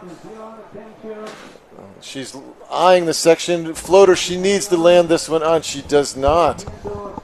She does not. So Ibaya has gone down on a number of floaters, where Sakura has had a number of very long rides. Dave just joining me again here in the booth here. So, Dave, you've missed out on Sakura having 2 or 3 waves with 3 or 4 turns on them. And they've been the classic Inouye turn. You know exactly what I mean. But she's had full speed through the whole ride. Yeah, nice. And, yeah, Steve, thanks for letting me take that quick little break. But in that time, here we go as we see the replay of Ibaya's last ride. And I did notice when she was taking off, she wasn't super sure about this way, but she ended up making, that first turn and going for it, but unable to pull that. And you saw frustration. She was a little deep, yeah. But it gave me an opportunity to kind of go out there and see what's happening with the crowd and feel it out. And it's definitely tense out there today. It's a different feeling than it's been. Yeah. And, there's some competitors that aren't very happy. That's all I'll say about that. And they're letting me know their opinion. And well, these heat scores have been so tight. Some of them have just been half a point. And that's exactly what I'm going to lead into there is, we mentioned before how close the scores and the heats have been. And, of course, surfing's, there is a judging criteria to a certain extent. But at the end of the day, there is a little bit of that, what do they call it? I mean, it's subjective. It's subjective is the word. So, there's some opinions on land that don't agree with what's happening in certain occasions, but that's surfing, and unfortunately, you're going to be on either side of that. Ibaya obviously trying to dig out of this hole. Well, so what we're seeing with Sakura is a good example of what I think you're talking about, is that she is surfing fantastically. She's been completing all of these Inouye classic patented turns, but they have been in flatter sections of the wave. So she's had set waves, and she's had 4 maneuver waves, but the judges are giving her 6s, 6.5s, And yesterday we saw Aline getting higher scores because her maneuvers were tighter in the pocket. There was more risk involved. Right. And so we're seeing there's a difference between there's more value in a maneuver that's risky versus a radical maneuver in a safer section of the wave. Sure. That's just the way the judges are, that's what the judges are telegraphing with these scores. Sure. So if you want to win this event, you have to play to what the judges are doing. And I can understand how some people might be frustrated on the beach because the level of surfing is exceptional. But you've got to play to what the judges are asking for. Oh, look at this, a set wave. Yeah, Baya Moreno. Up and over the lip, big old floater. So this is looking good. Can she capitalize? And she throws it up, it goes for it, but Ibaya just unable to hang on. She knows she needs a big score, so she's got to go for that.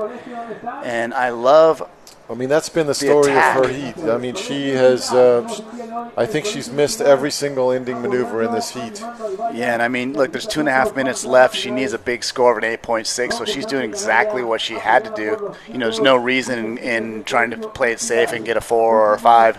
You know, she knows she needs that 8, and if she would have landed that, she would have been in, you know, the neighborhood of an excellent score. That first maneuver was worth it, yep.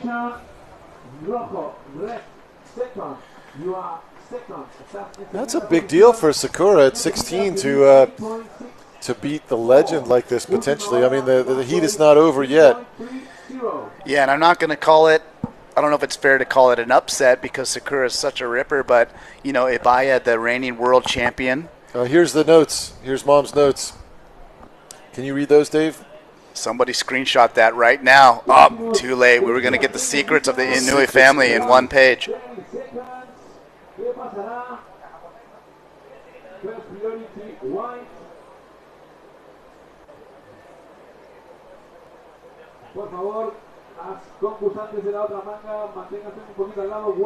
There goes Sakura. Yep, sort of a victory lap here. Yeah, sort of just kind of making her way in. She's got a minute left. Ooh, watching the rocks. Yeah, you got to time that as we've seen.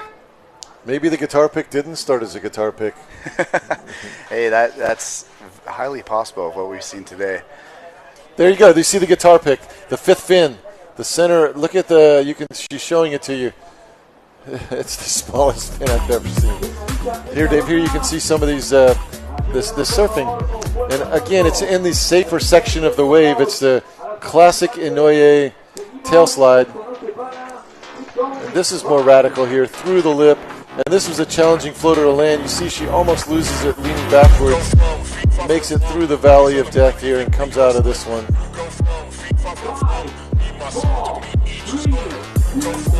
And then you'll get to see some of these longer waves. And the speed, power, flow, it's all there. And she did all the wave offered to her, to be fair, as well. So now we're right into the next heat here. Yeah, that's Luchi Cosoleto from Argentina. Up and over, starting this heat off with a couple snaps. Fourth one. Loving that start. Loving that start from Luchi. Yeah, and as a competitor, nothing feels better than to get a good wave at the starting horn, and Luchi Cosoleto. I mean, that could be a keeper. I mean, you know, and there's still 24 minutes to go.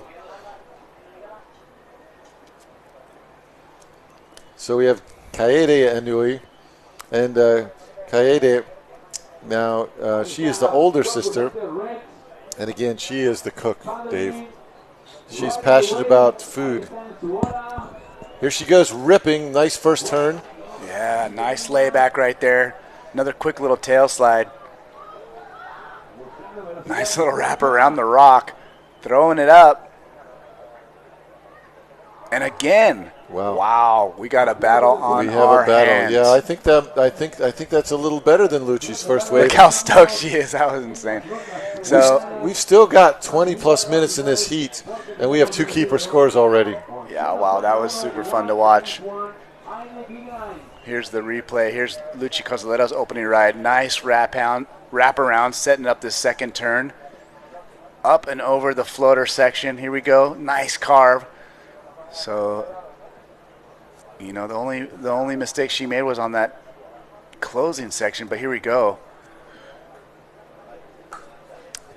Importantly, Luchi's taking the risk. Yeah, and Kaede Inui gets a bigger wave, and this wave just keeps giving. And look at that, finishes off, and look how stoked she was. So, I mean, it's finals day, and we're feeling it. The action and the level has definitely risen to the occasion. What do you look at the smiles? And Ibaya, classy competitor, giving the high five to Sakura. Taka carrying her board back. It's a family affair. Hey, and there, look, the media man, like you're saying. Media man. He's got it. He's doing the POV vlogging right now. He is. Literally, he is. That's exactly what he's doing.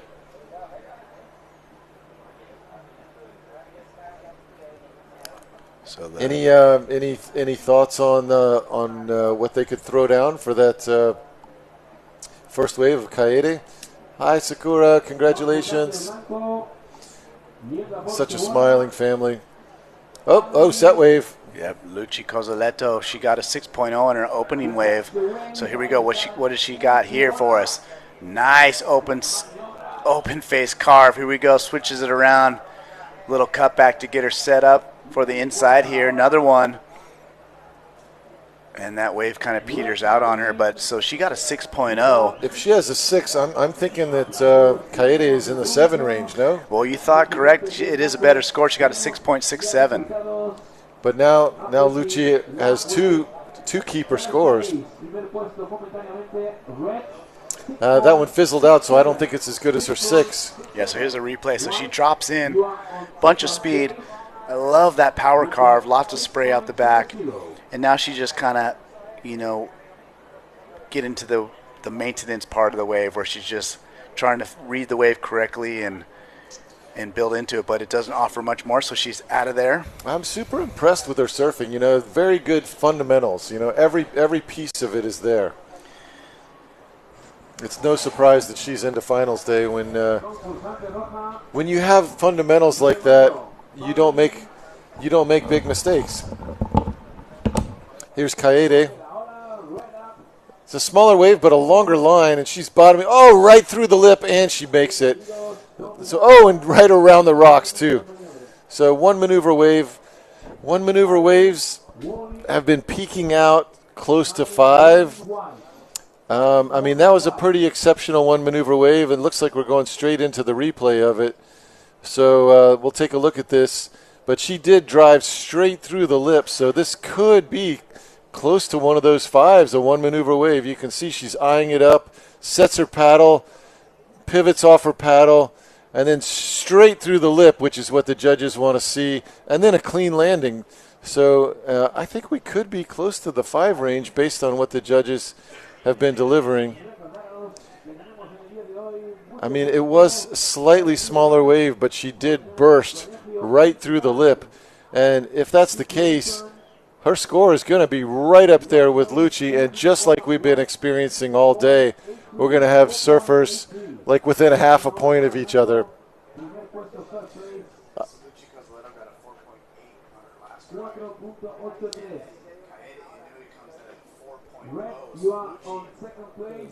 Look at this. I said we could be within a half a point. We're within 0.2 of a point. And we've still got almost 20 minutes to go, Dave.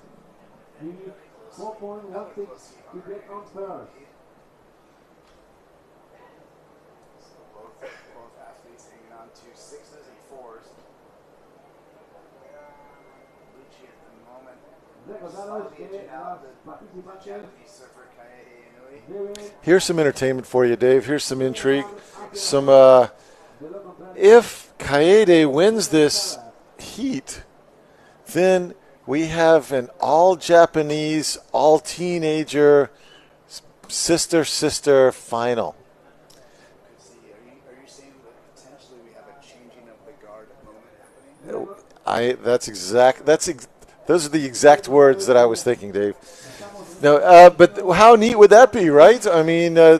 We think of stand-up. You and I are older guys, or at least I'm an older guy than you. But you think of stand-up being something that older surfers are more interested in at times. And here we have 2 teenagers out of Japan that could potentially. Now, look, Lucci's in the lead in this heat, and she is surfing. Like I said, her fundamentals are fantastic, so she is going to be tough to beat. I just wanted to kind of peer ahead.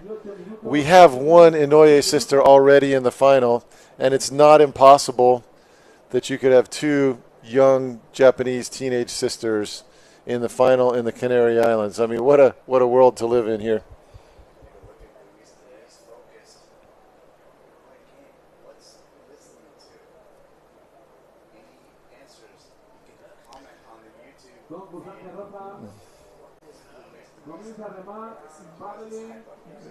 She's fading big time on this. Inoue paddling into this one, and she's going to cruise out of that one. But I think he's listening to that 10 hours of Rain on a Hot Tin Roof. Oh, yeah. You know what? Good call. Yep, just zen. I have no idea. Well, I'm willing to bet it's a little different than your and I's playlist. Right. Yeah, I think so.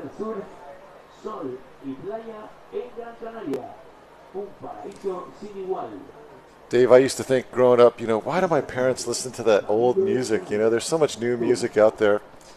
And, growing up on the radio, why do they listen to the 50s and 60s channel or whatnot? Yep. And now I'm guilty of being my parents because I still listen to the stuff I grew up on. Oh, yeah, turning into your parents is annoying. I know, isn't it? I mean, I love my parents, but I don't want to be them. But especially when you it's happening. Especially when you recognize it's happening, right?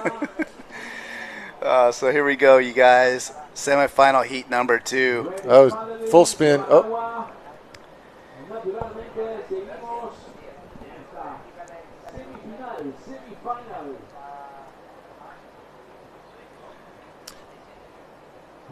Semifinal heat number 2 of the women's. Lucci Cozzoletto currently in the lead over Kaede Inoue.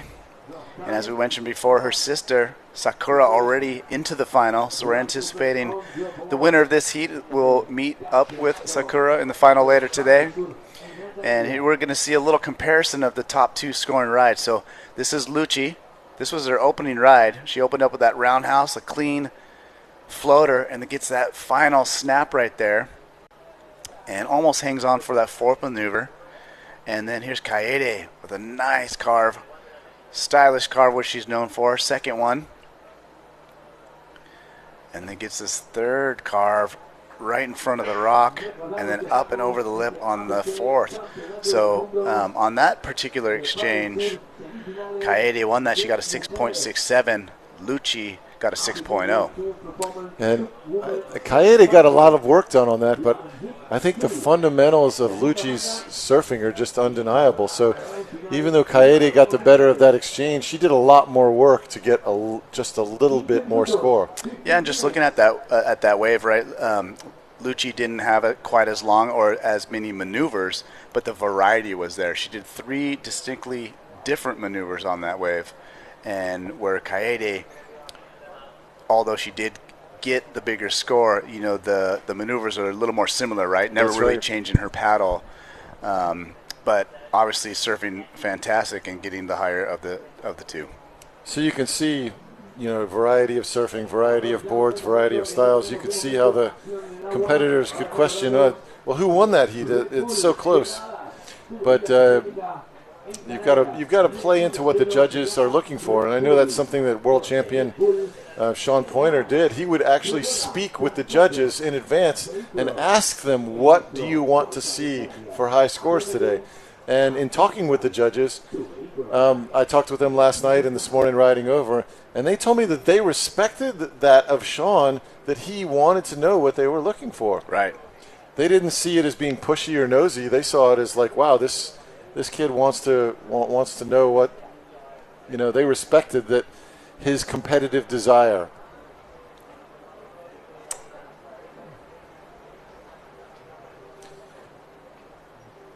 Dave, I'm going to leave the booth for a minute and make the long walk there. Absolutely, I'll see you in Steve. just a minute. Enjoy it. It's a beautiful day out, and I definitely needed my break, and just to get the fresh air, feel the energy on the beach, because today we got a big day here at the APP World Tour. Thank you for joining us here live from Gran Canaria, Las Palmas, for the Gran Canaria Pro-Am. We're in semifinal, heat number 2. Up and riding, Kaede Inui slashing back on this one. Kaede is looking for a 4.16. Sitting in the second spot behind Luchi Cozzoletto, the Argentinian champion. As we see the replay here, Kaede drops in on this wave. Gets a little turn to start it off. Makes her way down the line. Gets another turn. And this wave kind of runs away from her, so she pulls out. Kaede staying nice and busy. And we are in finals day. We will be crowning world champions, ladies and gentlemen. And when we get to these finals rounds, as you notice, it's man versus man, as we like to call it, 1 versus 1. And it definitely elevates the drama, elevates the action.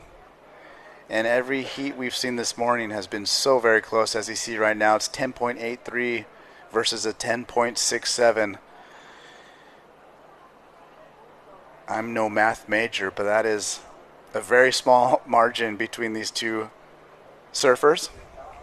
And a lot of these heats, as you've seen, has come down to the buzzer. And what more can you ask for on this beautiful finals day?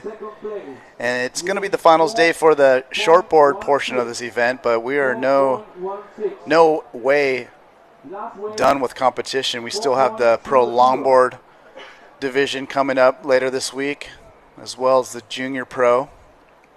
You see Luis Denise, current world champion, getting ready for his semifinal coming up next. Unit 416 to advance.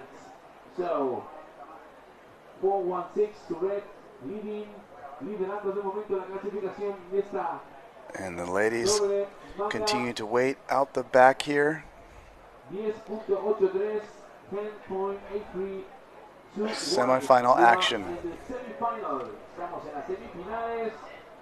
And it's been interesting, you know, the lineup is a lot larger today, but all athletes choosing to stay at the main peak today, where yesterday we did see a few riders try to go further up the point, deeper into the point, and that peak is known as El Ranchero, is what I heard, where you see that right breaking right there. Good little shot of the setup we have here. And you're looking directly into the judge's booth. It's nice to be a judge in some ways. Some people wouldn't like to be a judge because you got to make the hard decisions of giving the scores, but they do have the front row best seat in the house of the action. So if you're a fan of stand-up paddling, what a better way to enjoy it from the front row of the judge's tower.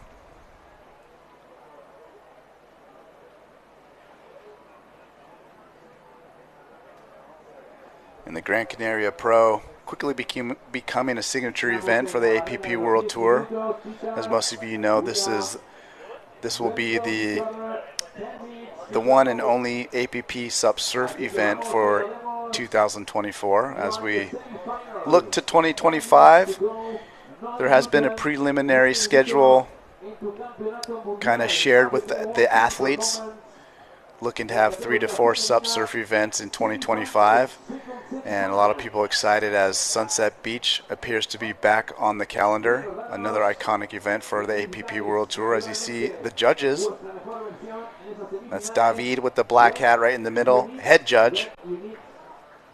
4.16. You are on second place. You need 4.16. As they watch intently, they know today is an important day.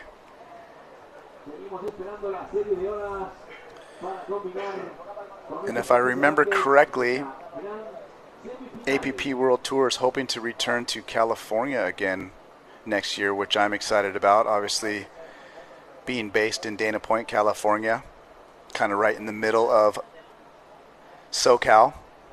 So whether they choose to be in LA or San Diego, it's real easy for me to just get down there and probably sleep in my own bed. We've enjoyed our time out here in Gran Canaria. Excuse me. We got an apartment set up about 10 minutes inland, a little bit more in the city, so we've got to explore and try some restaurants. You see the crowd building for finals day. Luci Cozzoletto up and riding. Heat leader at the moment. Luce, nice carve up the top. Another floater, looking very similar to her opening ride, which she got a 6.0 on. So third maneuver, able to connect on that one. So just to compare her opening ride, she got a 6.0. You got to imagine that might be a little bit higher. Kaede Inui following up right behind her with the second wave of the set, getting a couple maneuvers in on her own, and she's loving that one. Double over the head pump claim. So I'd like to see a replay of both these rides. I'm thinking we might have missed the beginning of Kaede's ride if she's showing that much enthusiasm. Well, the whole Inui family shows a ton of enthusiasm either way, but here we go.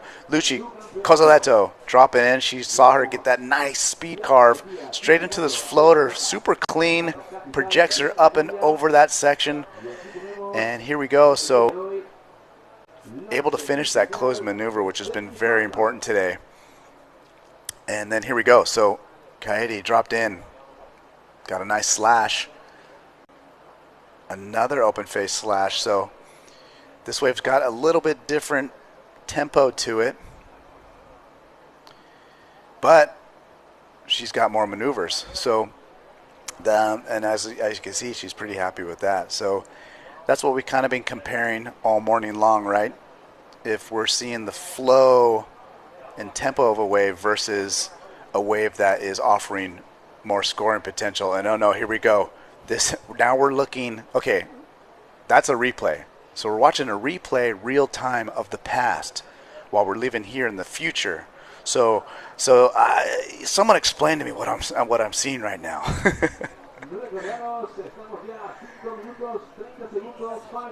Inception is back, and my brain is a little bit rattled as Steve enters the booth again like a cage fighter. You just missed the Inception. No, I didn't. Okay. I saw it right there on the beach. It was actually an exception. I mean, it's really beautiful out there, and I got to see the whole exchange. Those were some long rides, really perfect waves. Yeah, and hopefully the girls get rewarded for it. It really looked fantastic. Yeah, well, we already got a score dropping for Luci. She got a 7.50. That's the highest score of this heat. And they are really taking it right to the rocks. I mean, from the outside peak, from here we just see the straight on view, but walking up the Corso there, the beach walk, you can see they're finishing these things off right on the rocks. Yeah, and then Kaede Inui also, her score has dropped to 3.9. So situation has been extended for Luci Cozzoletto with her lead, 13.5 total points. She is in the lead at the moment. Kaede Inui needs a 6.84 to overtake the Argentinian. So I saw more of Luci's wave than Kaede's wave. What did you think? Well, the first thing I noticed about Luci's wave, it was very similar to her opening ride, where she got an opening carve, then a clean floater. The difference was she had that finishing maneuver +1, and she capitalized on that. So obviously a 6 was her opening ride. She gets a full 1.5 more, and it's a 7.5. Kaede, she did what she had to do, right? She got the second wave in the set. But the wave was a little flatter, a little more shouldery, didn't just quite cooperate for her in the way that she needed. So there's a difference there. So Kaede behind. Now she's starting to fight a little bit of time as, actually, you know what?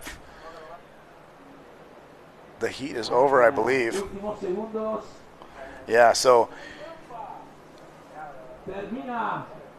No, the heat has 3 more minutes left. Sorry, the app got frozen there for a second. So we got 3 minutes left in this heat.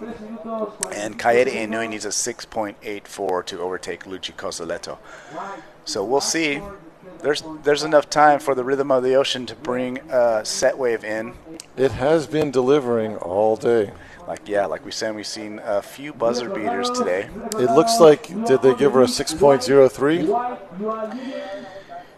Yeah, there you go. She did get a 6.03. So the score I referred to before, I didn't realize that they were still thinking about it. So she did get a 6.03, but even with that, it's still not enough. With Luchi dropping the 7.5, yeah, she still needs a 6.84. 2.5 minutes remaining.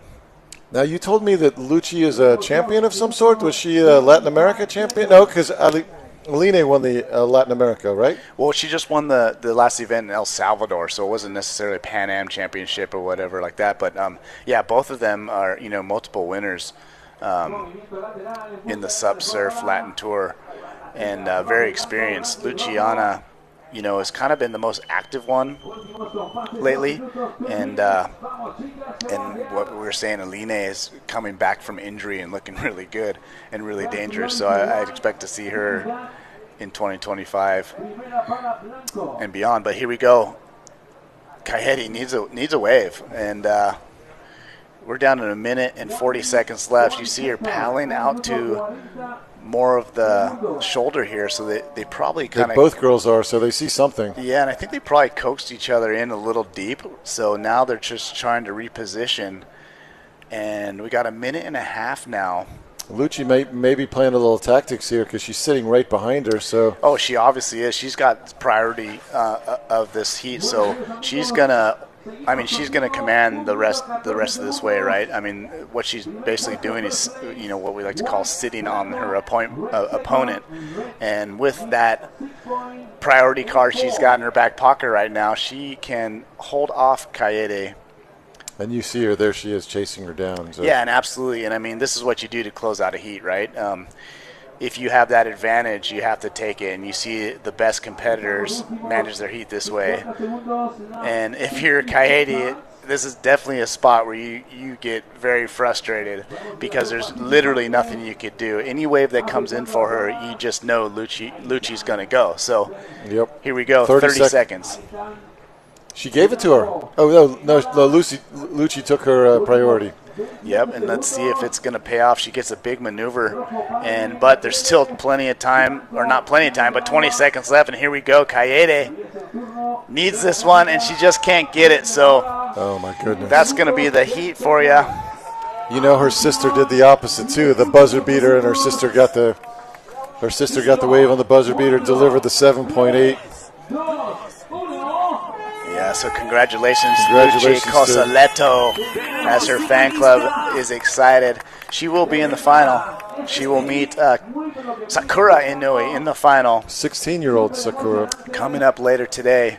And that was a very well-managed heat by Luchi, just showing her experience. And, yeah, I look forward to seeing these highlights. Here they are, because she is such a good technical surfer.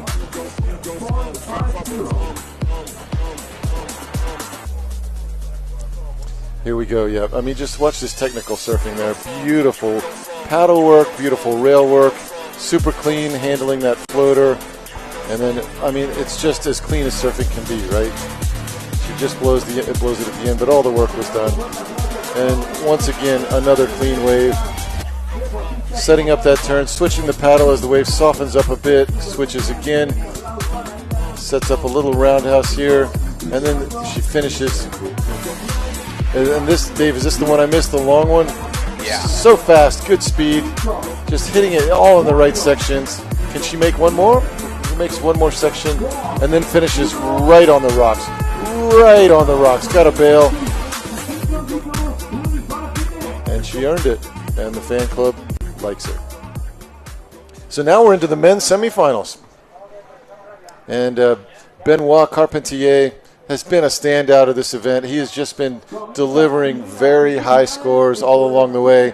Meanwhile, Luis Denis is the defending champion of this event and arguably as radical as any stand-up paddler on earth. So this semifinal right here, I mean, these are the big dogs now. Benoit has been surfing super stylishly, delivering long rides, very clean surfing, radical and controlled, exactly what the judges are looking for. Luis hasn't had the heat that he's capable of, but now may be the time. No better time than now in the semifinal against Benoit Carpentier. So Luis wants to keep his world title campaign going. I mean, Luis has been successfully manufacturing scores just based on talent alone. But I think against Benoit, you're going to have to do more than just manufacture scores. You're going to have to do Luis Denis-style surfing on set waves. And, you know, Dave, you pointed out early on that Benoit is actually very patient in these events. And he knows that you have to do your very best surfing on the best waves in the heat. So in his first heat that we watched, he only caught 2 waves. I think it was a 4-man heat. He caught just 2 waves, and he had the highest score of the heat. So Benoit in red, very smart competitor. He's been competing in lots of disciplines over many years. He's competing and is probably one of the favorites in the SUP longboard division as well. And look at both of them standing thigh deep. Luis Denis is waist deep now. Yeah, and it really is not fair. Benoit's so good on a longboard as well. But here we go. So there is no priority. So this is a classic paddle battle to see who gets this first ride. No one given any ground here. And we've seen this happening in the earlier rounds with that classic battle of Sebastian and Max. You know, they were forcing each other up the point, actually, so deep that they had to come back down. So just a little bit of chess going on right here. And not to be outdone, Luis Denis, obviously the current world champion. Benoit Carpentier, he's a multiple SUP world champion, ISA, APP World Tour, both these guys. So they're very familiar with each other. They know what they got to do. They know what each other are capable of. And that's just a classic battle of two champions. As we see Luci Cozzoletto all smiles because she is going to be in the final. And she's going to have an opportunity to win an APP world title later today. You know, Dave, we've been talking a little about foiling. A lot of competitors on the stand-up world tour do a lot of different disciplines in the ocean. It's all about having fun in the ocean, but doing it at top level around the world, there are guys like Kai Lenny and such. And Benoit is one of these types of guys. Benoit has been competing also on the wing foil tour as well in the waves and doing very well. Kai Lenny. Who's Never that? heard of him. Never heard of him, yeah. Just kidding. Of course. What contest has he been in lately, right? Hey, we all know Kai Lenny, and we all miss Kai Lenny. And I do wish Kai Lenny was still competing here on the APP World Tour. And interesting enough, him and his brother do a podcast now, and they just posted the latest episode, and it's actually on the subject of stand-up paddle. So something that Kai doesn't talk about too much. So I highly recommend to go to YouTube and search Kai Lenny podcast. But what he talks about was his years in the APP, right? He's won multiple world titles, racing and surfing. And it kind of got to a point where, you know, what else is he going to do, right? So he decided to focus on his big wave surfing. He does have aspirations to, you know, make the tour possibly. So he's been shortboarding and just, you know, honing his skills there. And it's also a life goal of his to win the Aloha Classic in windsurfing. The kid has some goals, right? Yeah, absolutely. But going back to the podcast that you're talking about here, I listened to maybe the first 15, 20 minutes of it, and what I thought about it, Dave, was that it was very honest. And, you know, that's what I want out of a podcast is honesty. And he talked about, just in that first 15 minutes or so, about the meteoric rise of stand-up out of nowhere to being hugely popular. Yeah, here we go. We have a paddle battle here in place. Full-on paddle battle. Look at these guys circling each other. Benoit went around. Luis Denis snuck back around, and look at. And then neither of them catch it. No, that's an example of both of them worrying about the other guy too much and just basically getting in the way, and that set wave goes to waste, right? So the cat and mouse game right now that's happening is so fun. Yeah, look, we're down. We're 5 minutes into the heat without a wave ridden. Just the two guys chasing each other around. I would love to see a replay just of that paddle battle if we could. Obviously, it's not a wave, but look how fun it was. I mean, dude, Benoit circled around Luis Denis, and right back at him, Luis Denis circles around him, and they both missed the wave. I mean, that was super fun. Benoit is characteristically in his heats been on the best set waves, and shockingly, the Canaries have been delivering almost every heat here, and now we get to the men's semifinals, and the Canaries has gone a little quiet for us.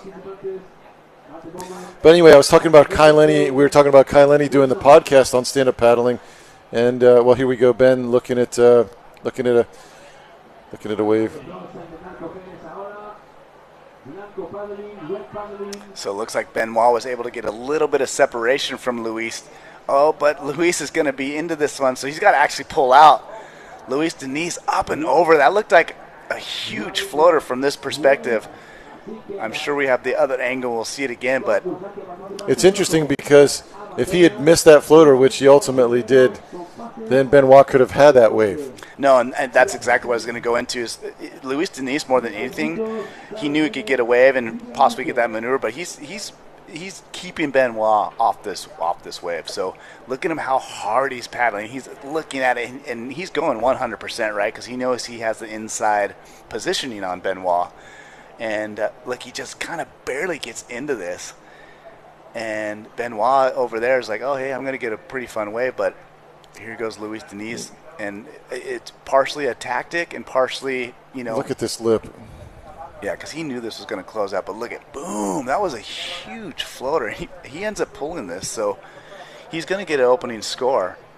I mean, based on what the judges have been doing, I mean, that's a potential 5 plus just off that floater right there. Yeah, so, two for one in that, right? Kept Benoit off and also got his heat started, right? So now we could settle into the heat a little bit while Luis has a score, but now Benoit has priority, right? Yep, so exactly. So the tactics in play. And the thing is I've been talking about Luis manufacturing scores for this whole event. That was not a wave. This is a right point break where people are delivering four and five turns on the wave face. Luis has one turn, and I'm thinking it's going to be close to a 5.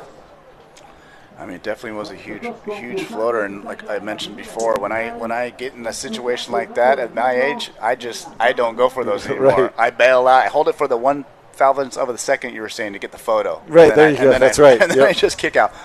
But Luis Denis, obviously very athletic, went for it and pulled it. So he's been manufacturing scores through this whole event. Somehow he just hasn't been in sync with the set waves in the ocean, but his sheer talent and knowledge of this wave has allowed him to get through these heats all the way through to the semifinal. He is the defending champion. And just as we said, Dave, look at this. 5.57, and that was a defensive maneuver. Right. Yeah, so definitely 2 for 1 with Luis right there. And we talked to the judges, and the judges are looking for that risk-taking. They're looking for you to hit the white water like that. And we've seen open-face maneuvers not scoring. People could get multiple open-face maneuvers, ripping, and not score a 5.57. Luis sneaks into this one. He hits the oncoming section. And, I mean, it's as nice as a floater as you'll see on your backhand. Yeah, and I'm willing to bet there's about 2 people in the world that could have pulled that off, and he's one of them. Right. And I want you to watch his paddle transfers here as well. So it's on the outside, brings it on the inside, pivots off of it, hits the lip, pivots off, changes the paddle again, right through the lip, changes the paddle again, lip float here, and this was just classic Luis Denis. Oh. Right into the rocks, though. I mean, it is just so dangerous. Yeah, so going back to Benoit's patience, he let Luis Denis get that wave under his priority. And to be honest, that's going to be a decent score to snag under priority with that in mind. So here we go. Here's the replay. So Luis Denis jamming down the line here. You see this first turn. Timed so nice. Lots of spray out the back. Getting plenty more speed. This thing serves up a couple good sections with another turn. I love this little fakey rock and roll kind of foam climb right here. And oh, man, just imagine if he capped that off. Yeah, that if would he have kept put that Benoit off, yeah. It could have been a keeper. I mean, he's going to get a score. But the way the judges have been scoring, it may not even be as high as the floater. It's possible. I mean, we saw three turns, but if you would have pulled that last section, I think you're right, would have been definitely higher, and now it kind of opens the door. So we got Benoit on his first ride. Nice carving downturn right there, straight into another one. Benoit just has his classic style all morning long, clean, in rhythm. He makes it look too easy. That's the problem, you know? Well, he's just picking the best waves. And, you know, there's some luck into that comes into play, but there's definitely some skill, reading the ocean, knowing where to sit on the reef. I mean, he's looking for a specific ride. You know, it's not all luck for sure. But it's like a Joel Parkinson and Kira type at Snapper. You know, it just looks so easy. And you see him kind of just hover at the top right there. He's waiting for the wave to form for him to get him in a position for this first turn right here. So the timing on this wave is just insane. So he down carves back into the section right there with a lot of power, which, as we've seen, just sets him up perfectly for the next one. Basically has to pump one stroke in between this second maneuver. So the flow is just with Benoit all morning long. Another one, and is able to just add a little bit more flair even on that one. Straight into the lip on this third maneuver, and there's a good look at that because the board didn't have to go through the lip. It went up and over it, and that's when you know the timing is just spot on. As you see Luis Diniz crack one on his backhand once again, wraps it back around, inside, little cross bow turn. Here he goes. These Brazilians have no fear of the inside or the rocks or hurting themselves or ripping out fins. I feel like this is the classic distinction between these two surfers. You know, Benoit took off on the better wave. He got 4 maneuvers in, clean surfing all the way through. Luis had a couple radical maneuvers, possibly more radical than Benoit's maneuvers. But Benoit, here it is, look. First turn, beautiful. And then this is the money turn right there. Got 2 solid turns in. But the wave's a little smaller. And, you know, I just don't think it's going to deliver what Benoit's. I think Benoit's wave is going to be the best wave of the heat so far. Yeah, and I would have to agree with you, Steve. Luis Diniz putting up some good scores. He's got 2 5s at the moment. We're still waiting on the score of Benoit. Judges thinking about that one, as there's been a lot of action, and we're going straight into another one for Benoit. Benoit dropping in red, the Frenchman driving down the line, blasting over that lip with a ton of speed, hits that section. Nice signature carve back into the shoulder there, and he pulls out with a ton of speed as well. Beautiful surfing. I mean, I think the downside in that one was the wave was a little flatter, and the judges have shown that they are not liking the flatter faced waves. So I think Benoit's first wave is going to score a whole lot higher than this one. Yeah, which we're still waiting on. So here's the replay. That first maneuver was definitely through the lip. So. So we're hearing some scores drop. So Benoit, his last wave, I'm not sure if they're considering literally the last wave he got as a 6.23, and so they're still thinking about that first one. I think the first wave was the 6.23. And Luis Diniz given a 5.6 on his second wave. So he had a 5.57 on the 1 maneuver wave. And then all the work he did only got him 0.03 of a point higher. Sebastian Gomez looking as serious as ever.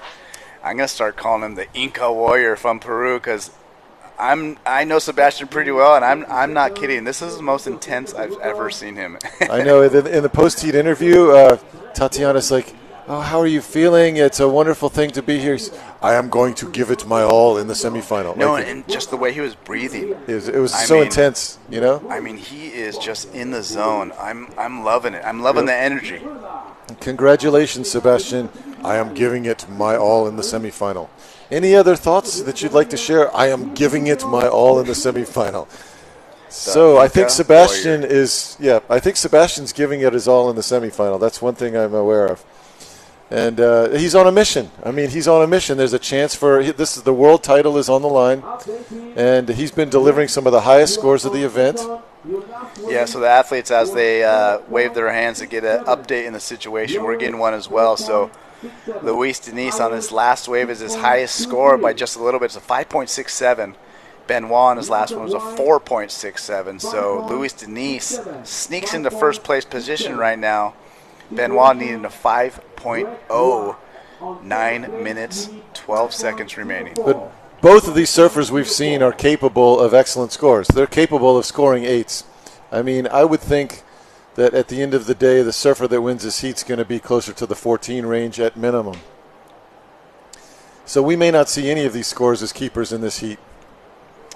Yeah, so Benoit going down the line, blasts over this section. He's kind of been liking these waves that have a longer lineup look to him. Luis Denise, I'm liking the look of this wave as well. Nice carve up the top. Another one. Loving the spray he's throwing today. Throwing it up like he always does. Great rhythm on this wave. Gets a fourth maneuver. Fifth snap. I think fist that's pump in the air, and he knows it just like we know it. That's going to be a big score. Just as I said, I think it's going to take at least a 14 to win this heat, and both of these guys are sitting far below that. And I think that's going to be one of Luis's 2 keepers right there. Yeah, well, his highest score is a 5.67, and I could almost guarantee you it's going to be higher than that. And Benoit, not as many maneuvers, but 2 big ones. His leash got wrapped around his paddle. You see him kind of like... Yeah, that wasn't a claim. That was an undoing his leash. Yeah, and here we go. Let's watch this again. So, nice carve right in the perfect spot. Comes back around. I love that turn. Just so stylish and a ton of spray. He's so good at just throwing it up on the lip at last minute right there. Gets another stylish carve. And then the finish is important. We've seen the finish make the difference in the event multiple times. I think Sebastian got a finish like that. So could that one go excellent, or was there not enough steepness? Good question. I mean, radical surfing, no doubt about it. There's a lot of maneuvers. The flow was excellent. I think it's going to be close. If I had to be nitpicky, it would be just there wasn't that signature kind of turn of that wave, right? There wasn't a through the lip kind of signature turn to a wave that you need for an excellent score, but just there's a scale with every heat, right? So there's a 6.2 on the board with Benoit. So we're really comparing it to that wave, and so Benoit got a 5.2 on his second one, on the one we just saw. So and then Luis gets an 8.83 for that last. So yeah, I'm not surprised. Like we said, the scale was set with the 6.2 of Benoit's, and that wave definitely had more maneuvers and very comparable in the maneuvers that they had, and.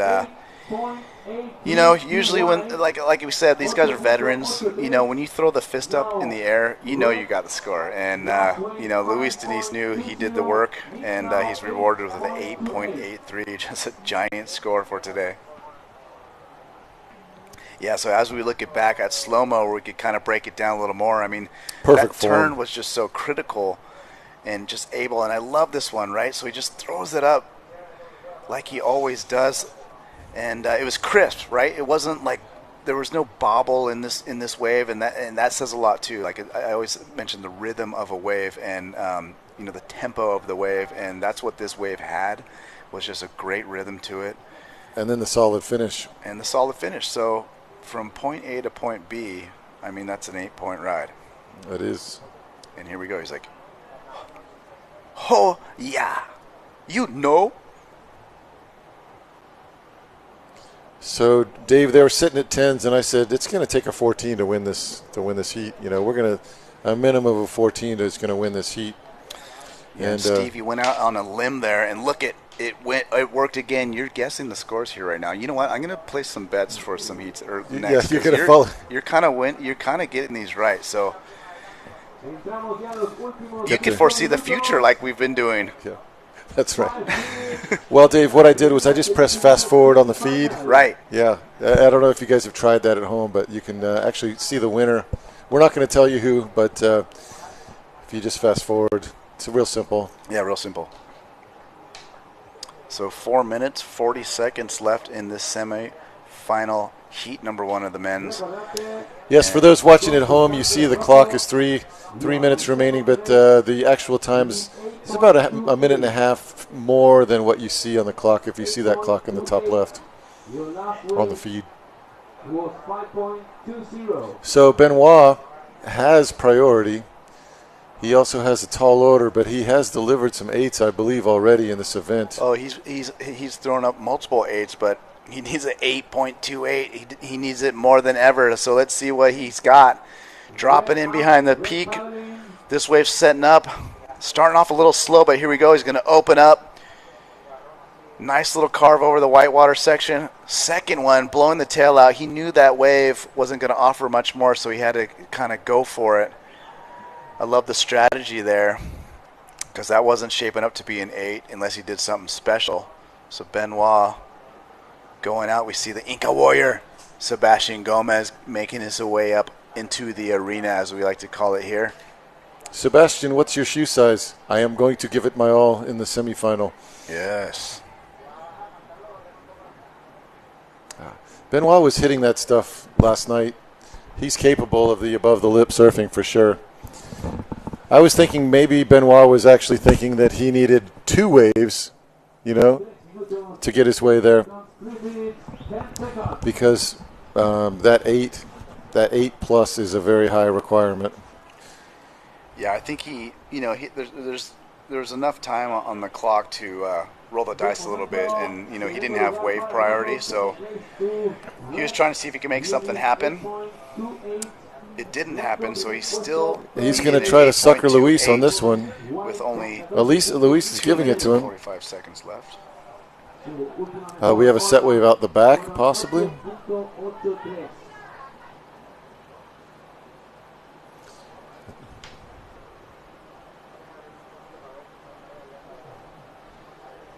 Two and a half minutes remaining, and Benoit needs an 8.3, which for most mortals would be an extremely tall order, but Benoit has been, he has been probably the informed surfer of the event. Is that fair to say, Dave?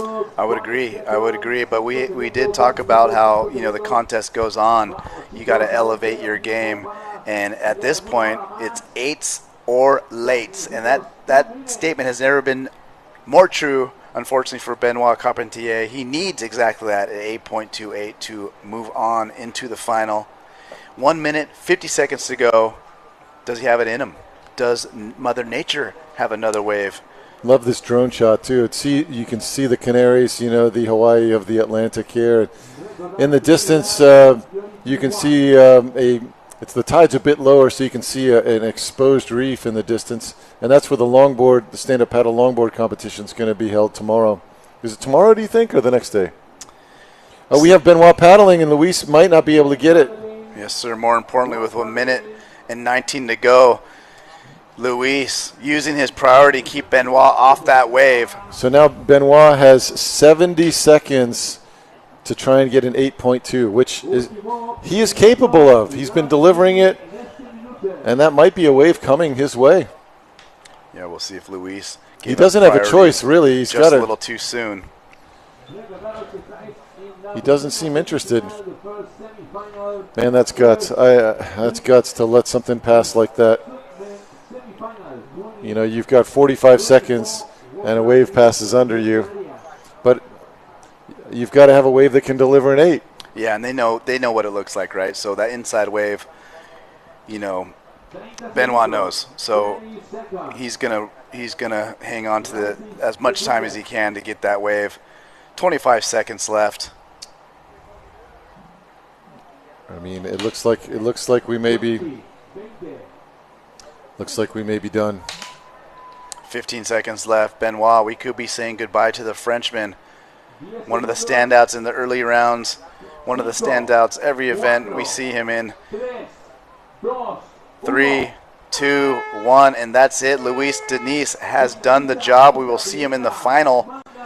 Congratulations to Luis. As we said, he was just manufacturing scores, but that wasn't going to be enough against Benoit, and he didn't have to manufacture scores here. He surfed like the Luis Denis we know we can.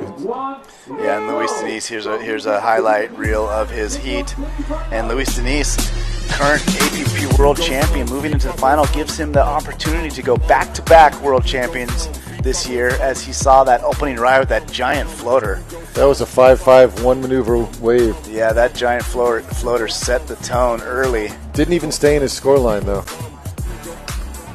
Here we go. Just perfect form. I love his paddle transfer technique. I know I've mentioned it a lot, but it's something to learn from. I think it's an underappreciated art. See how he's pivoting right off of it, and then plants the paddle and pivots right off of that for the full wrap, then changes his hands again, and then changes back. And then this is that closeout section that was just stamped that 8, stamped the win really right there. And he knew it. Look, he knew it right there. That's my win right there. I think that fist pump was also blowing off a little steam from struggling through earlier heats. And so here we are into semifinal number 2. Taka Inoue and Sebastian Gomez. And, I mean, these guys have been two of the real standouts of the event. Sebastian has been delivering the highest heat scores, highest individual wave scores. And Taka has been consistently super radical, just landing things that you don't think can be landed. And judges love that element of surprise, right? When, a guy comes out of a barrel that you never expected him to come out of a barrel. Not that these are barreling conditions, but, that element of surprise really gives the judges, it really pumps up your scores.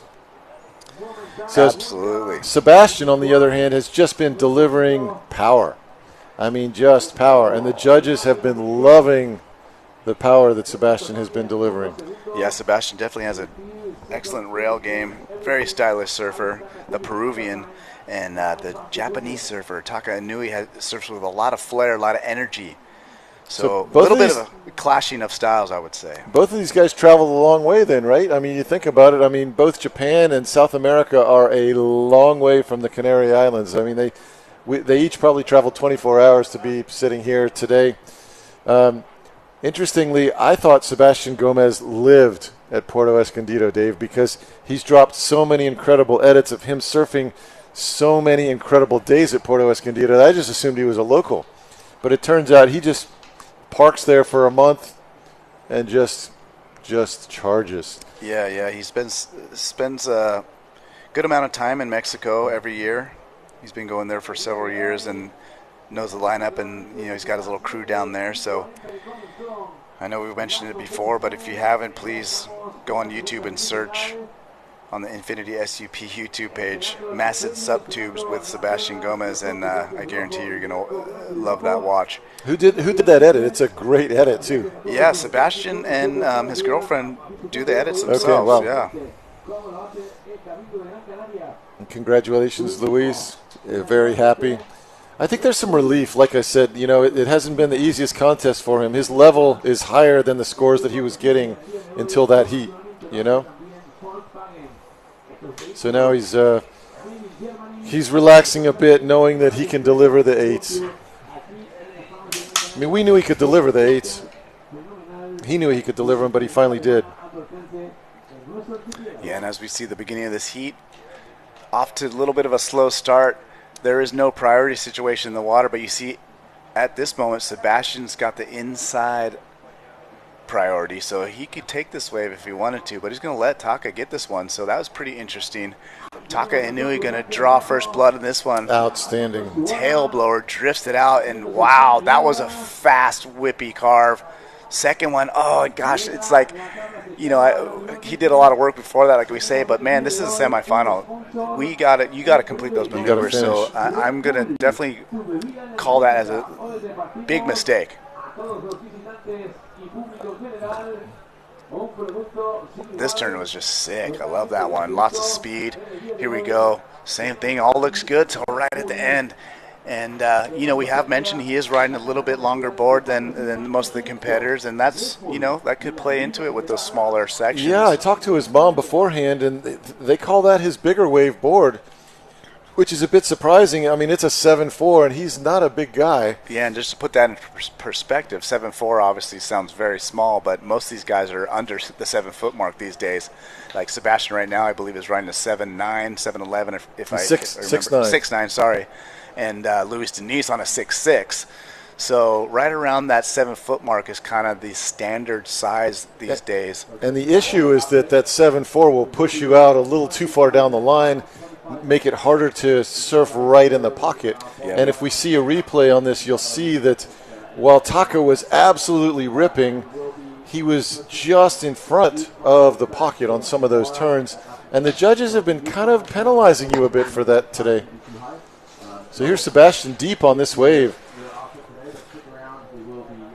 Yep, Sebastian got to work really hard to get that one, and like you saw, he just didn't get it, so he gives up priority. So this is interesting, man. That's the first time I've seen Sebastian kind of, little chink in the armor right there. That was unfortunate for him. He's thinking about that right now. He's like, dang it, I just gave up priority.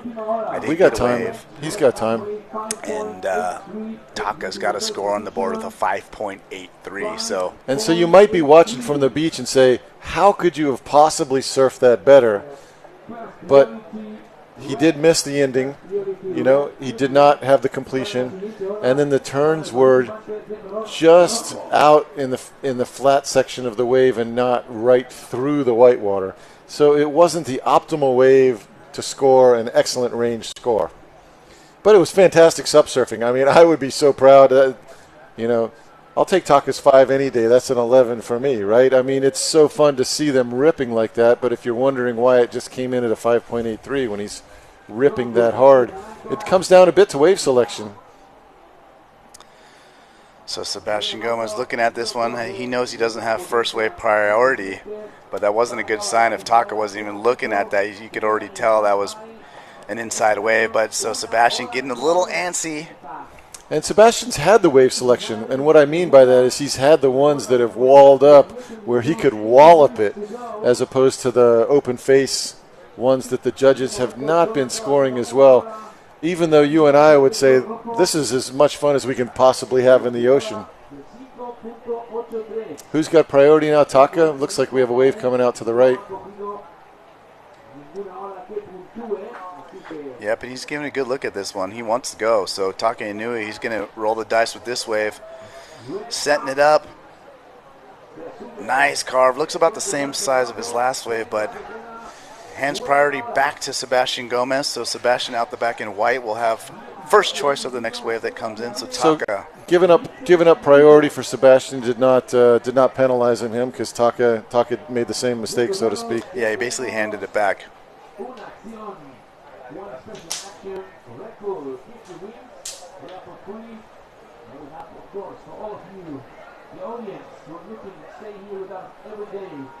Join this wonderful sport live.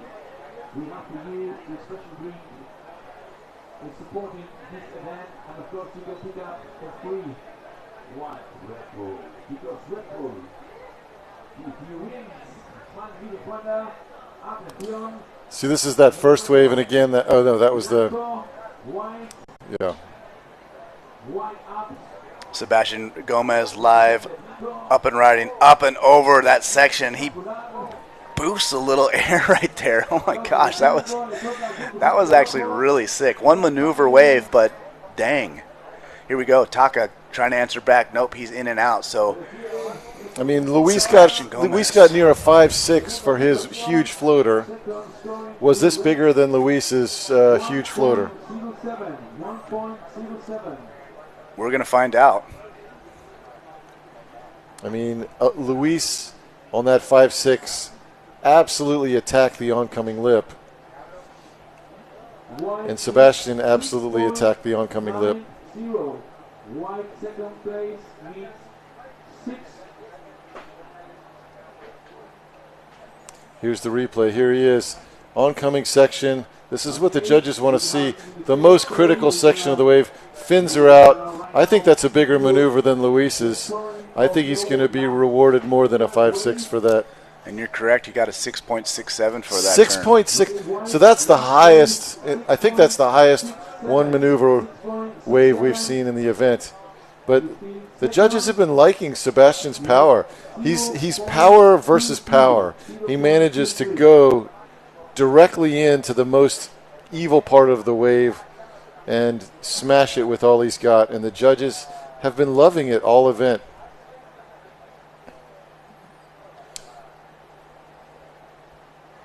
That's impressive. Because we saw Taka, again, Taka had what, 3 maneuvers? And but they were just on a flatter section of the wave, and he got a 5.83 for that. So here's a replay. Again, Dave, talk us through this. This is slow motion. And yeah, so I love how he kind of takes off in this wave behind the peak, right, and just loading up speed right here. So he times it perfectly. And a big deal of these maneuvers is getting the board up and over that lip without having the lip kind of go over the deck. So that's perfectly timed, and that just gave him the opportunity to just extend out.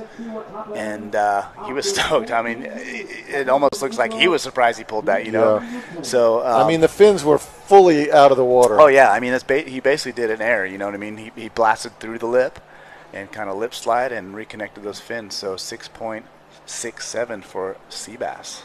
White, you are second. You are on second. And he's in second only because he doesn't have a second scoring wave. Taka Inui has that 5.83 and then only a 1.0. But imagine Sebastian gets 2 maneuvers off in a wave, you know? I mean, I think, again, we're going to see scores in the 14-plus range to win this heat. Should I place my bets? I should place my bets. Yeah. You've been getting the score lines correct. So Sebastian giving it another run. I love the drone shot. So here we go. Look at all the speed he's got. Just unloading. Oh my gosh, he was unloading into that turn and just could not hang on. Taka Inui on a big one. Wow. Through the lip. Just smacks it. Second one, foam climbing vertically through this one. This is turning out to be an insane ride for Taka Inui. Fourth turn right here. Boom. Lanes into it. Taka feeling it. Fifth one. Oh, there it is. Fist pump. Yeah, this one's going to go excellent. I mean, that was what we want to see. Had all the ingredients, Steve. It did. Speed, power, flow. Through the lip. Through the lip, exactly. He's finishing strong. Hitting the power sections. Man, Sebastian was on his way to a heater as well. Watch this freaking turn. He does boom, just sliding down the face and just catches rail right there. And then right behind him, Taka going vertical. Look at this one. He lays down the power hack right around Sebastian Gomez, paddling back out. Third one, boom. Taka Inui. This might be the best score of the event right there. Look at him right there. He just fired up. That was insane. I mean, if you think about Luis's 8.83, you know, I mean, we are in the business end of this event right now. We are seeing some excellent scores laid down.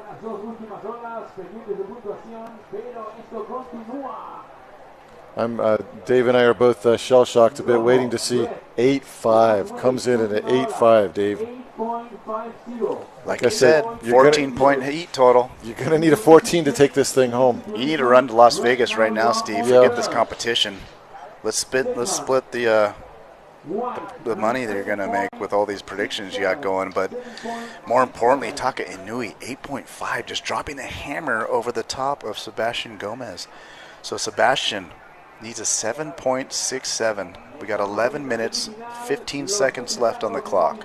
I mean, I think in every heat in this event, Sebastian's had at least a 7.67. I mean, I'm not lying. I don't have his heat history in front of me, but I don't think he's done worse than that in a single heat. So he's got 11 minutes to deliver, you know, that 7.67.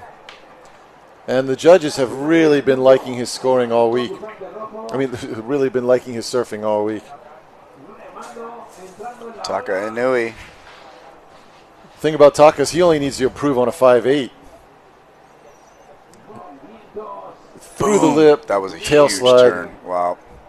Saving the fins. That was a huge turn. Yeah, we'll see how the judges like that one.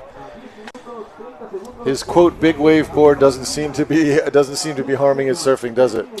I'm going to call it his big maneuver board now because he's just been unloading in this semifinal. Taka Inui, here's a replay of his last wave.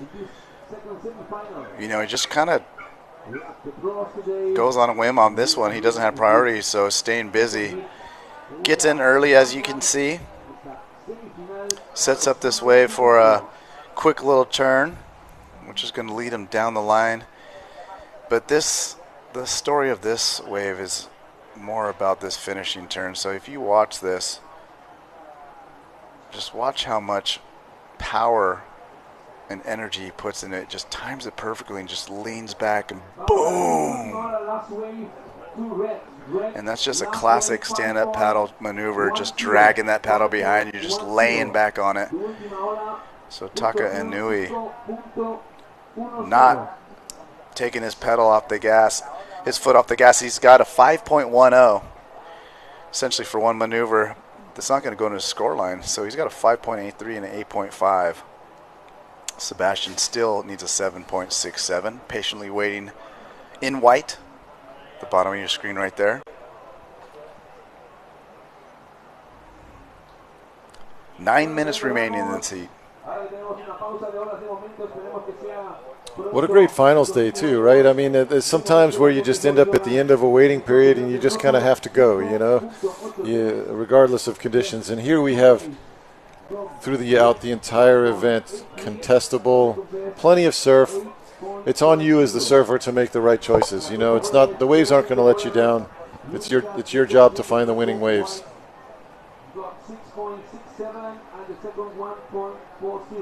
Yep, so the ocean going a little quiet here through the middle portion of this heat.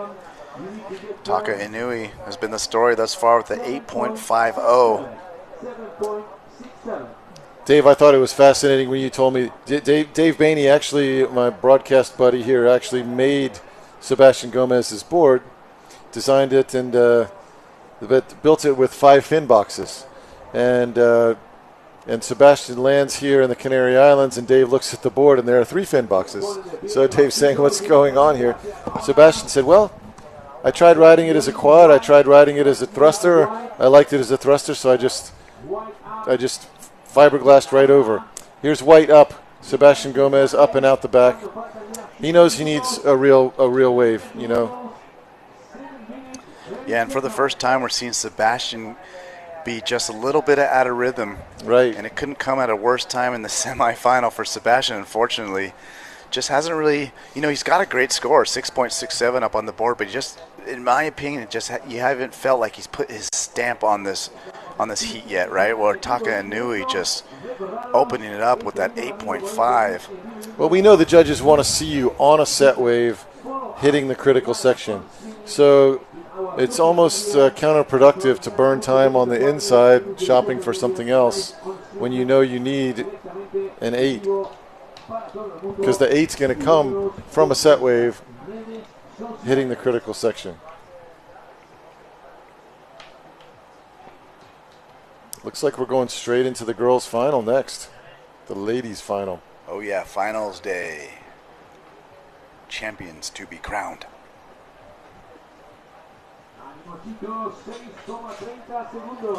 So we got 6.5 minutes remaining. There's the guitar pick. If you see the tail of her board, 4 fins and the guitar pick trailer. If you'll see behind the 4th fin.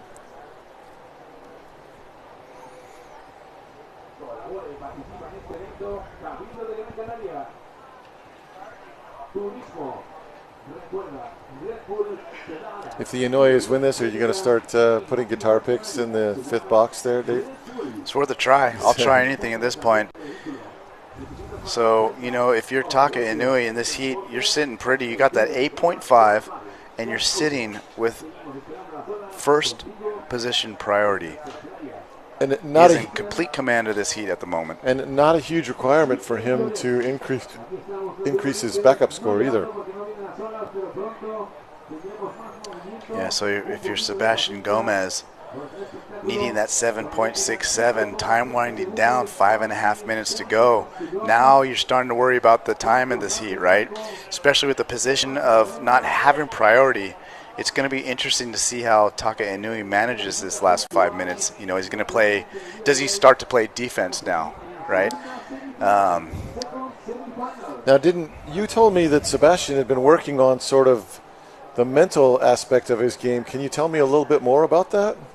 Yeah, I mean, just like a lot of athletes these days, you know, what's the, you know, you got the talent, you got the fitness, you got the boards, you got the equipment. What's the missing piece? And a lot of time it's mentally, right, between the ears. And so it's not uncommon for top athletes to work on mentally, you know, getting stronger. And that's one thing Sebastian has been working on, is just, you know, staying calm, staying focused, staying in the moment. And you can see, I mean, the way he's approaching this heat has been very patient, even though he's got his back against the wall. And I mean, up until now, I mean, he's been one of the standouts with the highest wave score of the event. But now it's just, you know, when it gets down to these semifinals, you know, now it's just a battle against time as well. So he's not only surfing against Taka Inui, he's surfing against the clock and Mother Nature at the moment. And the big bummer for him is Taka Inui has that priority card, and let's see how important he takes it, you know, to play a little defense. And, you know, in my experience, if you hit that 5 minute mark, a lot of the competitors that you see that are, you know, veterans and known as very good competitors, like a Benoit, you know, someone like that, at this point, they're playing defense. They're not even really looking to get a score. They've done the work, right? They're not even looking for a set wave. Their main objective is to make sure Sebastian Gomez does not get a wave. Mm-hmm. And 3.5 minutes, as the clock dwindles away, it just gets easier and easier to play that defense. Well, I really hope we do get another exchange here. Yeah, so, I mean, what do you do if you're Sebastian, right? The only thing you can do is hope for a multiple wave set. Exactly. So if there's a multiple wave set, you're guaranteed going to get one of the waves, right? Because Taka Inui has to make a choice either to let you go or not. So let's see what happens here. Taka Inui's paddling for this show, so he is going to give up priority. Sebastian's out of there. Taka Inui whips that back around. This wave is looking pretty decent. You know, obviously not as good as 8.5, and he knows that, so he's out of there. So how much time do we have here for Sebastian? Here's where the story unfolds. It's 2.5 minutes left. Taka Inui playing the defense he needed to. Sebastian Gomez needs a 7.67. Now, is there enough time in this heat for Sebastian to get that opportunity? As you see the Red Bull reps handing out some free Red Bulls. Shout out to Red Bull, one of the sponsors here this weekend. Thank you, guys.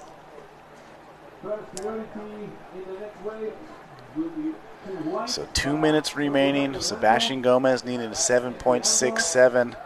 Here's a replay of Taka Inui playing that defense. Yeah, it's not going to change his scoreline. It was just a defensive maneuver. Absolutely. Time winding down. As we see the replay here. The ocean has delivered for every single heat. So we will see if it will finish things off here. You see Taka Inui's mom actually having a pretty animated conversation with Tristan Boxford right there. So Tristan, the boss man. Yeah, that is interesting to see. Sebastian out the back, just searching, hoping, looking. 1 minute, 25 seconds. Does he get an opportunity? Waves kind of flattening out there. Seems like there's a little bit of a lump maybe, but time quickly running out for Sebastian. 1 minute, 10 seconds. It's always, a lot of times in Hawaiian events, maybe pipeline or something, you see sets coming and then they miss over to off the wall or something. They just kind of slide out of the way. Look at this. So Taka paddling along with him. I don't really know why. Last thing he wants to do is get interference, right? But here we go. 50 seconds left. Sebastian Gomez, does he get the opportunity here? This wave looking to stack up. He's in the spot. Can he catch it? He seems a little far out. Looks like he's going to just barely get into it. So here we go. Sebastian Gomez needed a 7.67 off the bottom, through the lip. Does a good job there starting this off. Nice slash. Sebastian Let's go. Let's see how this wave forms up for him. Third maneuver, ends it.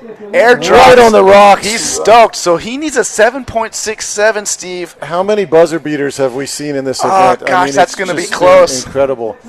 I mean, the judges have really loved Sebastian surfing this whole event, been surfing with so much power. And we're saying it's a buzzer beater. But look at Taka Inoue, though. 5, 4, 3, 2, 1. Fortunately for him, this is not going to count. It may. I don't think so, but he's surfing it as if it doesn't. Yeah, I don't think he made it. You have to be already performing your bottom turn to have it count. It's just a little too late for Taka. So I want to see a replay. We're waiting for that 7.67. Does Sebastian Gomez get the score? Sebastian ripped the wave, but that's a very high Here's bar. the replay. So this is a great wave, though. He comes from the back, and, I mean, boom. Through the lip. Right off the beginning, though, too. He's just taking full advantage, not holding back at all. Gets that second setup kind of power hack. And then he needs a solid finish. And, this is what it's all about. And boom, again. Solid finish. Was it a big enough finish? He's fired up. He's animated. He's feeling it. I mean, this is a nail biter. We've had so many nail biters today. So many things where it's like could go either way with the judges. Could go either way. I mean, 7.67. Outstanding surfing from both surfers. I mean, again, Dave, you and I are quiet, just kind of on pins and needles here. Is it going to be enough? One more replay of the drone angle. Yeah, so he sets this one up perfectly and just goes straight at it. Oh, that was that one highlighted reel with that big turn that he fell. Taka Inoue. So this is just a highlight reel while we wait for the final score. It's amazing on his pumps. He gets airborne on the pumps. That was that later 5, the one maneuver 5. Love this turn as well. Did not end up not mattering in the score line, but that was just a sick layback snap right there. This board control was so cool. And this is this the last wave right here? I'm not sure. So he goes through the lip. Yep. Is. So let's take another look. Tail slide. It's going to come down to what the judges think of this final maneuver. And it was a good final maneuver. I mean, it's up to the judges. It's in the judges' hands.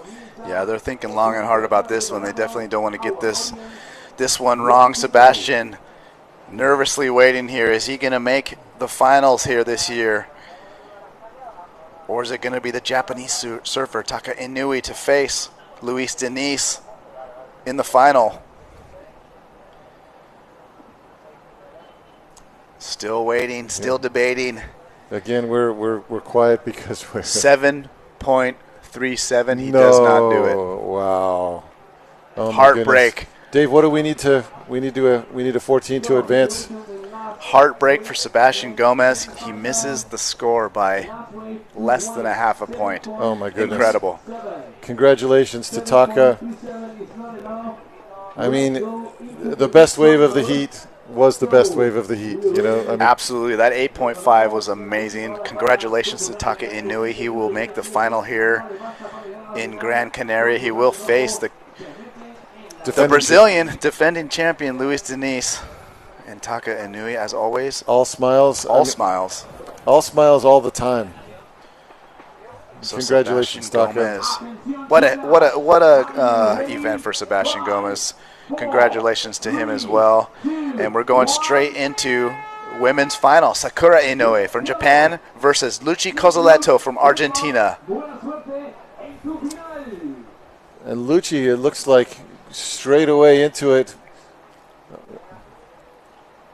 She got an early start last time around. Yeah, she does like getting those early starts.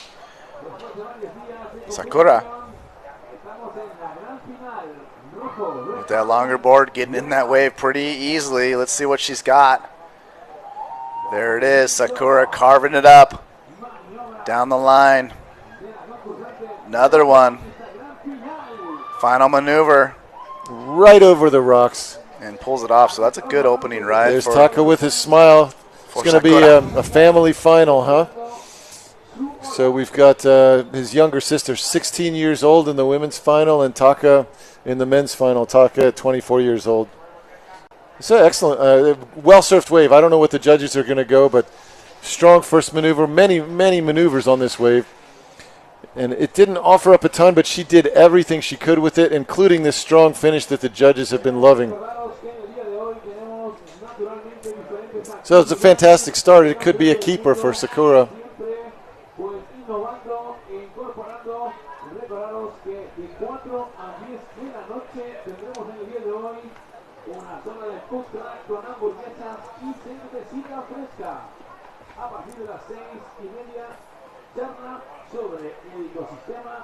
So, Dave, we've seen guys get their leashes caught up occasionally with their paddles. Any thoughts on that? Any secrets on that? Do you ever use the leash on the below the knee or anything?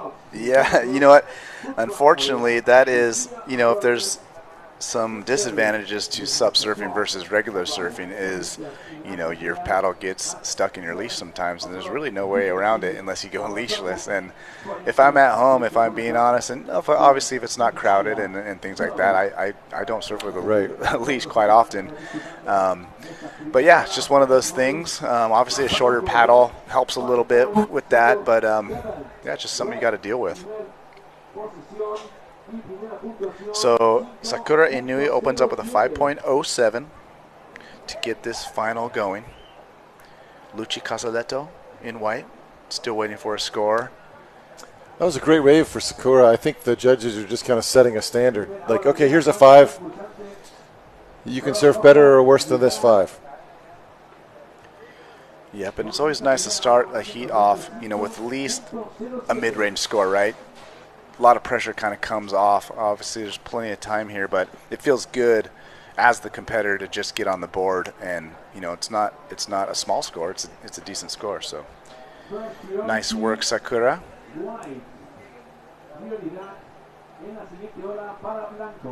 For 16, she's surfed pretty smart through this event as well. Yeah, and at that young age, she's already a veteran to competitive surfer. Competing in regular surfing and longboarding, and of course stand-up paddle from a very young age. And probably with the family traveling for surfing, she's probably heard all the strategy over and over again around the dinner table.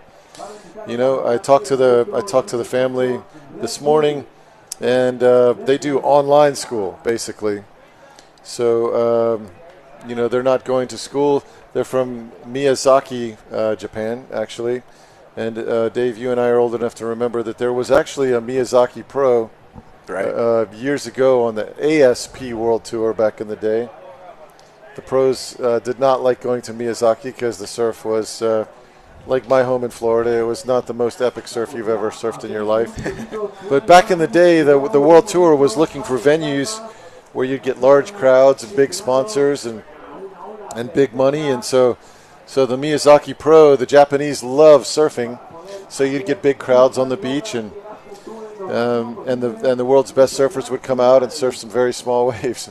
Yeah, and obviously getting eyeballs on the sport is what you want to do, and it's kind of what we do here at Huntington Beach, right? With the OP Pro, everyone knows the waves are in general not very good, but a lot of people come down to watch the action, as we see action right now. Luci Casaletto in white. Swooping roundhouse, but she didn't like that wave, so she just kicks out right away. The event has been delivering waves the whole time, and then now as just we've approached these semifinals and finals, it seems like the waves have become, the set waves in particular, have been fewer and further between.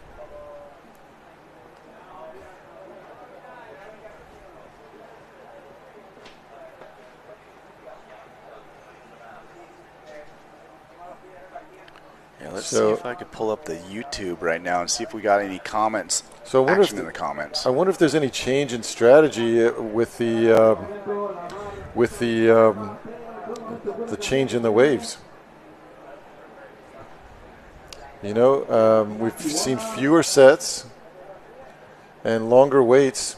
So I would say what's been advancing is guys waiting on the sets like Benoit and delivering big scores. And that did not work That did not work in Benoit's heat, and Sebastian was also sort of waiting on set waves and getting big scores, and he didn't have a large number of waves in his that he surfed either. So I wonder if it's time for a sort of change in strategy of making sure you're getting busy, getting a couple waves under your belt. Yeah, well, we've seen time management is definitely come into play today as we see Luci Cozzaletto getting a nice wraparound. I love that rebound she just did. Here we go, settling in, a nice carve. And finishes it off right there. So Luci looking loose. Patient paying off with that one, but right behind her, Sakura Inui on another nice ride. Gets that first opening carve, a couple other snaps, and she's going to paddle out as well. So are we going to see a paddle battle? Luci's too far inside, I believe. But, Luci, again, I've said this, her fundamentals are just so good. And like you said, that wraparound was so nice. It's in the more critical section of the wave, so even though it didn't seem to approach her competitors surfing, look at that wraparound. I mean, it's just so technically nice. And then she finishes with a nice rebound here. So I think the heat could be closer than you think based on those first waves. And then Sakura is now taking the lead because she has two very, very good waves on the board here. And you saw her look at the rocks. You saw her look at Luci at the very end of that. Yeah, and Steve, as I'm checking in the chats on YouTube, got a couple questions and someone asking about the longboard division. And we have that coming up later this week. There's a possible start for the longboard tomorrow as we see the replay here of Luci wrapping it, just pushing back around so right hard. Here. And this is what I'm talking about, the very technical surfing. And so even though the wave was smaller and it appeared at first glance that Sakura had such a great wave, I mean, Luci really ripped this wave technically, and she's rewarded for it. 6.17, Dave, for a smaller wave like this. So her technical ability, and then she finished it off strong as well. So maybe it's time for a change in strategy for the surfers, because Luci took the smaller wave here and actually has the highest single wave score of this heat.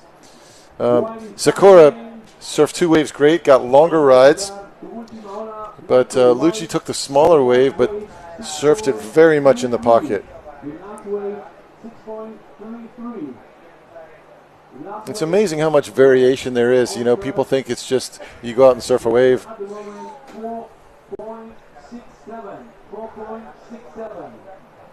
Well, yeah, surfing is one of those sports where every wave is different, right? It's not like basketball where there's a static net that, you know, you have the same exact shot you can practice over and over again. You know, each wave has its own personality, and that's one of the cool it's part of the fun of it. But you know, it's kind of fascinating too, though. I don't know about you, Dave. I kind of feel like my surfing is I kind of joked a bit Neanderthal, like must hit lip now. That's the thought going through my head. And one of our local pro surfers at one time, Kyle McCarthy, he wanted me to teach him a bit on SUP.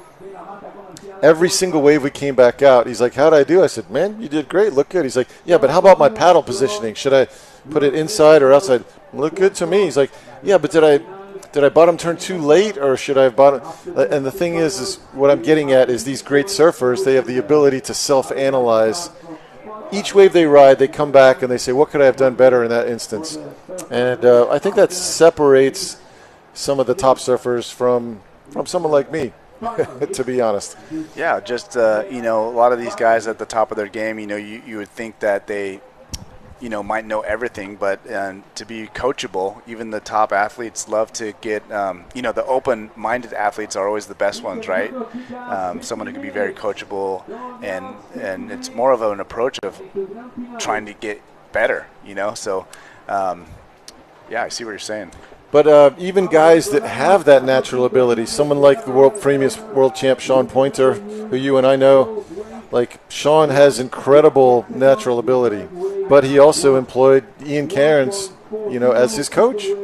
And he, like you said, if you want to be a world champion, not only do you need to have ability, but you need to be able to be willing to listen to your coach, willing to figure out how can I get better, how can I do self-analyze each wave, have someone else who can objectively analyze what you're doing to get you better. I mean, to me, it's clear Lucci has spent a lot of time on her technique, whether it's with coaching. She talked about her coach in Argentina. She has a coach here from Portugal. And here goes Lucci.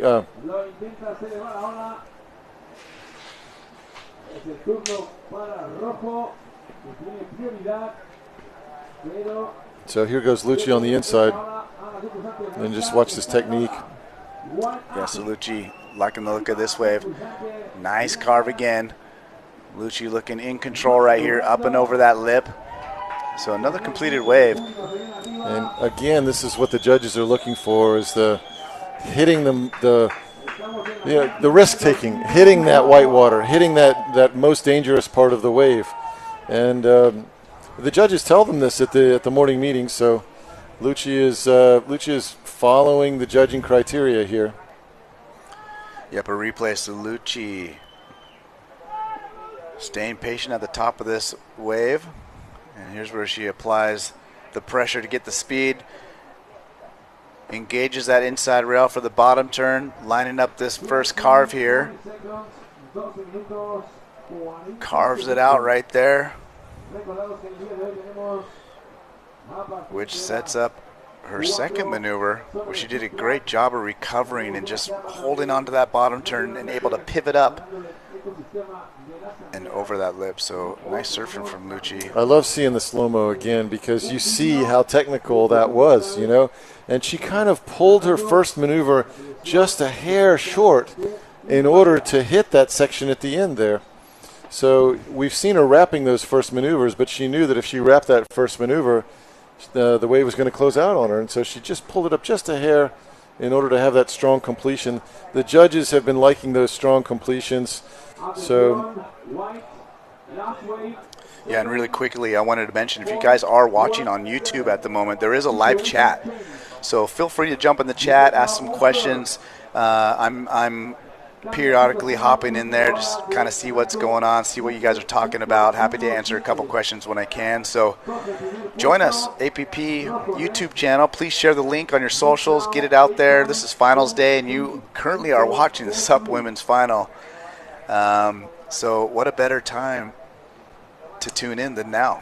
And Dave, I can't stress it enough. She got a 7.17 for that.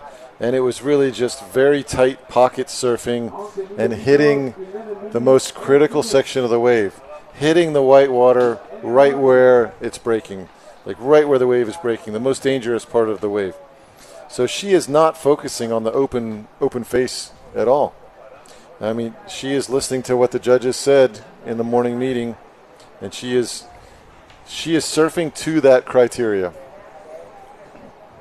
Yep, and what a better time to do that than in the final.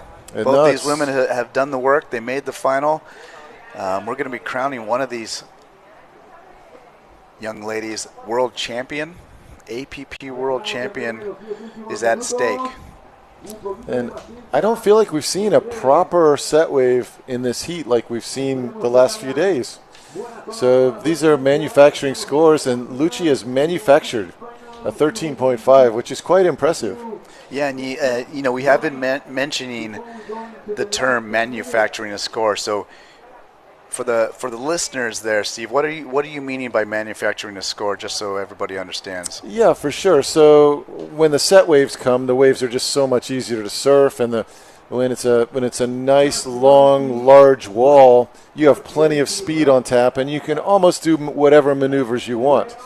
But in the last couple heats, for the first time in this contest, we haven't really seen the set waves come through. So then you're forced to take smaller waves, weaker waves, waves that don't offer you easy speed and easy large maneuvers. So then you just have to kind of manufacture a score. You have to build a score. You have to find a way to get a score out of not much that's there. And that That's gotten Luis Denis to the final outside of that 1:8.83 that he got. He's been manufacturing scores the whole event. And Lucci has not been on large waves. She's just been pocket surfing very close to the power zone of the wave. And that's been the difference because Sakura has been ripping this whole event. And her turns are gorgeous. I mean, it is fun to watch her surf. She's gotten long lines. And here comes a set wave. This may be one of the few real waves of this heat.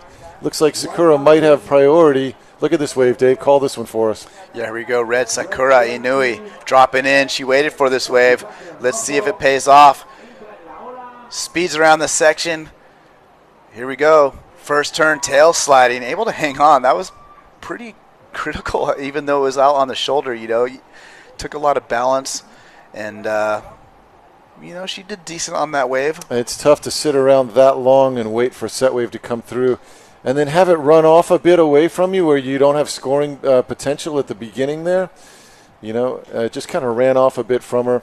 And then she got her patented family Inoue tail slide in and then wasn't able to complete. So, we finally see a set wave and runs off.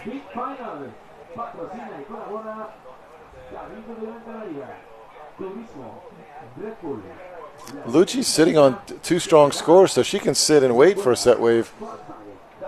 Here she goes, actually, Dave.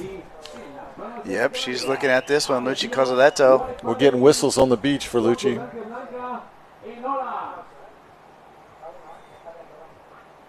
Nice bottom turn to another roundhouse wraparound. It's quite apparent Lucci loves that roundhouse cutback. She's done so many cool ones this heat. I like her surfing, yeah, but I'm not sure that that's going to go in her top 2 there. And mostly because she has been surfing so much in the pocket of the wave, the power zone of the wave, and the judges have been rewarding that. This first, just the wave set up where the first section was a little flatter here. So it's a beautiful turn, but just a flatter section of the wave. And then her finish wasn't as strong as some of her other finishes. So still a great wave for Lucci, but she's already set a high standard for herself in this heat. So we'll see. I could be wrong. I'm not a judge here, Dave. I'm just,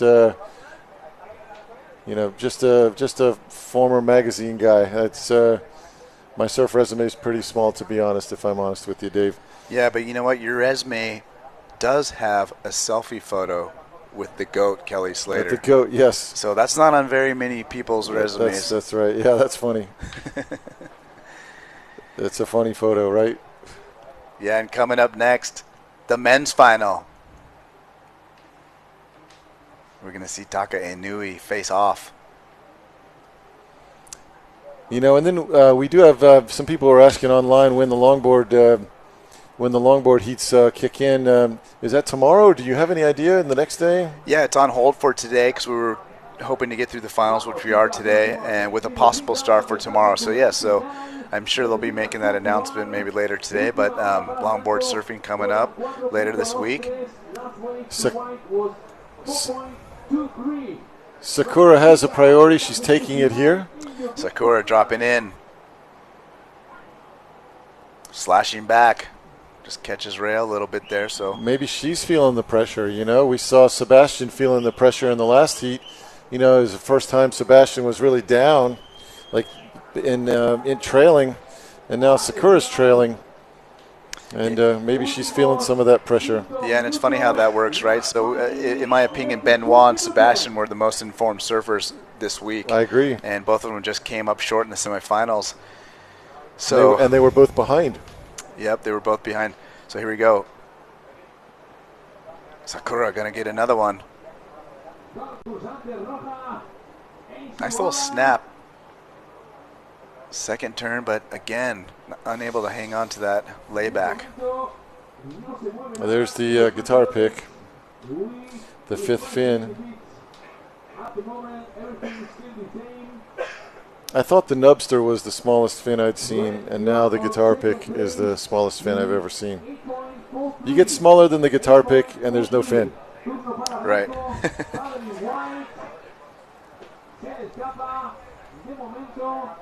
I wonder if they went with like a fender medium or a fender extra heavy, like if that's going to matter, you know? Yeah, the density, you're right. More flex versus you want looseness and control versus more speed and drive. And that describes your guitar playing as well. That's right. There you go. Exactly.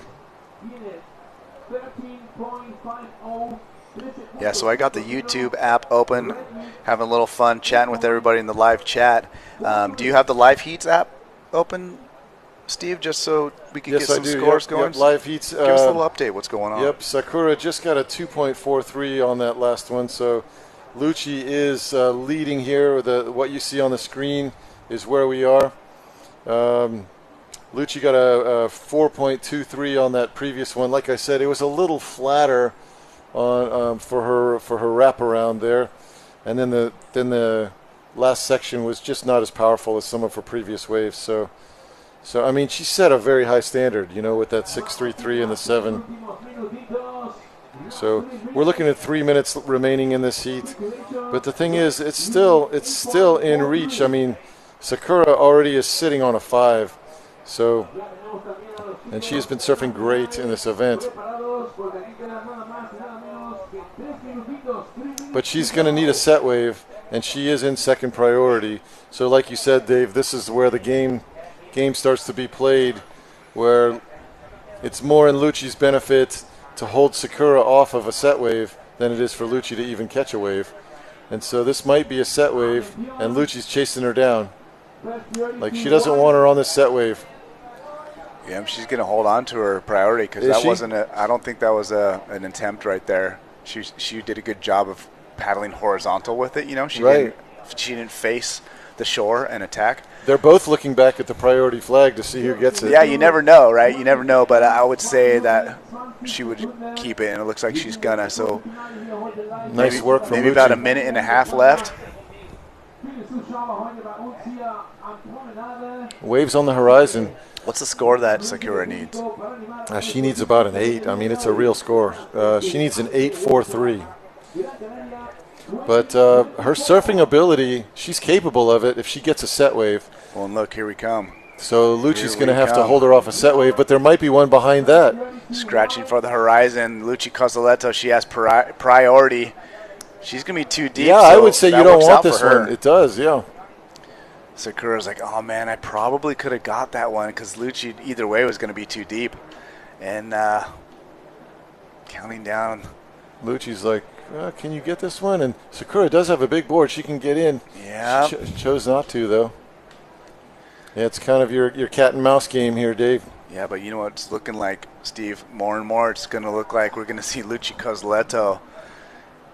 She played the cat and mouse game as well as you can in that situation, because we've seen her for about 2 minutes now hold her priority and not use it when she could have used it. And now the clock is running down. Let's see if she uses it here. There might be a wave behind this one. She's going to have to use it here. Yeah, she's going to take it. So. And now look, Sakura has an opportunity out the back.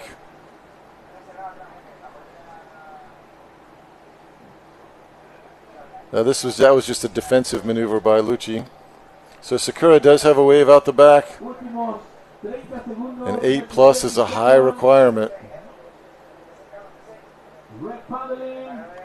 Yeah, Sakura. That wave does not look like it has the potential for an 8. How are we doing on time, Dave? Not sure. I got the YouTube app open. Yeah, we've just got 10 in the chats. Just got 10 seconds left. So here we go, Steve. Lucci. 10 seconds. Lucci's starting to feel it. We're going to crown Lucci Cozzoletto the 2024 APP World Champion. Here we go. Finals winner. That is your world champion, Lucci Cozzoletto from Argentina. Congratulations. Her fans, friends, and family are stoked on the beach as she makes her way in. I mean, a deserving champion. She surfed the way the judges wanted her to surf. Super technical surfing. Let's see if she gets the chair up the rocks. Yeah, right? She navigated the rocks as easily as anyone. Yep, I mean, she's got to know, right? she's keeping pretty calm for winning a world title. Right. She's got to know, yeah. She's got to know. This is the count. Oh, that's why. Here we go. She knows it now. Oh, That is the official end of the heat. There is your winner, Luchi Cozzoletto from Argentina. She put in the work. Here is the highlights from the final and her road to a world champion. super technical surfing right there. I mean, that was just a beautiful roundhouse. Wrapped it right through the... And then this is the same wave. And then she closes it out with an excellent off the top here. This is another wave right here. Just super technical surfing, powerful surfing as well. I think she's tuned into her equipment as well. We hardly saw her make a mistake. And this was the one through the lift the judges liked. I think that might have been her 7. Yep, great surfing from Luchi.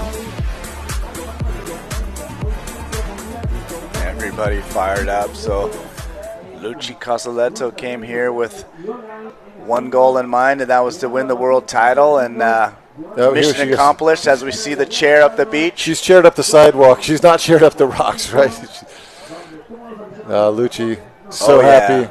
World champion. This is your 2024 APP World Tour World Surfing Champion, Luchi Cozzoletto. Lucha, congratulations. So exciting. She's got her Argentina flag on her board. I love it. Look at the, he's got the Maradona jersey or whatnot. Yeah, that's also the Argentine jersey he's wearing there. Soccer jersey. Yeah, I think I saw the back. It's Maradona, who's the legend. And she gives a big hug to her good friend Alasne. Alonso supporting her this week. Max Torres congratulating her as well. Good sportsmanship from Max.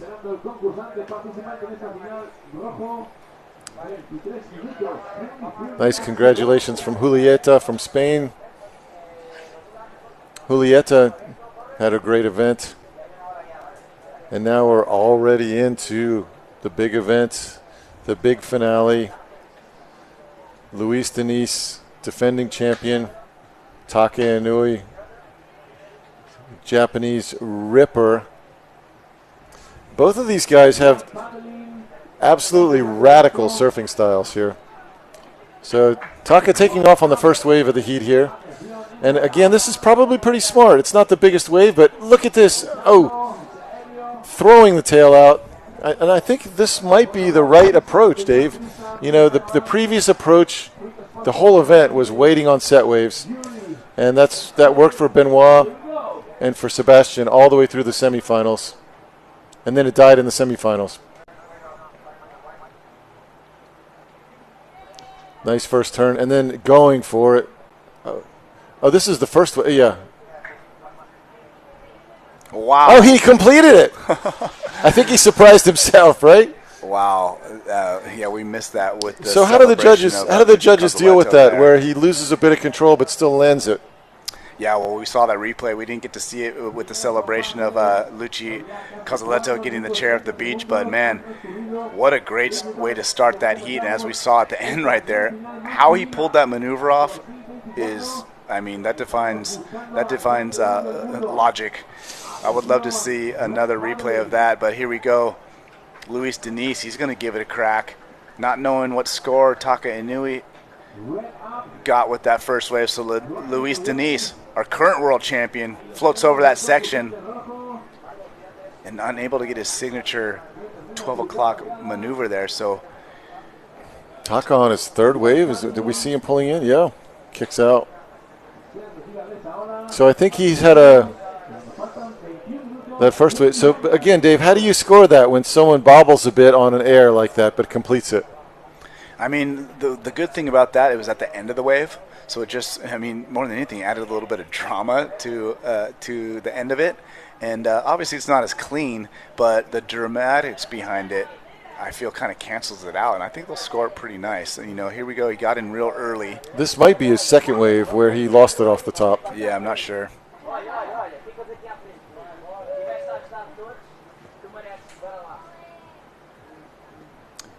Pointed right at the section. Full on air, fins out the back. And then the rail of the board just hit the.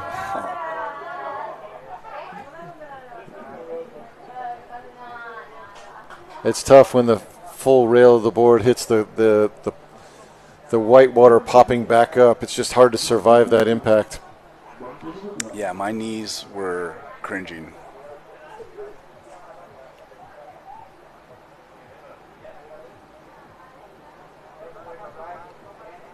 Oh, okay, here we go. Yep, we want to see this, yep. So I love how he kind of bunny hops into the speed and just carves it up. Great timing on that one. I really love that turn. And then here we go. I mean, look at that.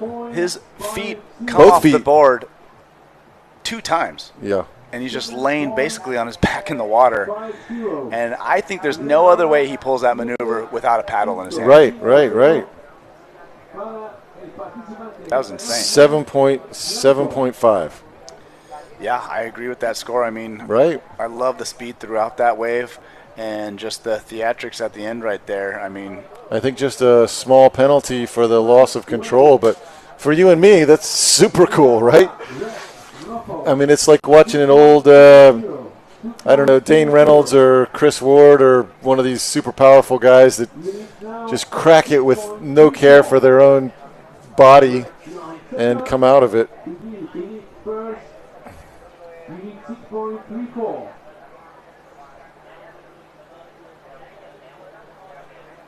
Second wave, white 0.83.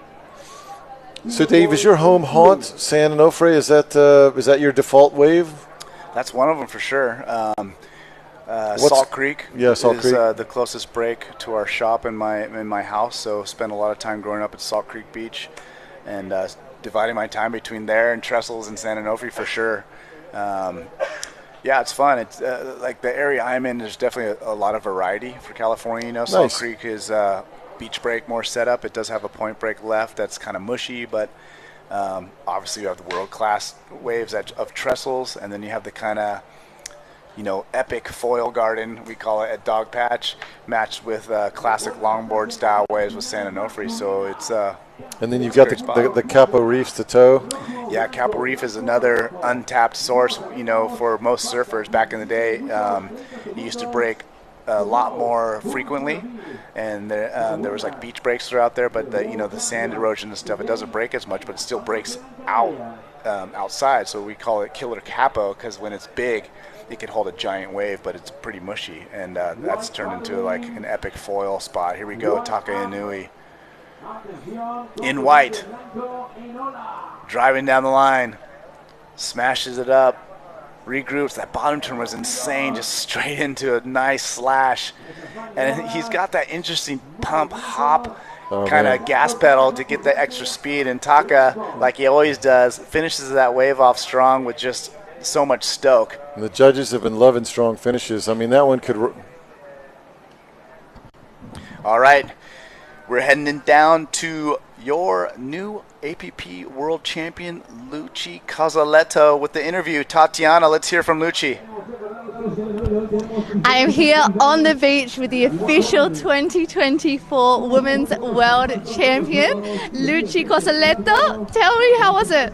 Wow, I'm so stoked. I really want to win this year. It's my 3rd time here, and I say, okay, this is my year, please. And it was a hard final because there were not too much waves.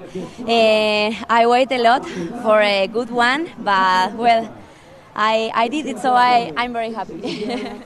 Well, you surfed incredibly. I'm sure your friends and family back in Argentina are watching. Any words for them back home? Yes. Bueno, solo agradecer porque, wow, mi familia me apoya desde siempre. Entonces estoy demasiado feliz porque sé que es como que están acá conmigo. Y bueno, a todos mis amigos también, a mis sponsors, a la ASA, al Comité Olímpico de Alenar que me trajo acá, y a toda la gente que también me está apoyando acá, mis amigos, y eso. How are you going to celebrate the big win? Any plans? We are going to have dinner with all my friends here. Yeah, just this, and surf these days because we have more days here. Amazing, amazing. Now, what are you focused on for next year? I know I want you to soak it all in and enjoy it, but is there something you're looking forward to specifically next year as well? Yeah, well, I'm really motivated now for next year. I want to compete all the tour, and I hope good events next year. So yeah, I'm so excited. Well, we can't wait to see more of you. Enjoy your win, girl. Back to you guys in the studio. Very much for that interview, and once again, congratulations, Luchi Cosoletto, the 2024 APP SUP World Champion, and congratulations to Argentina as well. What a victory for her. And now we got back action replay. Yeah, Taka with a 8.77 in the final, really delivering, push all the way through the tail, the patented Inouye tail slide at the end. I mean, this was a great wave. And then again, a strong finish that the judges are loving today. Look at that little airdrop finish, and he likes it. He's happy with it. 8.77. So he's making it a tall order for Luis Denis. Now, if anybody can deliver a couple eights, it is Luis Denis. I mean, this guy can deliver nines. His surfing is that good. But at the moment, Taka is fully in command of this heat with a 16 relative to Luis's 2.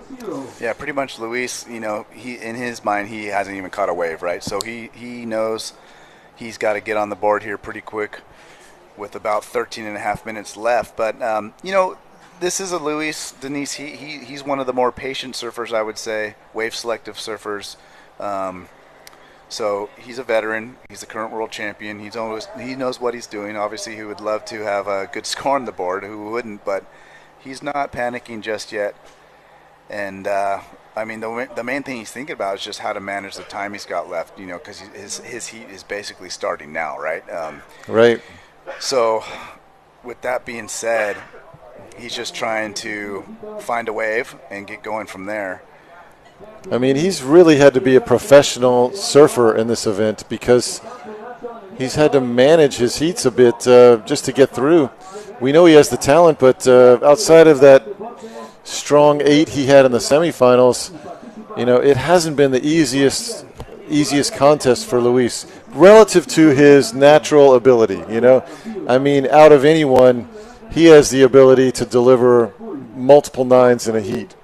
Yeah, and I think more of what you're referring to is, like we were saying before, Benoit and Sebastian, they just seem to be the most in rhythm surfers, kind of like the contest was coming to them, Exactly. And Luis, like you're saying, obviously was completely ripping, but it just didn't have the same feeling as those guys. So, there's something to be said to that, though. A lot of people, you want to peak in the final. Right. And Luis has been slowly building momentum quietly through this event. And why not? Why not peak now? And we're yet to see that happen. But we got 12 minutes left on the clock to see something like that unfold. And before this heat's over, we're going to see Luis throw down a big score. So for sure. Yeah, for sure. He's going to be going for it. And I don't know, Dave. I mean, he and Max strike me as the fastest guys. I mean, just their ability to get down the line, their ability to make sections. It is on another level. I mean, and we have a lot of great surfers here, but these guys are incredibly fast. So when the waves are small like this, and you think a guy might not be able to make a section after a big maneuver, Luis somehow can turn on the speed, make that section, and make something out of nothing and get that 9. So the score line looks rough, but we're going to see some scores from Luis for sure. So going back to Luchi, though, she's from Argentina. How do you like a world surfing champion from Argentina? How cool is that? I talked to Luchi before the event, just asked her a few questions and said, how do you become such a great surfer from Argentina? And she's from Buenos Aires area, which is not really known for waves. And she heads over to Mar de la Plata, which might be more like East Coast U.S. type waves.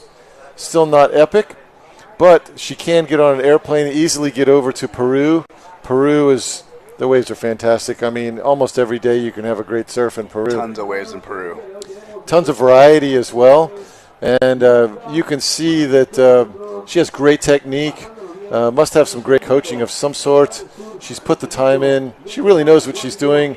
And even though she comes from a wave-starved area, she deserves this year's world title. So congrats again to Lucci from Argentina.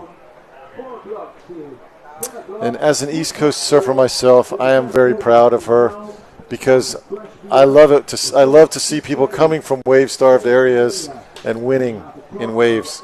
And we had good waves in this event. The waves have just been easing off here in the semifinal and final, but it's still totally contestable.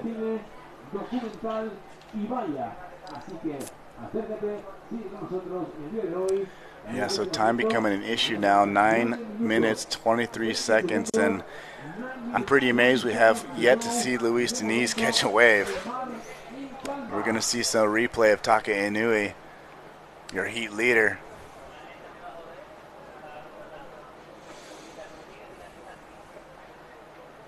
And Taka just surfing so solid.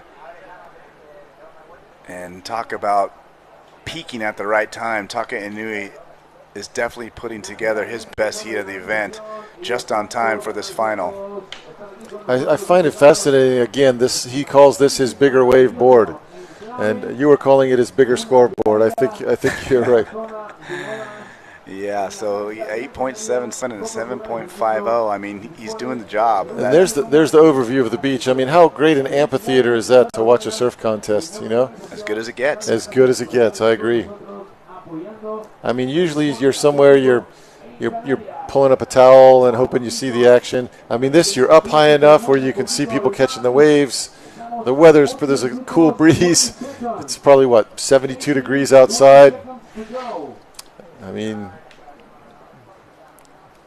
yeah, 8 minutes to go in this heat, and Luis, you see him just laying down his board. There's not much else he can do. He is at the mercy of Mother Nature at the moment. So that's been the story. Taka Inui getting some good set waves and obviously peaking at the right time, absolutely ripping. 8.7 and a 7.5. Meanwhile, Luis Denise, I mean, he's got a 2 on the board, but we all know he really hasn't caught a wave yet. And what a bad time to have this happen in a final with a world championship title on the line. We mentioned before, Luis Denise is the current APP world champion, the 2023 champion, which he won here a year ago at Las Palmas. And I mean, he was hoping to go back-to-back, which we haven't seen often in the sport. I mean, and at this event, we really have not had a single heat where each competitor didn't have multiple opportunities to deliver the score. It was not the fault of the ocean if you didn't advance. And I hate to see this for Luis. The Canaries we've said this multiple times closer towards the end of heats, and then the ocean lights up just in time.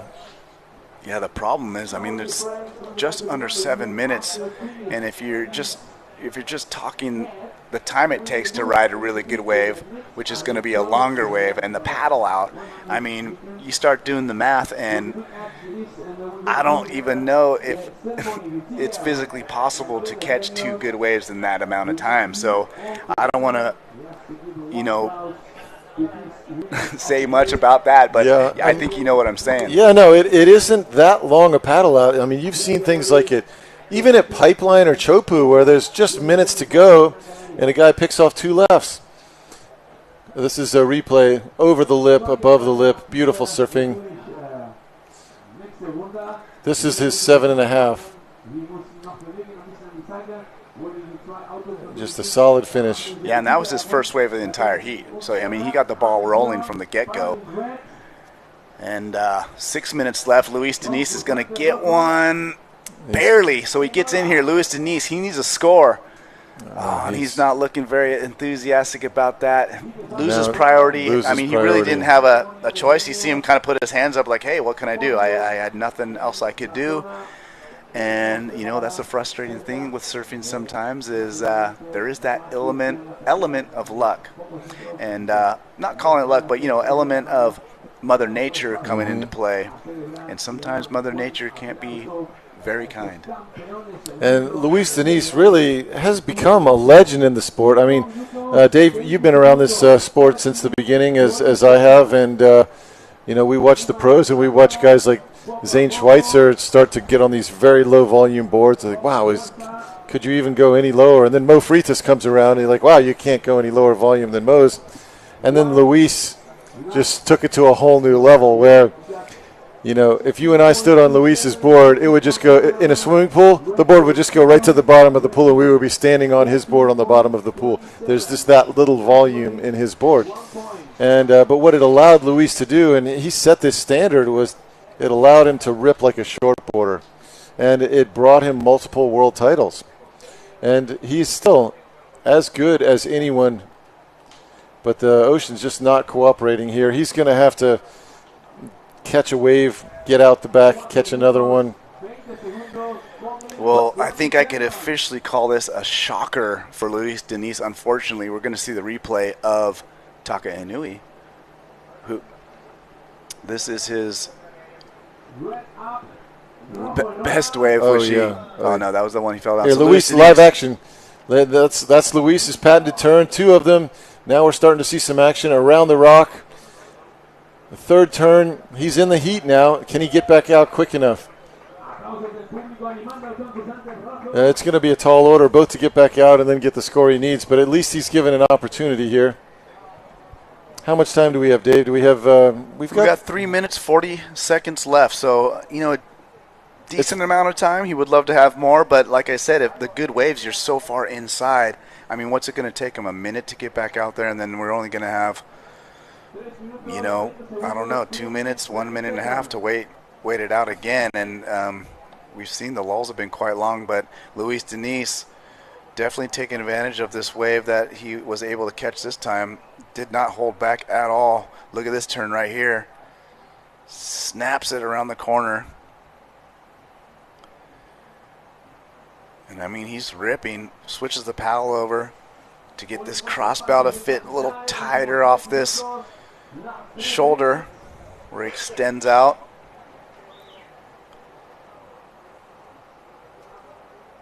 And he gets a 7.37 for this ride, so he needs an 8.9 still.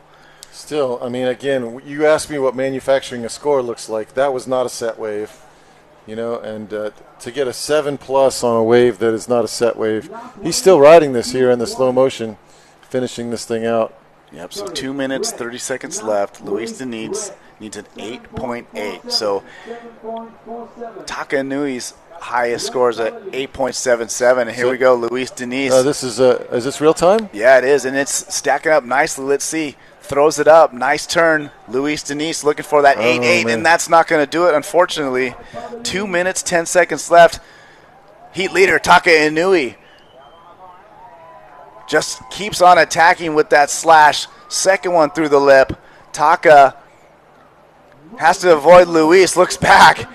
Kicks out. Taka Inui is feeling it. 1 minute, 50 seconds to go. I mean, he's just been in sync with this, with the waves in this heat. Yeah, and unfortunately, Luis Diniz, he got that 7.4, which is an excellent score. But this has been I would say, the biggest lopsided heat we've seen all event long. And Taka Inui just teeing off when it counts. That first turn was so vertical, straight into that nice hook. Another vertical turn. I mean, I don't know what else you could do. He avoids his competitor right there. Doesn't look back like, what? Where'd who go? And I mean, if Luis's was a 7.3, what was that? I mean, those first two maneuvers, Steve, were through the lip, vertical, and I mean, I'm afraid for Luis Diniz, we might even see a bigger score than an 8.77. And Luis still looking for that 8.8 with 52 seconds remaining. 8.33 from Taka. So not quite his best score of the heat, but real close. So he's holding pocket eights or lates, ladies and gentlemen. So that pushes the criteria to almost a 10. Yeah, so Luis Diniz looking for a 9.6. So we may see him go for an air or something here. Luis boosting up on top of that lip, rides it down, snaps it up, big old spray. Luis keeping speed. We need a super strong finish here. Luis looking for the final turn, belts it off the top. You know, he's stoked. You can see there was some relief under him, but I think in his heart that was not a 9.6. Right, there wasn't the signature maneuver that would make it a 9+ wave. It's possible. It could be a 9+ wave. I mean, he surfed it fantastically, but I was looking for a signature stamp. Yeah, and I mean, if you're looking for something, you know, I have the same feeling as you. So, I mean, we're going to wait and see. The feeling is, though, Taka Inui with that victory lap of an 8.33. He was certainly in sync this heat, you know. And Luis, again, was essentially trying to manufacture scores. Spent the entire event. The waves just did not cooperate with Luis.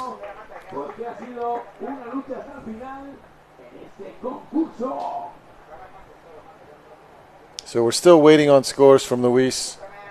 But, I mean, Taka had a 7.5, an 8.7, an 8.33. I mean, Taka had a final, you know.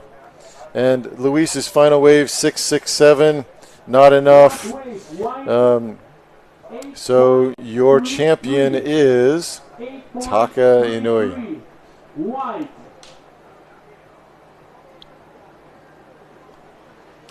So congratulations to Taka. Look at a little nose ride there.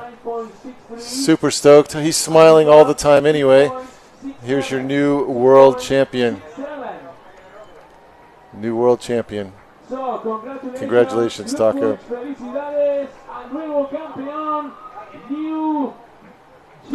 Taka Inui. Wow, is all I can say. I'm a little speechless. He just dominated this final from the jump. This was, I believe, his first wave straight into it, straight in, straight up.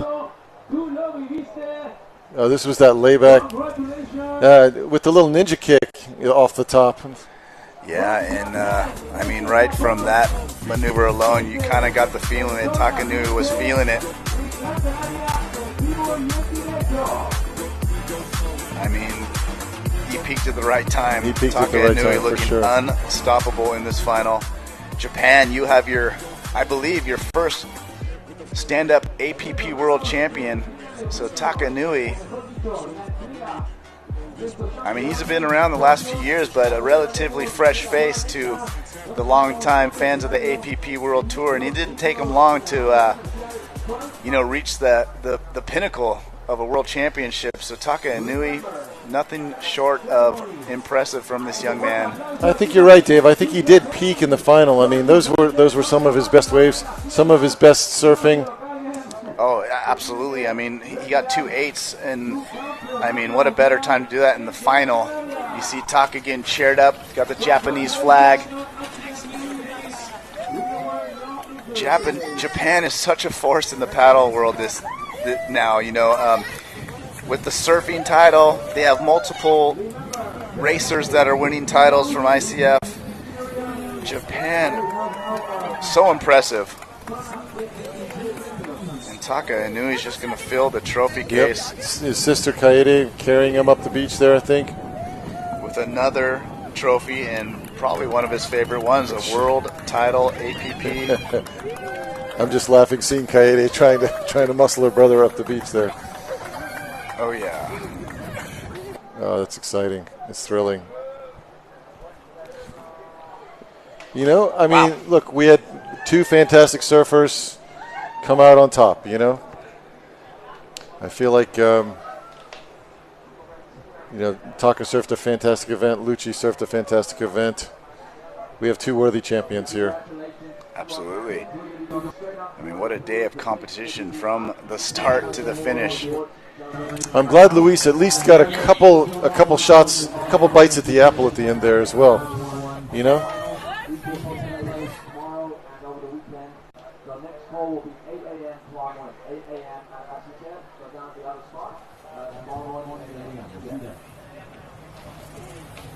All right, Taka. Team Japan, Taka Inui, your world champion. Mission completed. Mission completed. Woohoo! Team Inui came out here.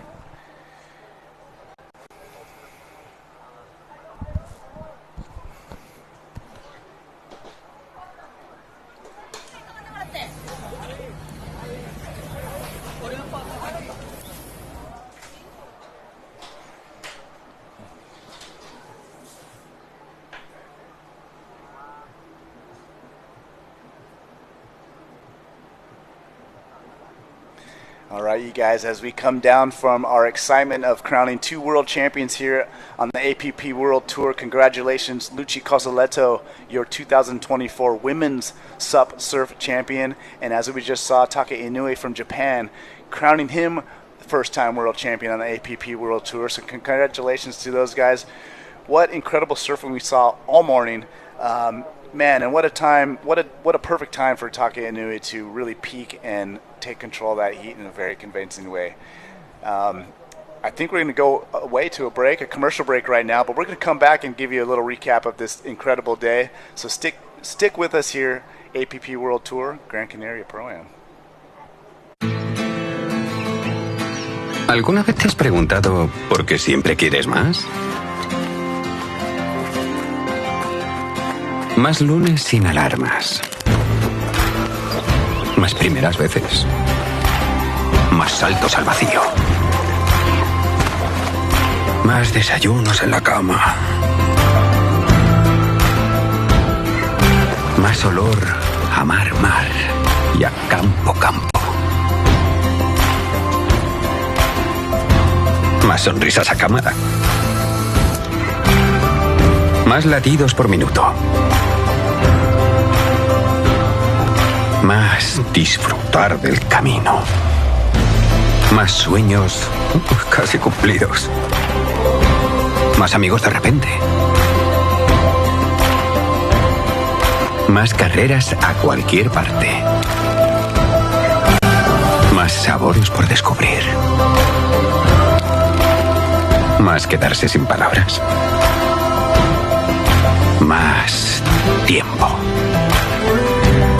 Tiempo para perderse y volver a encontrarse. En definitiva, más momentos como este. Y este. Y este. ¿Y si la respuesta nunca ha estado en el qué, sino en el dónde? Gran Canaria, mucho por vivir.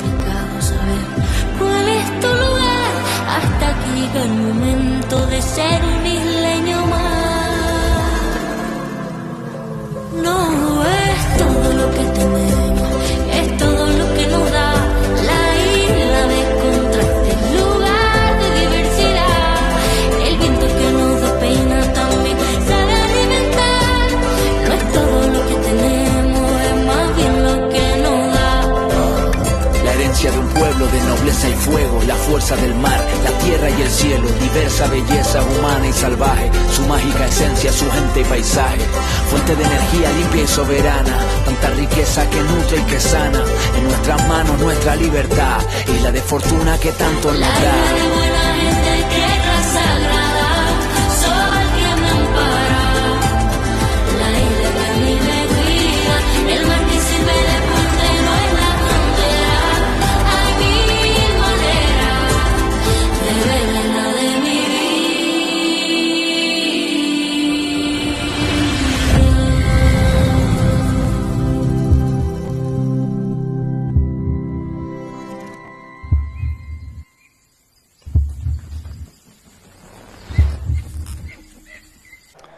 All right, welcome back, you guys. And you didn't think we were going to leave you hanging without hearing from the champion himself. Right now we have an interview with Tatiana, with Taka Inui, your all-new 2024 APP World Champion. Let's head it down to you. I'm here with the 2024 Men's APP World Champion, Taka Inui. Tell me, how did it feel? You scored an incredible 17.10. How was it in the water? Last year, I finished the second place, so same station, same surfer.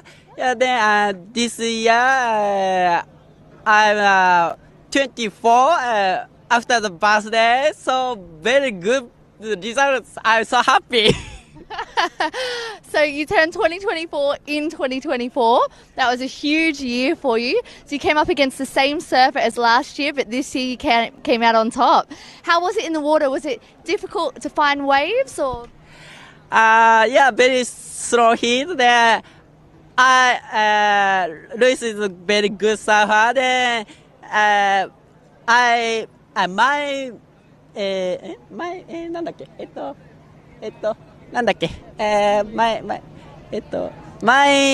signature move is smooth surfing. I try to most smooth and speed. Then I get 2 score. I'm so happy. Yeah, you absolutely killed it in the finals. Any words back home? I know you've got your family here supporting you, but do you want to send any words back home to the people watching in Japan? 皆さん応援ありがとうございます。今年さくらがファイナル行って、楓はね、残念ながら負けてしまったんですけども、僕がついにショートの方でもワールドタイトル取ることができました。そして明日、楓とさくらジュニア、そしてロングディビジョンもあるので、また引き続き頑張りたいと思います。ライブで応援よろしくお願いいたします。Congratulations, Taka. Back to you guys in the studio. What an awesome interview. How can you not love the Taka, right? Just so much energy, so much happiness, and, once again, congratulations to him. And that was a great interview, by the way, Tatiana. Thank you for that. He did enlighten us a little bit, and it reminded me that this was a rematch of last year in which Luis Denise won that exchange. So it's got to feel good for him. As he mentioned, he turned 24 this year, 2024, and he came back, finished second last year, takes the win against, not his arch nemesis, but it feels good to avenge that win. For sure. So Taka Inui coming here with some goals and able to complete that. So I take a few things away from this. First, what a fantastic venue to hold a surf contest at, because we could surf this wave throughout almost all tide cycles, and the wave was delivering in every heat where there were enough waves for the competitors for us to determine a true champion. It wasn't the wave's fault, it was the surfer's ability that got you through. Another takeaway that I have from this is, how about the youth, huh? I mean, Sakura, 16 years old, makes the final. I mean, this is fun. This sport still has a future. Yeah, absolutely. And I think we're going to get a second look at some of the best waves today, or from the final, is what I'm hearing here in my earphones at the moment. But I've done some commentary for the APP in the past. I haven't been doing it the last couple years. So for me to return this year, I was super stoked. And to my surprise, I didn't know everybody, right? I got introduced to many surfers this time around, and a lot of them were the juniors. And that's one thing you're seeing, definitely in USA, there's a lack of junior participation in SUP surfing. But you come here and you see the international level still kind of thriving. We had some competitors from Europe, Spain, multiple places in Europe. So it's really cool to see. And it's awesome because they're all crossover athletes. They're all kind of adding SUP into their bag, right? So you got the foilers, the kiteboarders, longboarders, and now I just love how they're understanding, for a corny term, the way of the waterman, right? And my favorite athletes are the well-rounded waterman type athletes, and all these juniors are kind of carving that path again. So, well, there's the old saying: who's the best surfer in the water? It's the one having the most fun. How can you have Taka Inui today? Yep, that's right. And how can you have the most fun? Choosing the right equipment for the day, Yeah. And that's having a broad array of toys at your disposal. And so today we have just completed off the stand-up paddle pro division, of the APP World Tour here. But tomorrow, I believe we're looking at a call from the judges to potentially kick off the longboard division. Yeah. Now, we're waiting on a call for the judges, but we are done for the day with our surfing, and we will be making a call in the morning for the longboard division. Yeah, so we, usually the longboard division starts ahead of the surf division. This year, the way the swell was working, it flip-flopped in the schedule. So we have a few more days left in the waiting period. So we are on hold for a possible start of the longboard division in the morning, which we will announce, I guess, early, making the call. We've been making the call about 7 a.m. local time.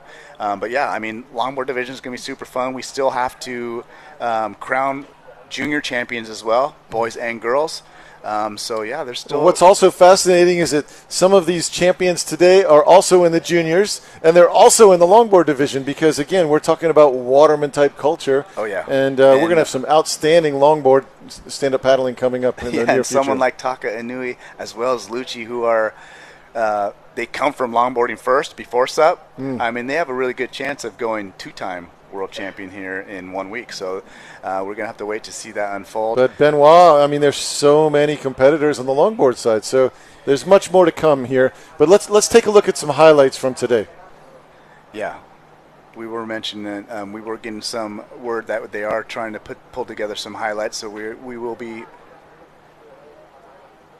Okay, so we're actually going to close the show, say goodbye to you guys, Dave Bainey, Steve Sugarroot here. Sugarroot, and we're going to see you tomorrow morning with the call. Hopefully we'll see some longboard action, but please enjoy a highlight package. Thank you for joining us, APP World Tour. Make sure to share the link, youtube.com, and we'll see you tomorrow. Goodbye, everybody. Thanks. Shaka. Shaka. Shaka.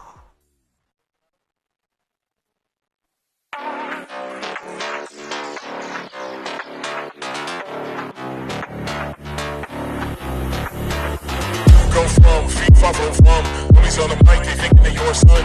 You go from feet far from me, myself to me, each is home. You go from feet far from homies on the mic, they thinking they your son. You go from feet far from You go from, you go from, you go from, you go from, you go from, you go from, you go from, you go from, you go from.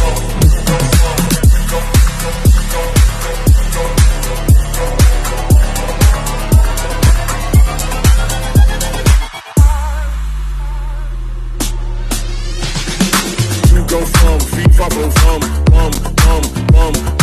You go from feet far from You go from feet far from You go from feet far from You go from feet from You go from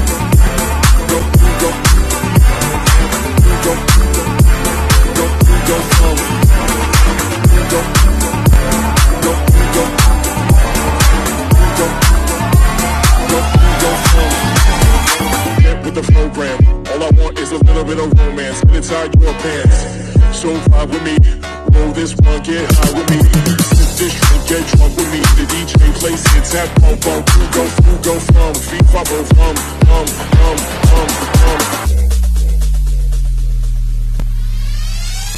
You go from, you go from, you go from, you go from, you go from, you go from, you go from, you go from.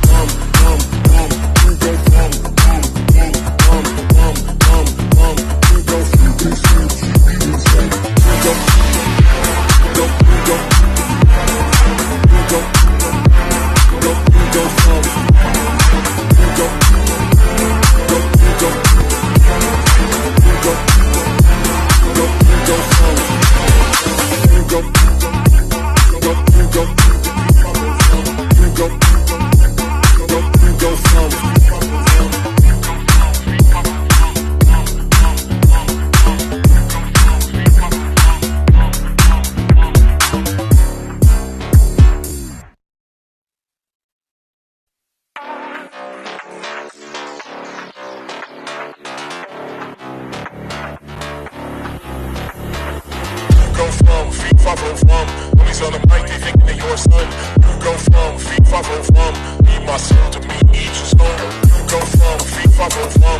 Homies on the mic, they thinking that you're a son. You go from FIFA go from. You go from. You go from. You go from. You go from. You go from. You go from. You go from. You go from.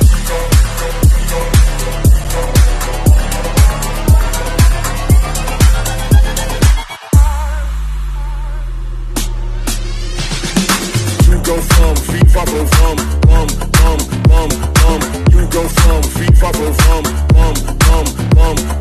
You go from FIFA go from You go from FIFA go from You go from FIFA go from You go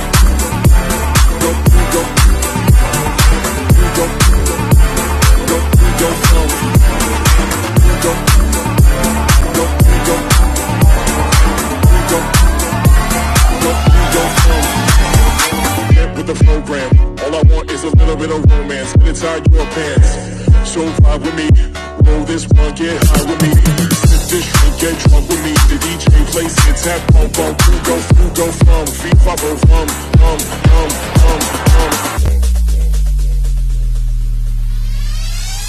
You go from, you go from, you go from, you go from, you go from, you go from, you go from, you go from.